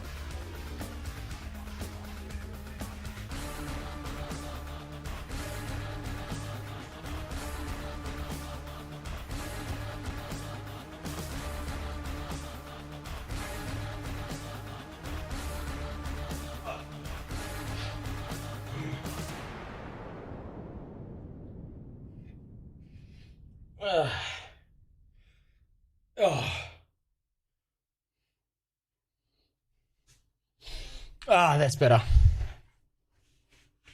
Right. That's right up my fucking crack.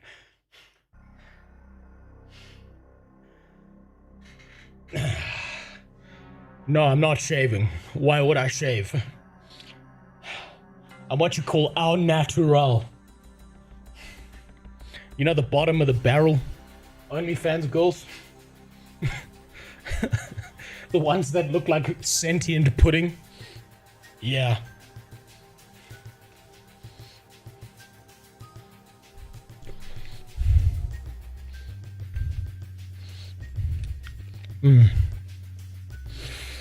Is this what you're here for? You sick fucks. Huh? Is this what you came here for? You rat bastards. This wig doesn't fucking work as good as the other one. Yeah, fuck. The quality of my wigs has gone down. Oh, there you go. That's the view you want right there, huh? That's the moneymaker shot. It's so close. Yeah, there you go. I'm not trans, Zerfrost. I'm 100% woman. Don't you know they're real women? Oh yeah.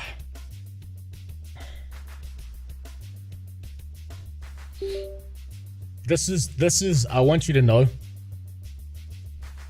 this is what the plumber who comes to your house does on the weekends. This is how he lives. And you just don't know it. God left. Right. Channel points should be active. I've turned off the other ones because you rat bastards unequivocally voted for this. Today, Rild Chapist is getting to level 10. And we're getting an active pet. That's how this works. Also, I don't know how I got the shake emote approved. It's just, you know. All I had to do was suck a guy off at Twitch and he just let me do whatever the fuck I want, guys. Apparently I'm going to be a partner next week. I don't know what that means yet, but apparently I'm going to be one. It's good. Fuck. This fucking wig. Oh, this thing's so itchy. This is nothing like the last one. I've been lied to. Twice the price and half the quality. You should check out the video I sent you. Alright. You know what? This is the right view for me to look at this video. So, I'll get sent a bunch of links there. I think my issue, primarily with that video that guy linked, was primarily he's done his best to garbage one side and pretend like the one side is completely invalid and has 0 valid points, and everything said by the other side is completely Sir, you valid. are in violation of the two-gender law. What do you mean the two-gender law? There's only one gender now, and it's me. For a small donation of $5,000, I'll send you a picture of my toenail.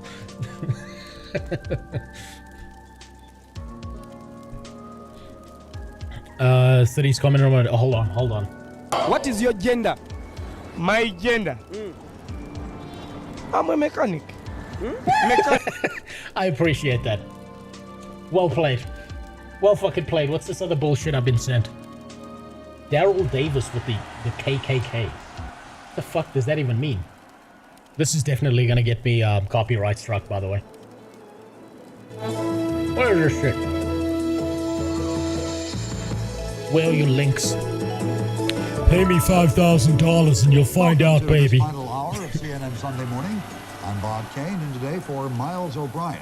Good morning to you all. I'm Joey Chen. Friendship can transcend all kinds of boundaries. Just look at us. And 2 men in Washington area are showing that even an African-American man and a member of the Ku Klux Klan can find common ground. CNN's Carl Rochelle reports. Daryl Davis plays a hot piano. Oh, this is part of the show, and it makes him. Isn't this the black guy that keeps on convincing KKK members to stop? Yeah, I know about this guy. He also stands out here.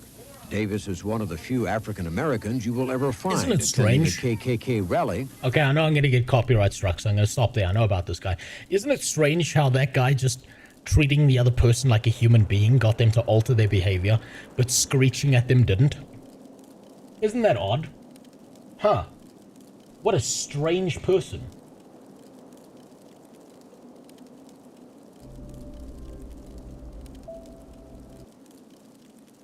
What an odd thing.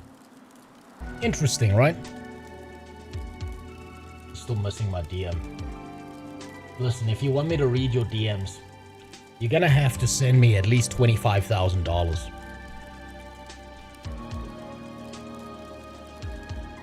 Do me a favor, put this to bed. Female means a person belonging at conception to the sex that produces the largest reproductive cell. Male means a person belonging at conception to the sex that produces a small reproductive cell.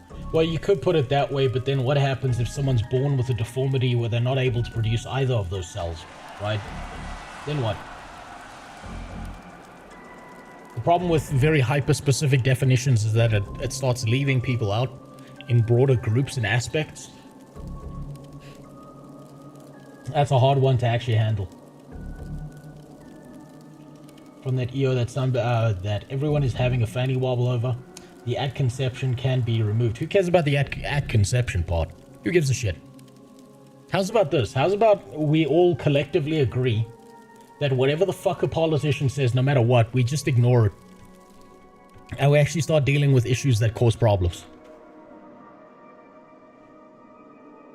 Right? How's about that? How's about we start ignoring politicians? How's about we stop paying taxes? How's about we get a few more Luigis out there for us, huh? Just one or two more. Until the message is sent. Until they understand on a deeply fundamental level.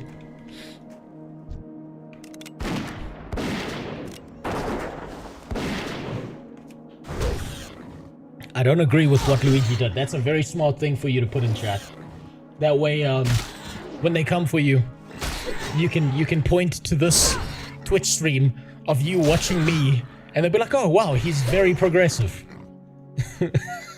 And they'll definitely not arrest you.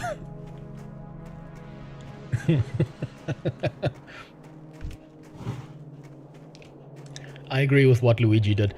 Even if removed, which it isn't meant to be removed, is that it's still completely wrong. Yeah, look, it's wrong. That doesn't mean that the system's not broken enough that people are going to do it, right?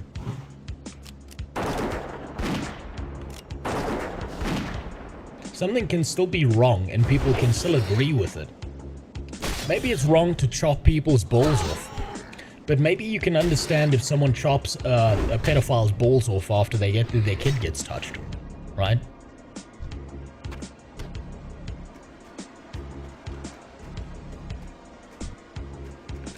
Oh, was he talking about something else? Okay, never mind. Two things can be true at the same time. Exactly. Like I said, this whole false dichotomy bullshit. Sorry, fuck. What am I doing? I'm out of character here. Guys, I don't know anything. All I know is that a woman needs autonomy to her body. And my dog just broke my camera. Give me a sec. Congratulations, dipshit. I kinda knew that was gonna happen. God. That's probably fucking broken. God damn it.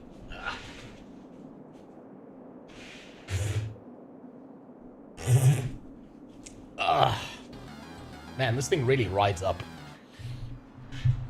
How much for the shorts to go up? Well, honey, for like a low price.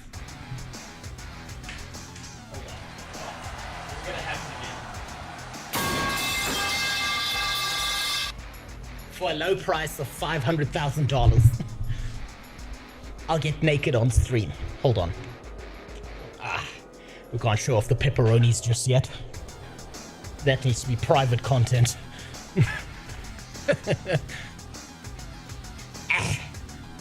Oh my god. Oh yeah, there you go. There's the view you want. I'm gonna have to time that one because by the time I got into position, the fucking thing went off. So it's a timer on that. Okay. That's fun. You know what's weird is playing like this isn't the actual worst thing. Oh, nice tits. You know, there's a non-zero chance that someone's jerking off to this, and that concerns me. Also, my titty's out. Ugh, we can't have that nip slip. It's okay though, I'm body type A. I'm body type A. Can you say it's a female Twitch stream without some accidental on-purpose nip slip, huh? No, I didn't think so.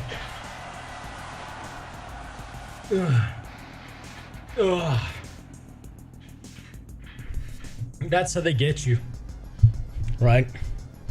That's how they get you. That's better. Yeah.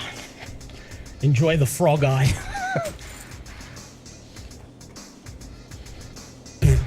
You know, that's actually a legitimate strategy. If you track the data on this, what a lot of e-whores do is you stream on Twitch. And what you want to do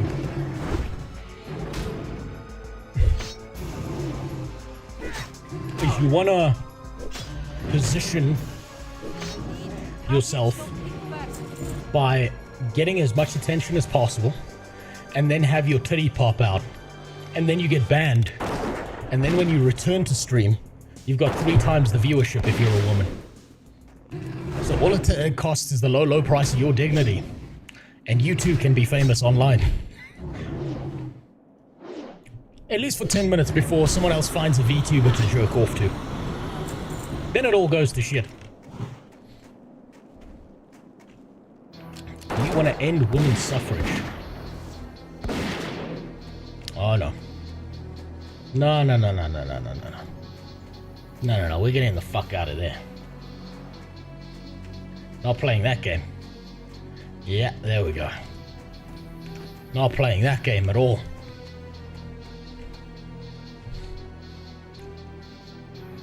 Why would I ever want to end women's suffering? Oh, sorry. I'd love to end women's suffrage. Women shouldn't be treated like objects. Stop objectifying me. Thank you for the donation. I love that shit. Silence hole.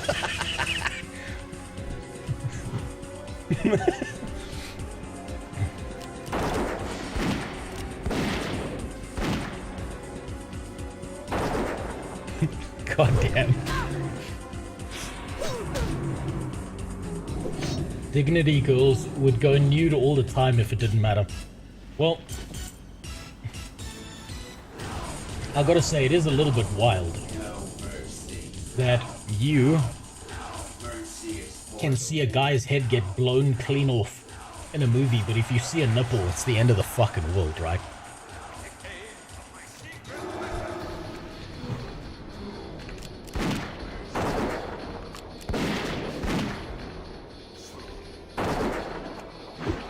Have you seen the streams where the woman put the game on their ass cheeks by the green screen?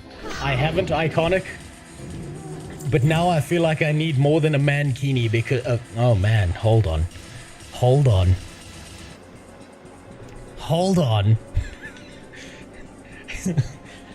Thank you, Iconic.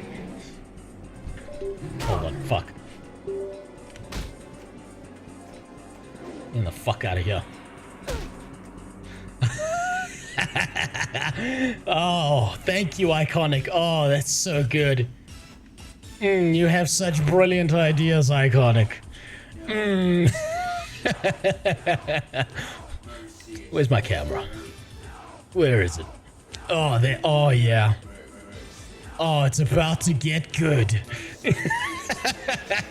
Oh, no. I can't believe you had such a good idea, Iconic.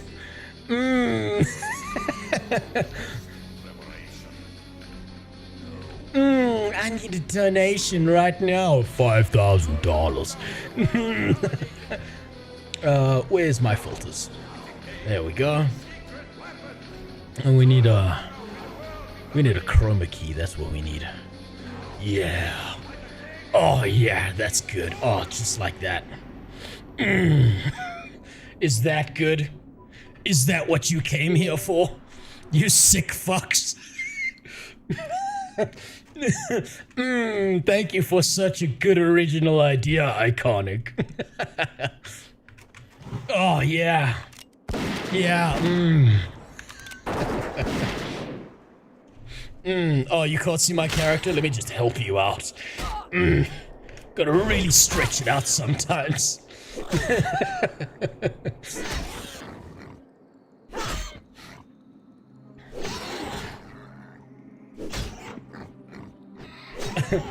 Of course I know the word dignity, Dubber. I keep on being told I have none of it. And I mean, that's fair. I am pretty poor, so like, I can't just go to the store and pick up a bag of dignity. Instead, however, I can give you this. Hold on. Oh, sorry. It was bunching up on me. We can't have that. I need you to get a good look at my Rild Chapist. Oh, there we go. That's the right position. It's like... What's wrong, Conk? Oh shit, the titty's out. Oh, that's OnlyFans content. That's for later.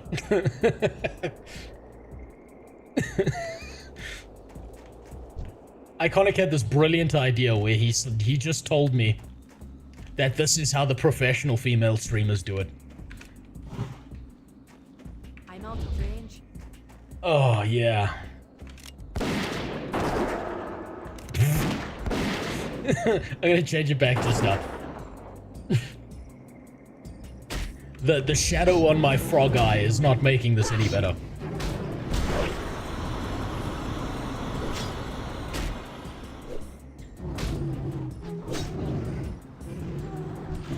I'll look at that now. Give me a second. Minor healing potion. You know what would really heal me right now is a small donation to your favorite female Twitch streamer. Me. A small donation of $25,000 right now. Pay my bills. Yeah. Let me put that back. There we go. That's better. Now, no one paid for that redemption, so we're gonna put this back where it belongs.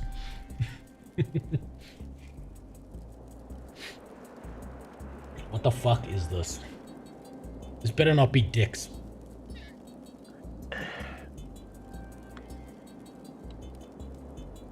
What the fuck am I looking at? Is that a dick? Thank you for subbing Big Billy 69. Much appreciated. This guy sounds like he works at an IT center. Bring quite a bit. Yeah, that's a dick. I thought there was a tail for a second. Yeah, it's a green screen dick. Oh, of course it is. I was convinced that was like from the rear, but no, that's a fucking big floppy donkey dick, isn't it? Of course it is. Guys, I can't believe people would just bait you with content like that. And like me. Everything I do is so original. You know, yes, this Sniper Wolf steals all my content. My titty popped out.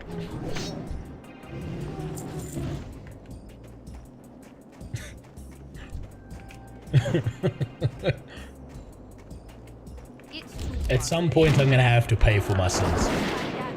I'm gonna die, and St. Peter at the pearly gates is gonna look me in the eye, and he's gonna pull up this stream, and he's gonna be like, yo, you wanna explain yourself, bitch? I'm like, fuck you, St. Peter. Why'd you have that saved, huh? You wanna tell me something, Peter? Never looked at the vid you sent in Discord. Which one is that? Which fucking video is that? Don't beat yourself up over past mistakes. You are going to fuck up again in the future, quite possibly in a most spectacular fashion.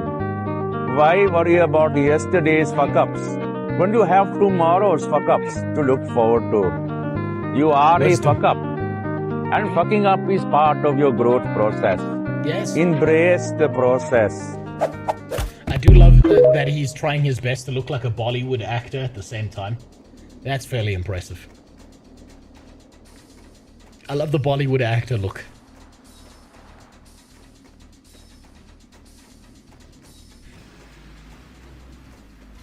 You could have streamed like before, just add some memes on your undies. I could, but now I'm gonna have to do it, Dubba. For next time, I'm gonna have to now prepare a stream specifically where I'm putting Stephen Sheriff's face, no, Bobby Kotick's face on my dick and balls. Stephen Sheriff is Knock's thing. We don't want to be copying Knock. Your undies could be playing a Bollywood movie. You know what? I'll do a free recording. How's this sound? I will do a free recording of the Jake Paul versus Mike Tyson fight on my nuts while I play WoW.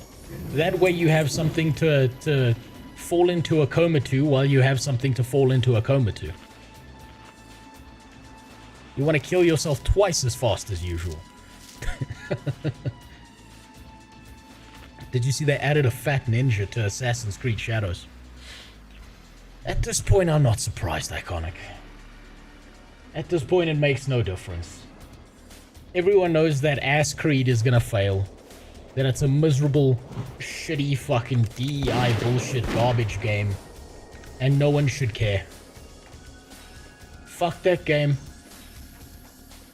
Fuck the people involved in that game.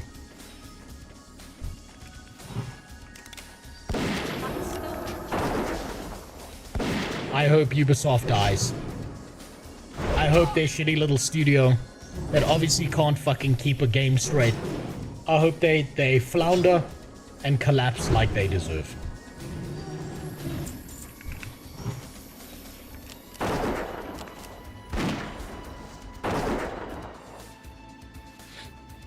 Put Subway Surfers on your course. Now we're thinking.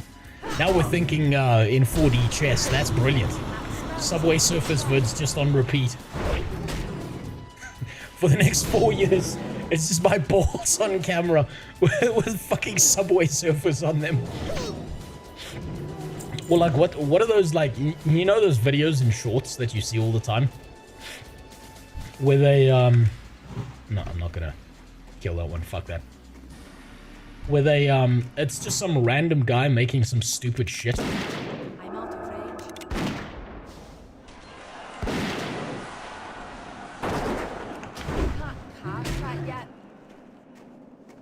Stream will get way too dank.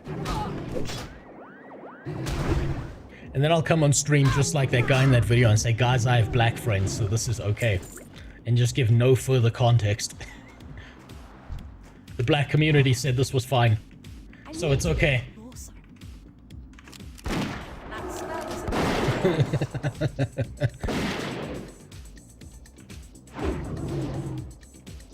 God damn it, why do I keep missing?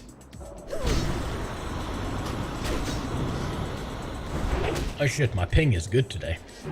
245. Only one quarter of a second behind. Damn. This is the true classic experience.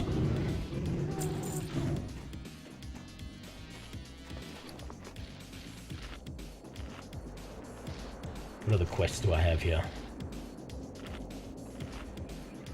Okay, Wendigo mains, and I've got to get the Rhapsody malt.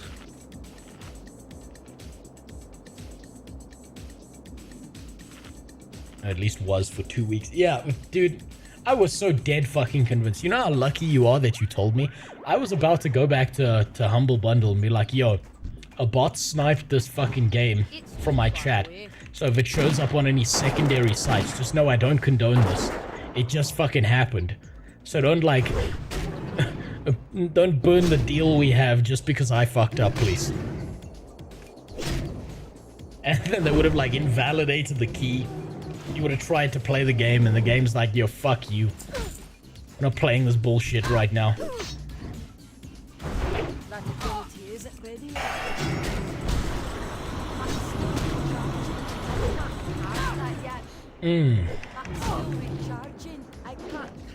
I know, guys, my viewership is dropping. I think I need to.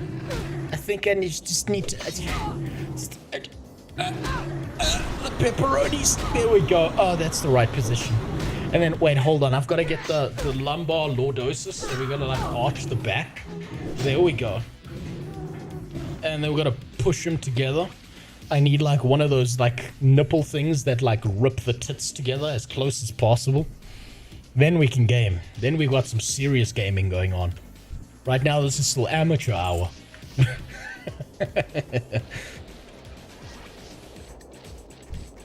Damn, how do these whores do this? For long periods of time, every single day. Does this shit not get tiring for them? I suppose if I was one of those women, it would be so much easier to cry into my second-hand Lamborghini about how difficult life is, huh? How one pile of money isn't enough. It's too far away.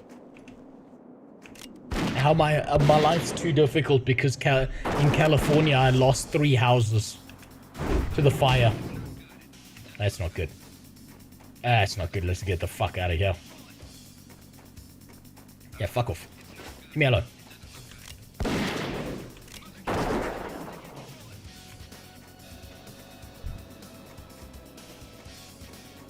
They don't actually play games. That's fair. Isn't it like... Wasn't it this whole time where... there were a bunch of these e-whores doing this thing pretending where they were playing games?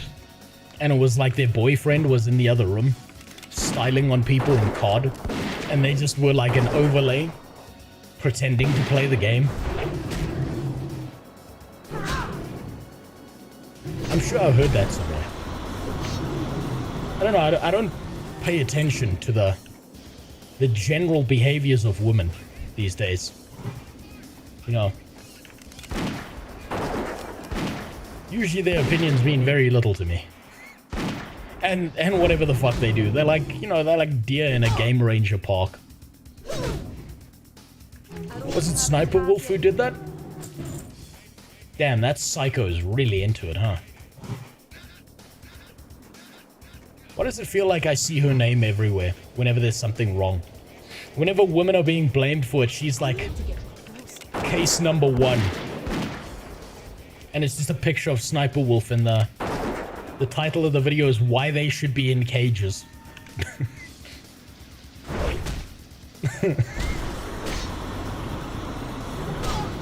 But hey, look, I think that's a unfair comparison on the one, you know.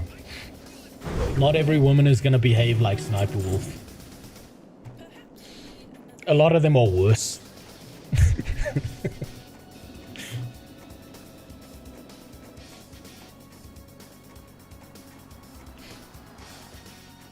Right.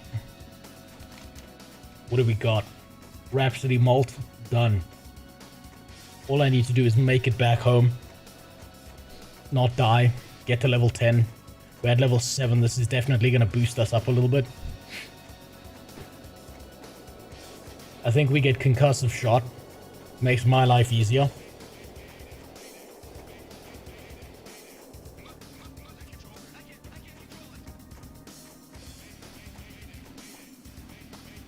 Go in here, buy a Rhapsody Malt.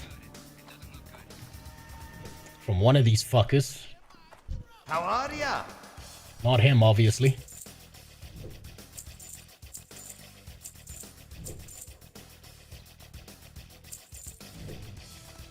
Watch your back. Is it you? Great to meet you. Yeah, it's you.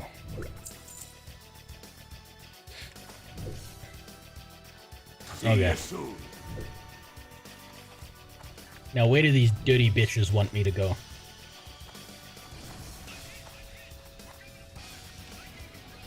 If I remember correctly, it's here and then like up and around the corner. Keep your feet on the ground.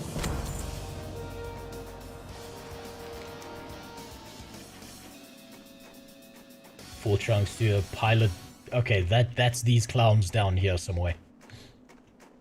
Which race is best in Hunter in Classic? Orc. Hands down, Orc. It's not even close. Buffs to your pets.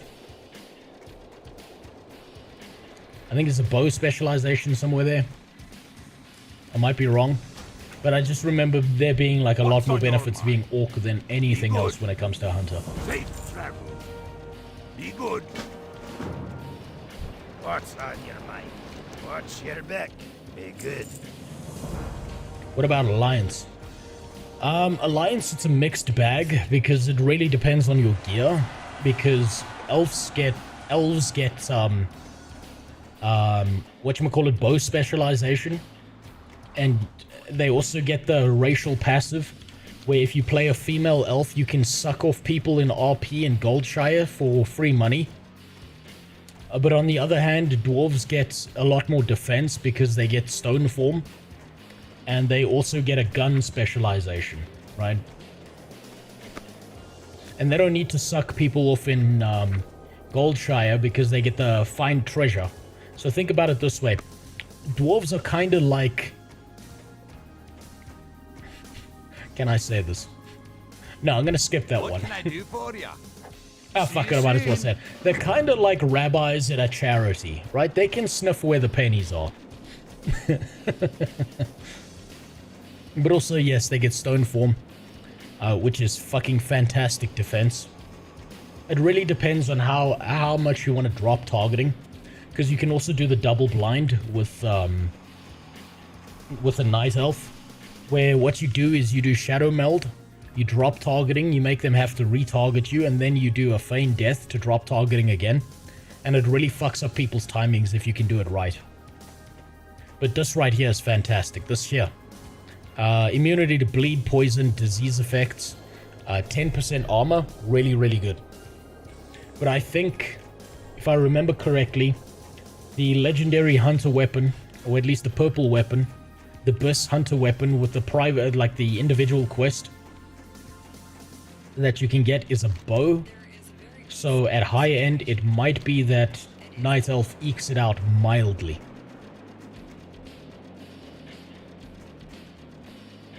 But that's like a bunch of theory crafting shit. And that's like a game of percentages. Where do I have to go? Cask, Evershine from Brunel Village, and go kill Frostmane Trolls.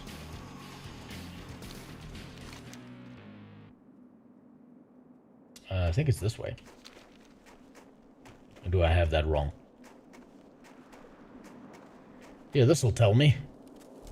Loch Modan. No. Fuck. God, I've got to read. I can't believe I have to read. The most devastating day of my life. It's just right. This is right up there. I can't believe this would happen to an e-girl like me.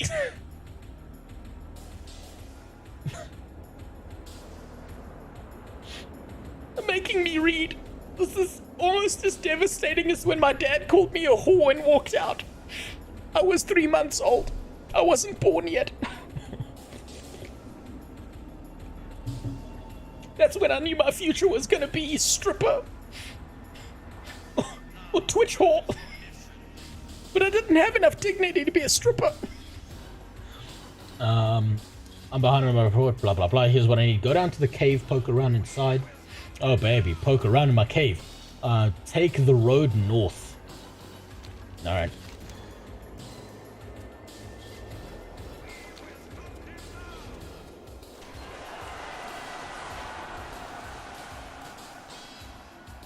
Yeah, taking the road north. Now I get a dwarf sniff out the panties. That's why elves were forced to learn shadow meld. That shadow meld means nothing to the power of scent. If you can sniff the stank, you can find it. Little known fact about dwarves and their biology in World of Warcraft. Eyes are secondary to dwarves. Right? They use their gigantic nose to sniff out pennies and coins. all the time. It's what makes them such a powerful and rich race. They've also infiltrated the entertainment industry. So they can get you to believe whatever they want. Oh yeah, there we go. That's gonna be my next desktop. Next stream, that's my desktop. It's over for these e-whores. They're never gonna be able to catch up to me. Me and my smoker's voice.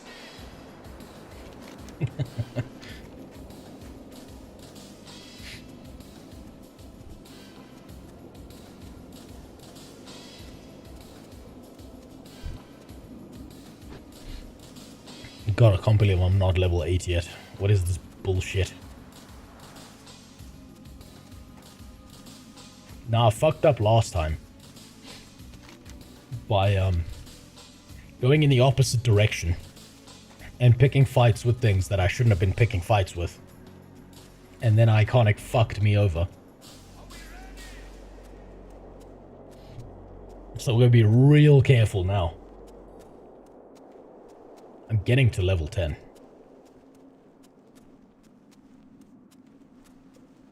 So what's the law that dwarves keep little kids in their town? No. You're thinking of...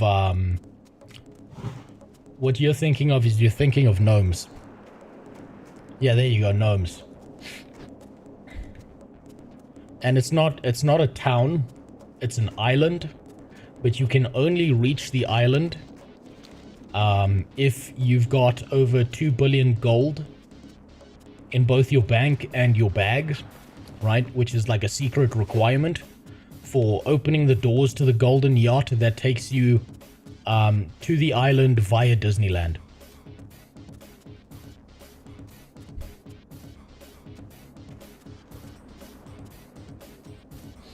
There's no way, Lord Footner. I'm sorry, there's no way the Smurfs are Amish people. You telling me that many dudes are fucking Smurfette and they're Amish? I suppose if they're all related, it's fine, right? Smurfette's getting the Chris Chan treatment. What did you join into? You joined into the best e-whore on the planet, Potato. You just don't know it yet.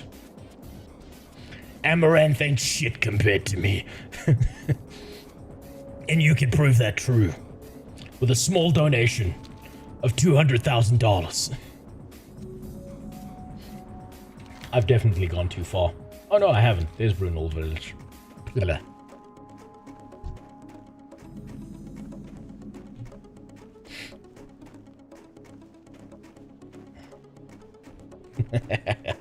Hey, this is what the stream shows. I owe the stream one eagle cosplay because I spun it on the whipping wheel, but unfortunately my last costume got kind of fucked up. Oh, fuck you. Get the fuck away from me.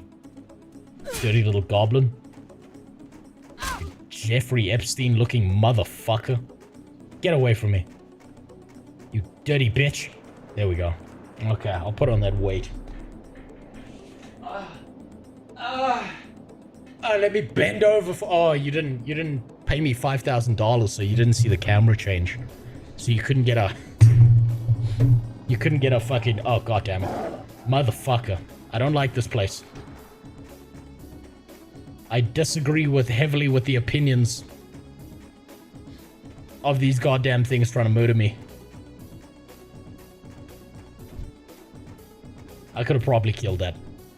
But let me put on a weight. And just go... while I do it. Try and explain this one, Conk. Try and explain this to your child. What's up, Soul Man? How you doing? You're gonna have very many things to explain to your child. They'll be like, Dad's gay. I'm sorry. I never told your mother. Also, you're not mine.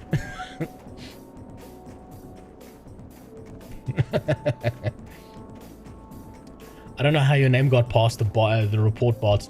I don't know how either, okay? I just know that the adventures of Rild Chapist... I think it's because I'm playing a female character, right? Because they don't go to prison as long as dudes do for touching down on minors. Fuck, that's a little bit too much. Hold on, there we go. We nearly got the spice for free. Pepperonis are not meant to be free. That spell isn't ready yet. Do fake marriage gays keep stranger kids? I don't know, actually.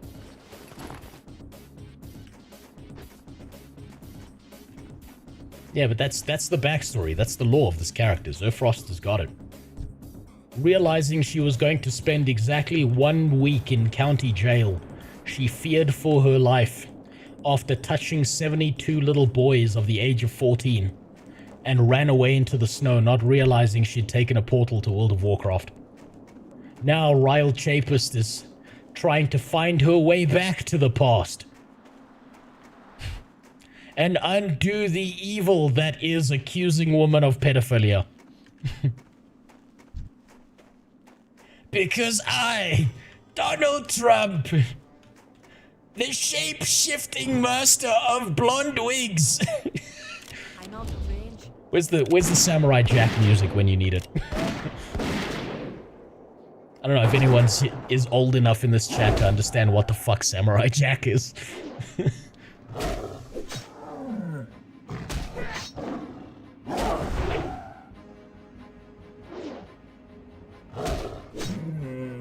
They adopt or pay to get a woman pregnant and have a kid for them. It's very offensive of you to say, Iconic. You're suggesting that gay men can't get pregnant? You know, if this was 2016, we'd cancel your ass for that kind of opinion.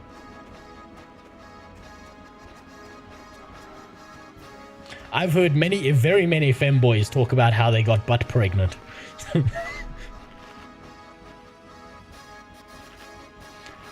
How their bussies got filled.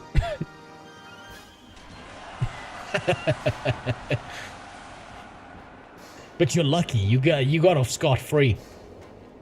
Because we don't live in 2016. We live in 2025. That's right. Black people are considered people now. Did you know they can vote? I bet you didn't, you bigot.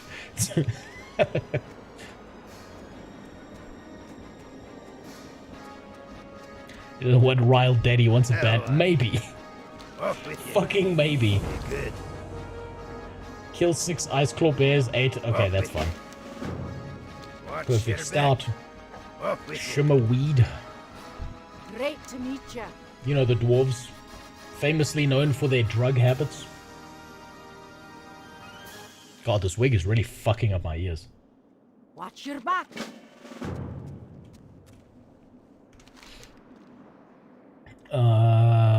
Basement of the Thunderbrew Distillery.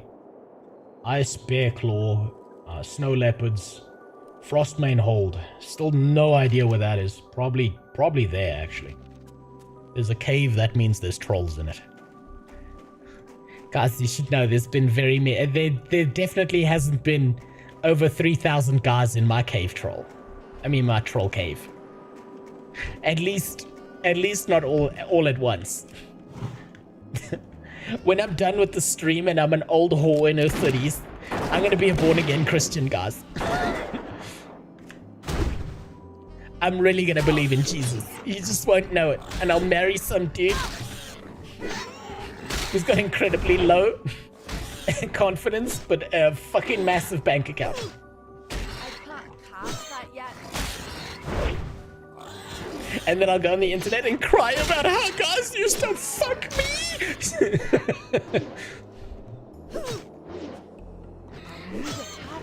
Are we in the...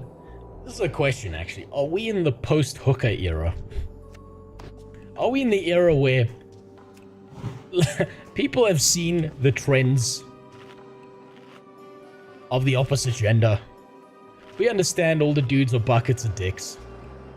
All the women are dirty whores, and no one cares anymore. Are we in that generation yet? Are we there?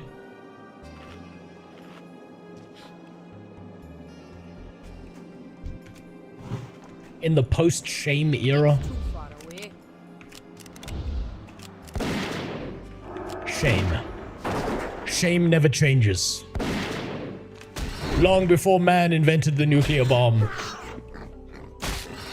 woman invented the tittage through the top of the t-shirt to get men to do what they want. And it worked real fucking well for a few millennia.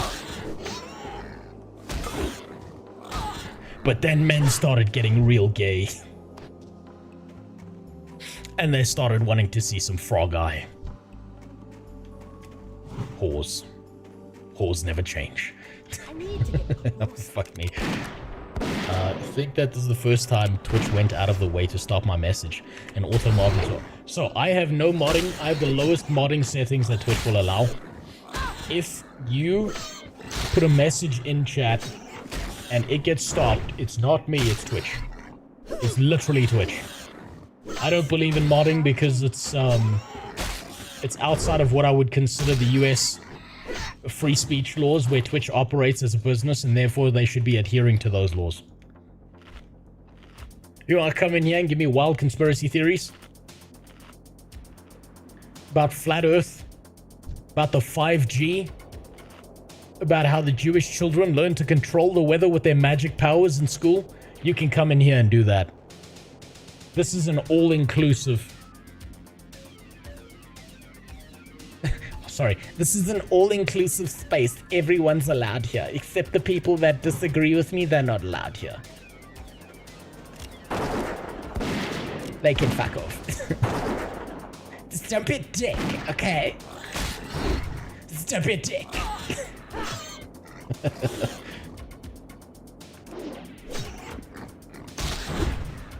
Are you going to tame a boor? No, I'm not.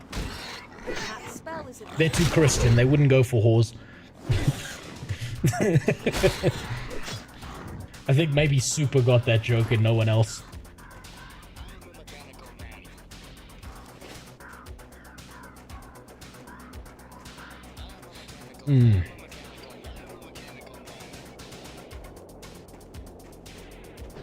Don't worry about it. Need to make the next character named Bifawito. I'll keep it ready for when I die and shit goes sideways, because I'm willing to bet it's gonna happen at some point.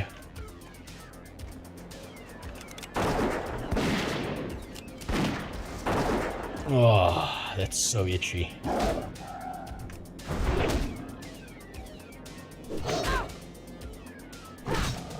This new wig I bought is not the same as my old one. This one's way itchier. Guys, what does it mean if my coochie is itchy? Oh fuck. Oh fuck yeah, I leveled. Fuck you, I can do this.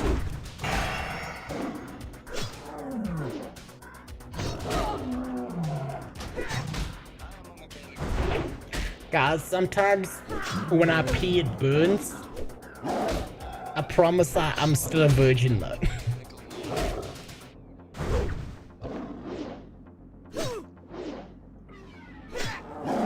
Remember Mr. Handy? No, I don't know who. What, you mean Mr. D? You talk about the man who whipped his fucking cock out after delivering some food to people in my country, and he started joking it right there. Whipped his schlong out, started just jacking off in someone's driveway while they walked away. What a Diogenes philosophical fellow. Send me a picture of your That's fine. I'll send you a jar. All I need is $5,000. I mean, come on. If you can't even donate $5,000 to your favorite e-whore, then are you even really doing it here? What are you doing here? If you just don't have $5,000 right now into my bank account, unmarked so I can avoid taxes. What are you even doing? Go get a job, you fucking brokey. Buy my cookies. My really shit cookies.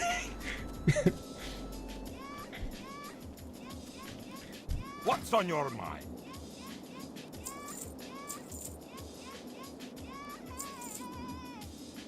Do I have cooking as a skill? Keep your feet on the ground.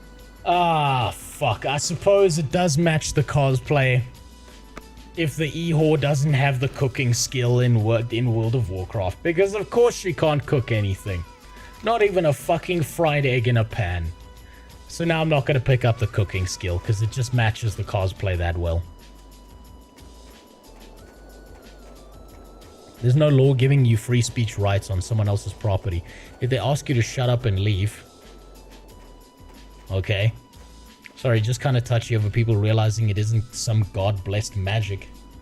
That means they can mouth off without consequence. That's fine, have consequence, whatever the fuck you want.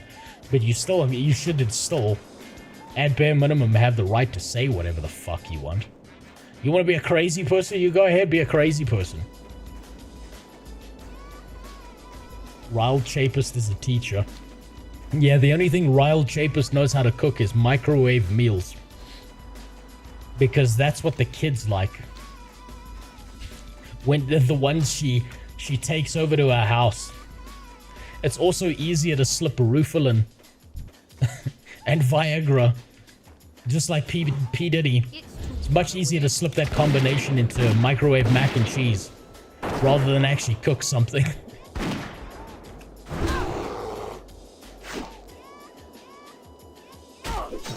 Just chat. Shit, did I not change categories? Ah, I suppose I'm in the right E-whore category, but let me change that.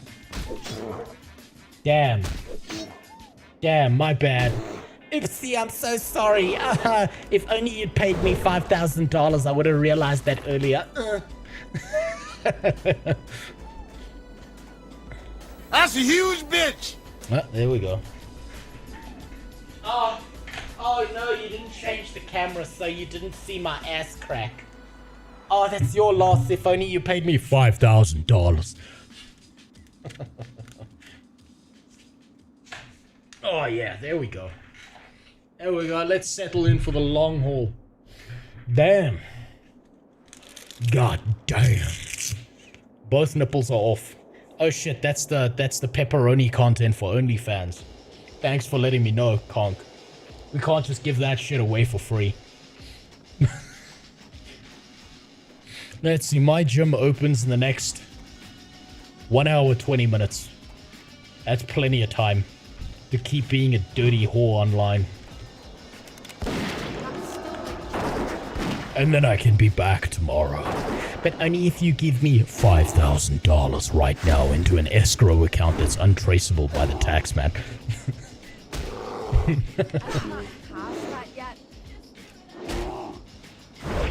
Damn, I missed. This wig is falling apart. Oh, it's so itchy. Man, I don't know how people like Soda do this all day. With their fake hair and shit.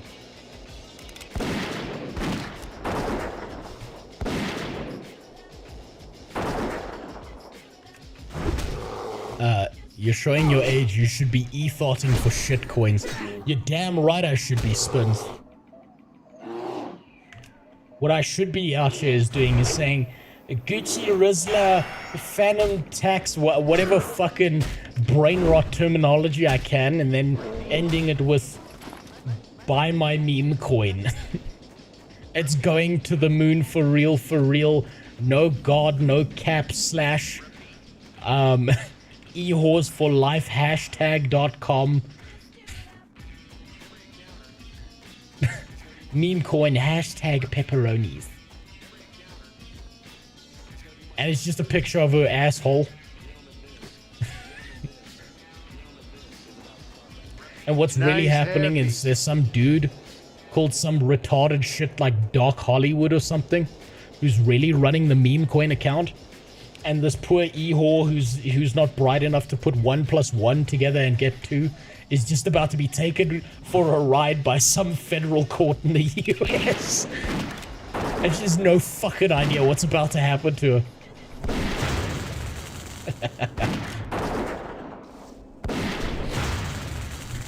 Thank you. I wanted to get a pink one, but it turns out that when you order cheap shit off of Temu, sometimes it just doesn't arrive, bananas. It really upset me. This is real devastating to my confidence. It's like I was raped. And this is my story.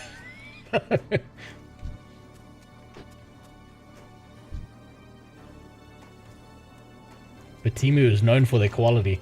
I know, I never saw it coming. It came out of nowhere, kind of like my ex-boyfriend's fist.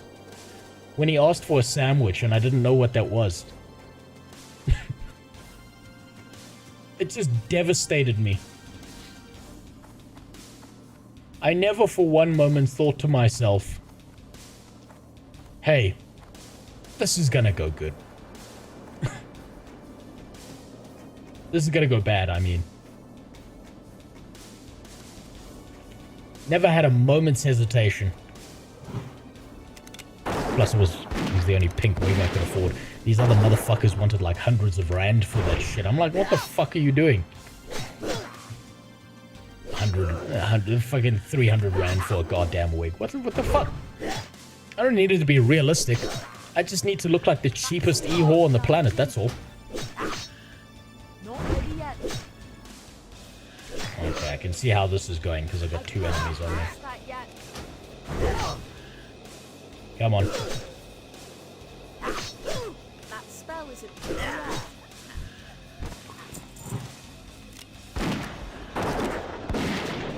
Fuck, I missed.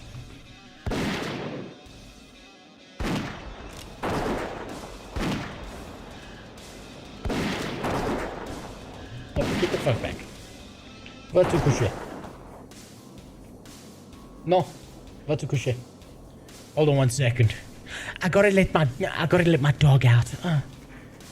I definitely don't fuck it. Or let it fuck me.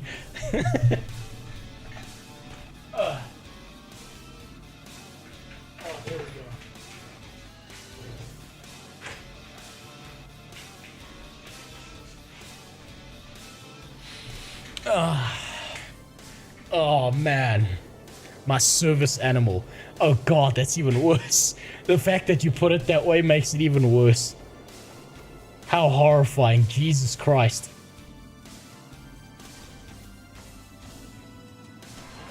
Seriously though, if my dog starts barking, I'm gonna have to go yell at her. Can't ever wake up my wife and kid. I also really don't want to go downstairs looking like this and have to explain.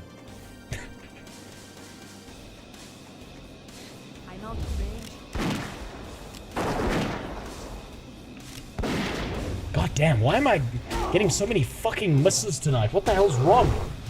I never thought that a Rild Chapist would have a fucking miss rate this high. Jesus Christ. What's wrong with this bitch?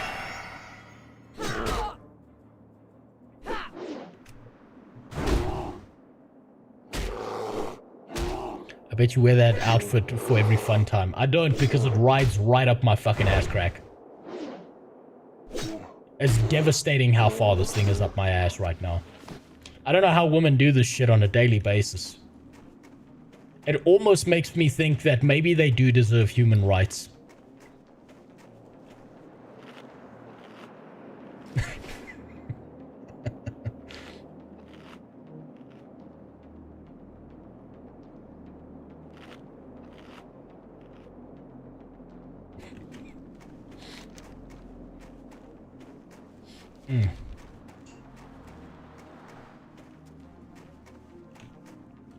Oh my god.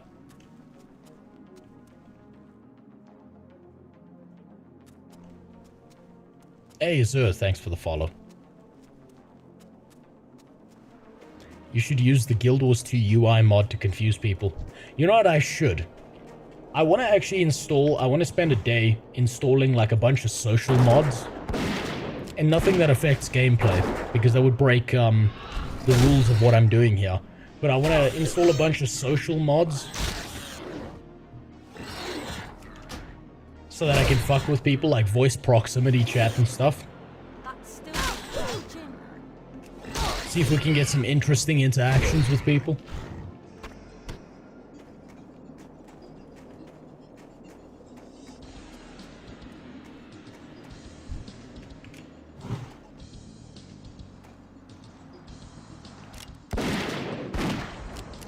You know, I'm playing dangerous games here by not just going and getting my concussive shots, so that's what I'm gonna go do. Even if I have to take the Shoelace Express back here.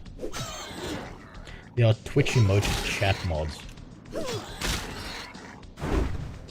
Homie, I've set this shit up so that you can use the /say command to make my character in-game say things.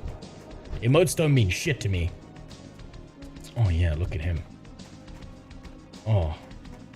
He's only 10 years old, this one. Now you see, if I had voice proximity, I'd be like, hey baby, how you doing? I just lost my job as a teaching assistant.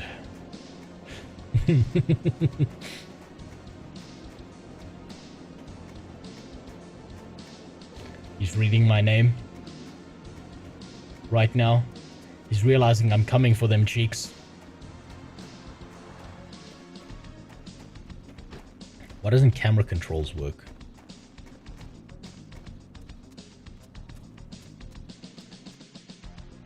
What the fuck?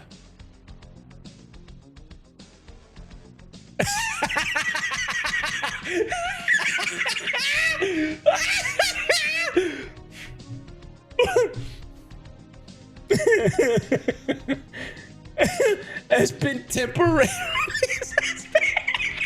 He saw my name and he was like, fuck you. He reported me. Oh my god. Well, my character's not banned. I mean, my character's not dead. He never died. What a pussy. What a fucking pussy. He fucking... I can't believe this would happen to me. This was very discriminatory. I can't believe they'd treat a woman like this. That's so devastating. They fucking banned my shit. So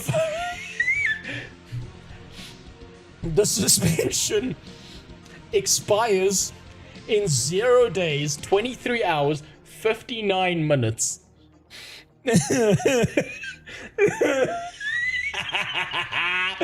Oh my god, what a pussy.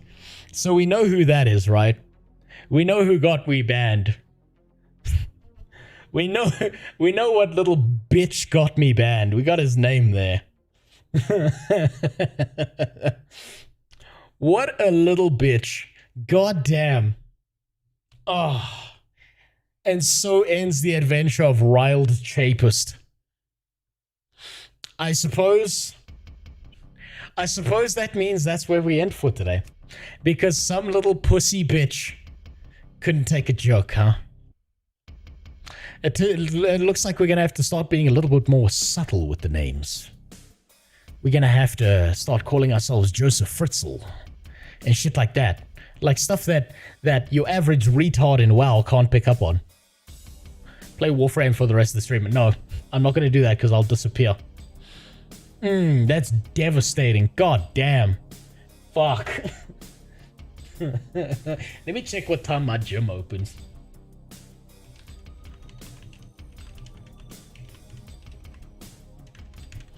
God damn. Oh, hey, it opens in 10 minutes. Looks like they changed the times. Let me just double check. Shit, look at that. Perfect timing. So ends the adventure of Rild Chapist because a little pussy ass bitch couldn't handle the fact that I called my character that and played a middle-aged woman who went as a high school teacher. Now, as far as I'm aware when it comes to this kind of shit, my character's not banned, and my character's not dead. My character's simply banned because a little bitch couldn't handle the name. So I'm gonna have to start like getting a little bit more tasty with the names. But we nearly got to level 10. Need to pick a new name for the force renamed. What was the name? Rild Chapist.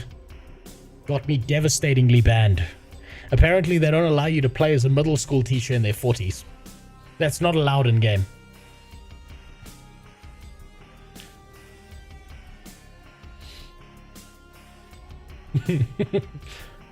Reminds me of the old days when I get banned or get my guild banned.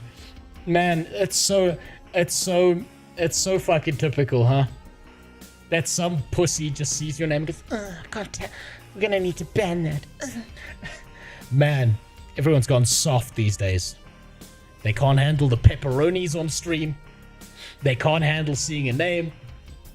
But you know, such is life. Can I be mad? No. Because I knew the risks. I knew what was gonna happen. Damn. Well, I'm gonna go get ready for gym. I have to keep these on. And I have to keep these on. That's better. So I'm gonna do that. I hope you enjoyed. I hope you had a good time.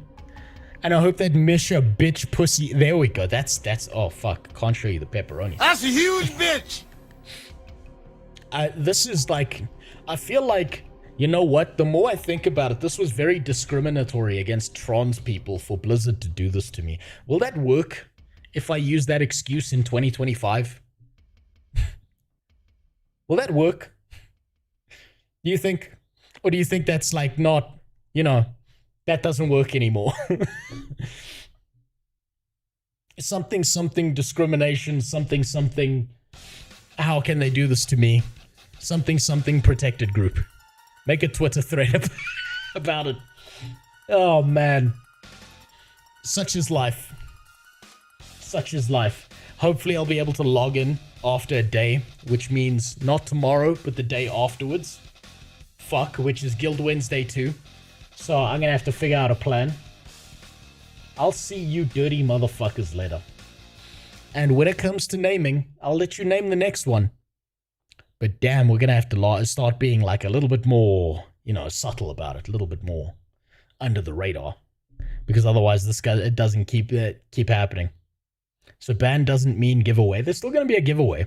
We're getting to that now. So, last part of the stream, right? Stream ended. That's how it is. We've got a giveaway. If you want to enter the giveaway, this is your last opportunity. You need to type !giveaway into the chat so you can get the code. So you can pay homage to the new Führer. And then we'll do the giveaway. Jimmy's drunk. There you go. Now that giveaway code is to keep out the bots. And all the people who don't give me $5,000 for being such a good little dirty whore. There we go. There you go. Right. Now, you're going to have to get on with the giveaway. Let's see. The games that you could get right now. Fuck. Giveaway wheel broken.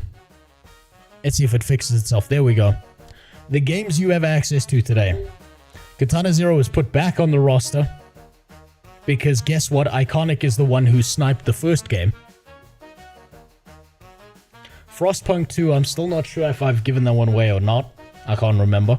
So if it lands on that, I will get a specific code for that if the first one doesn't work. Ruiner, fantastic game. Orbital Bullet, fantastic game. Neo Scavenger, all fantastic games. There will be no take-backs. If you win the game, fuck you. You win the game. Give it to someone else if you don't want it. That's just how it is. I'm not doing this dance back and forth anymore. Now then. Let's spin that wheel.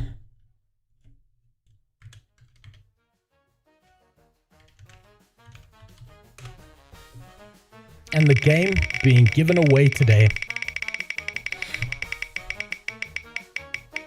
is going to be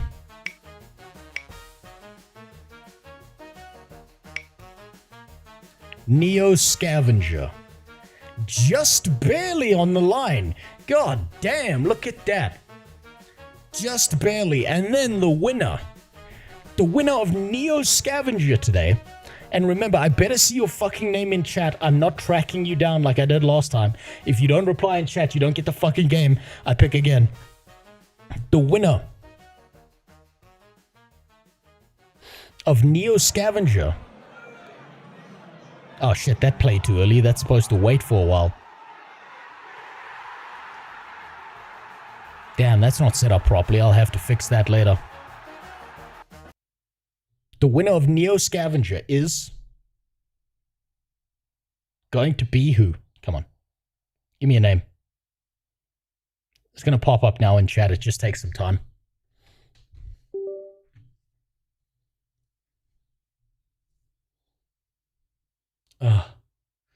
Oh, come on. Who's the winner?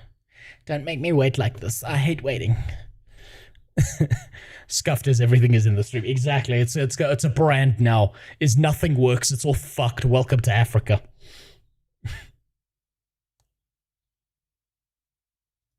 God damn it. You're gonna make me do it like this? Okay. Nothing. It's for free. We'll do it manually. Give me the goddamn winner. What do you owe me? Nothing. It's free. All you gotta be is in the stream. Jimmy, congratulations. After begging endlessly, begging like a slave on a plantation, you finally won something. You won the $15 game Neo Scavenger. A fantastic little RPG game with some real fucked up mechanics. It's super cool to play if you get into it. I hope you enjoy it. Little pixel game, a lot of mechanics behind it. Kind of got that Dwarf Fortress vibe. Here you go. Here's your code. Congratulations. I am now gonna go to the gym. Not like this. I'm gonna keep the weights on while I'm doing shit. And I'm going to spend maybe 30 minutes trying to dig this fucking thing all the way out of my ass crack. Because there's no way I'm getting it out of there without a pickaxe or some shit. So I hope you enjoyed. And I'll see all you dirty bitches either tomorrow or for Guild Wednesday 2 after my WoW account is no longer banned for naming a character Rild Chapist.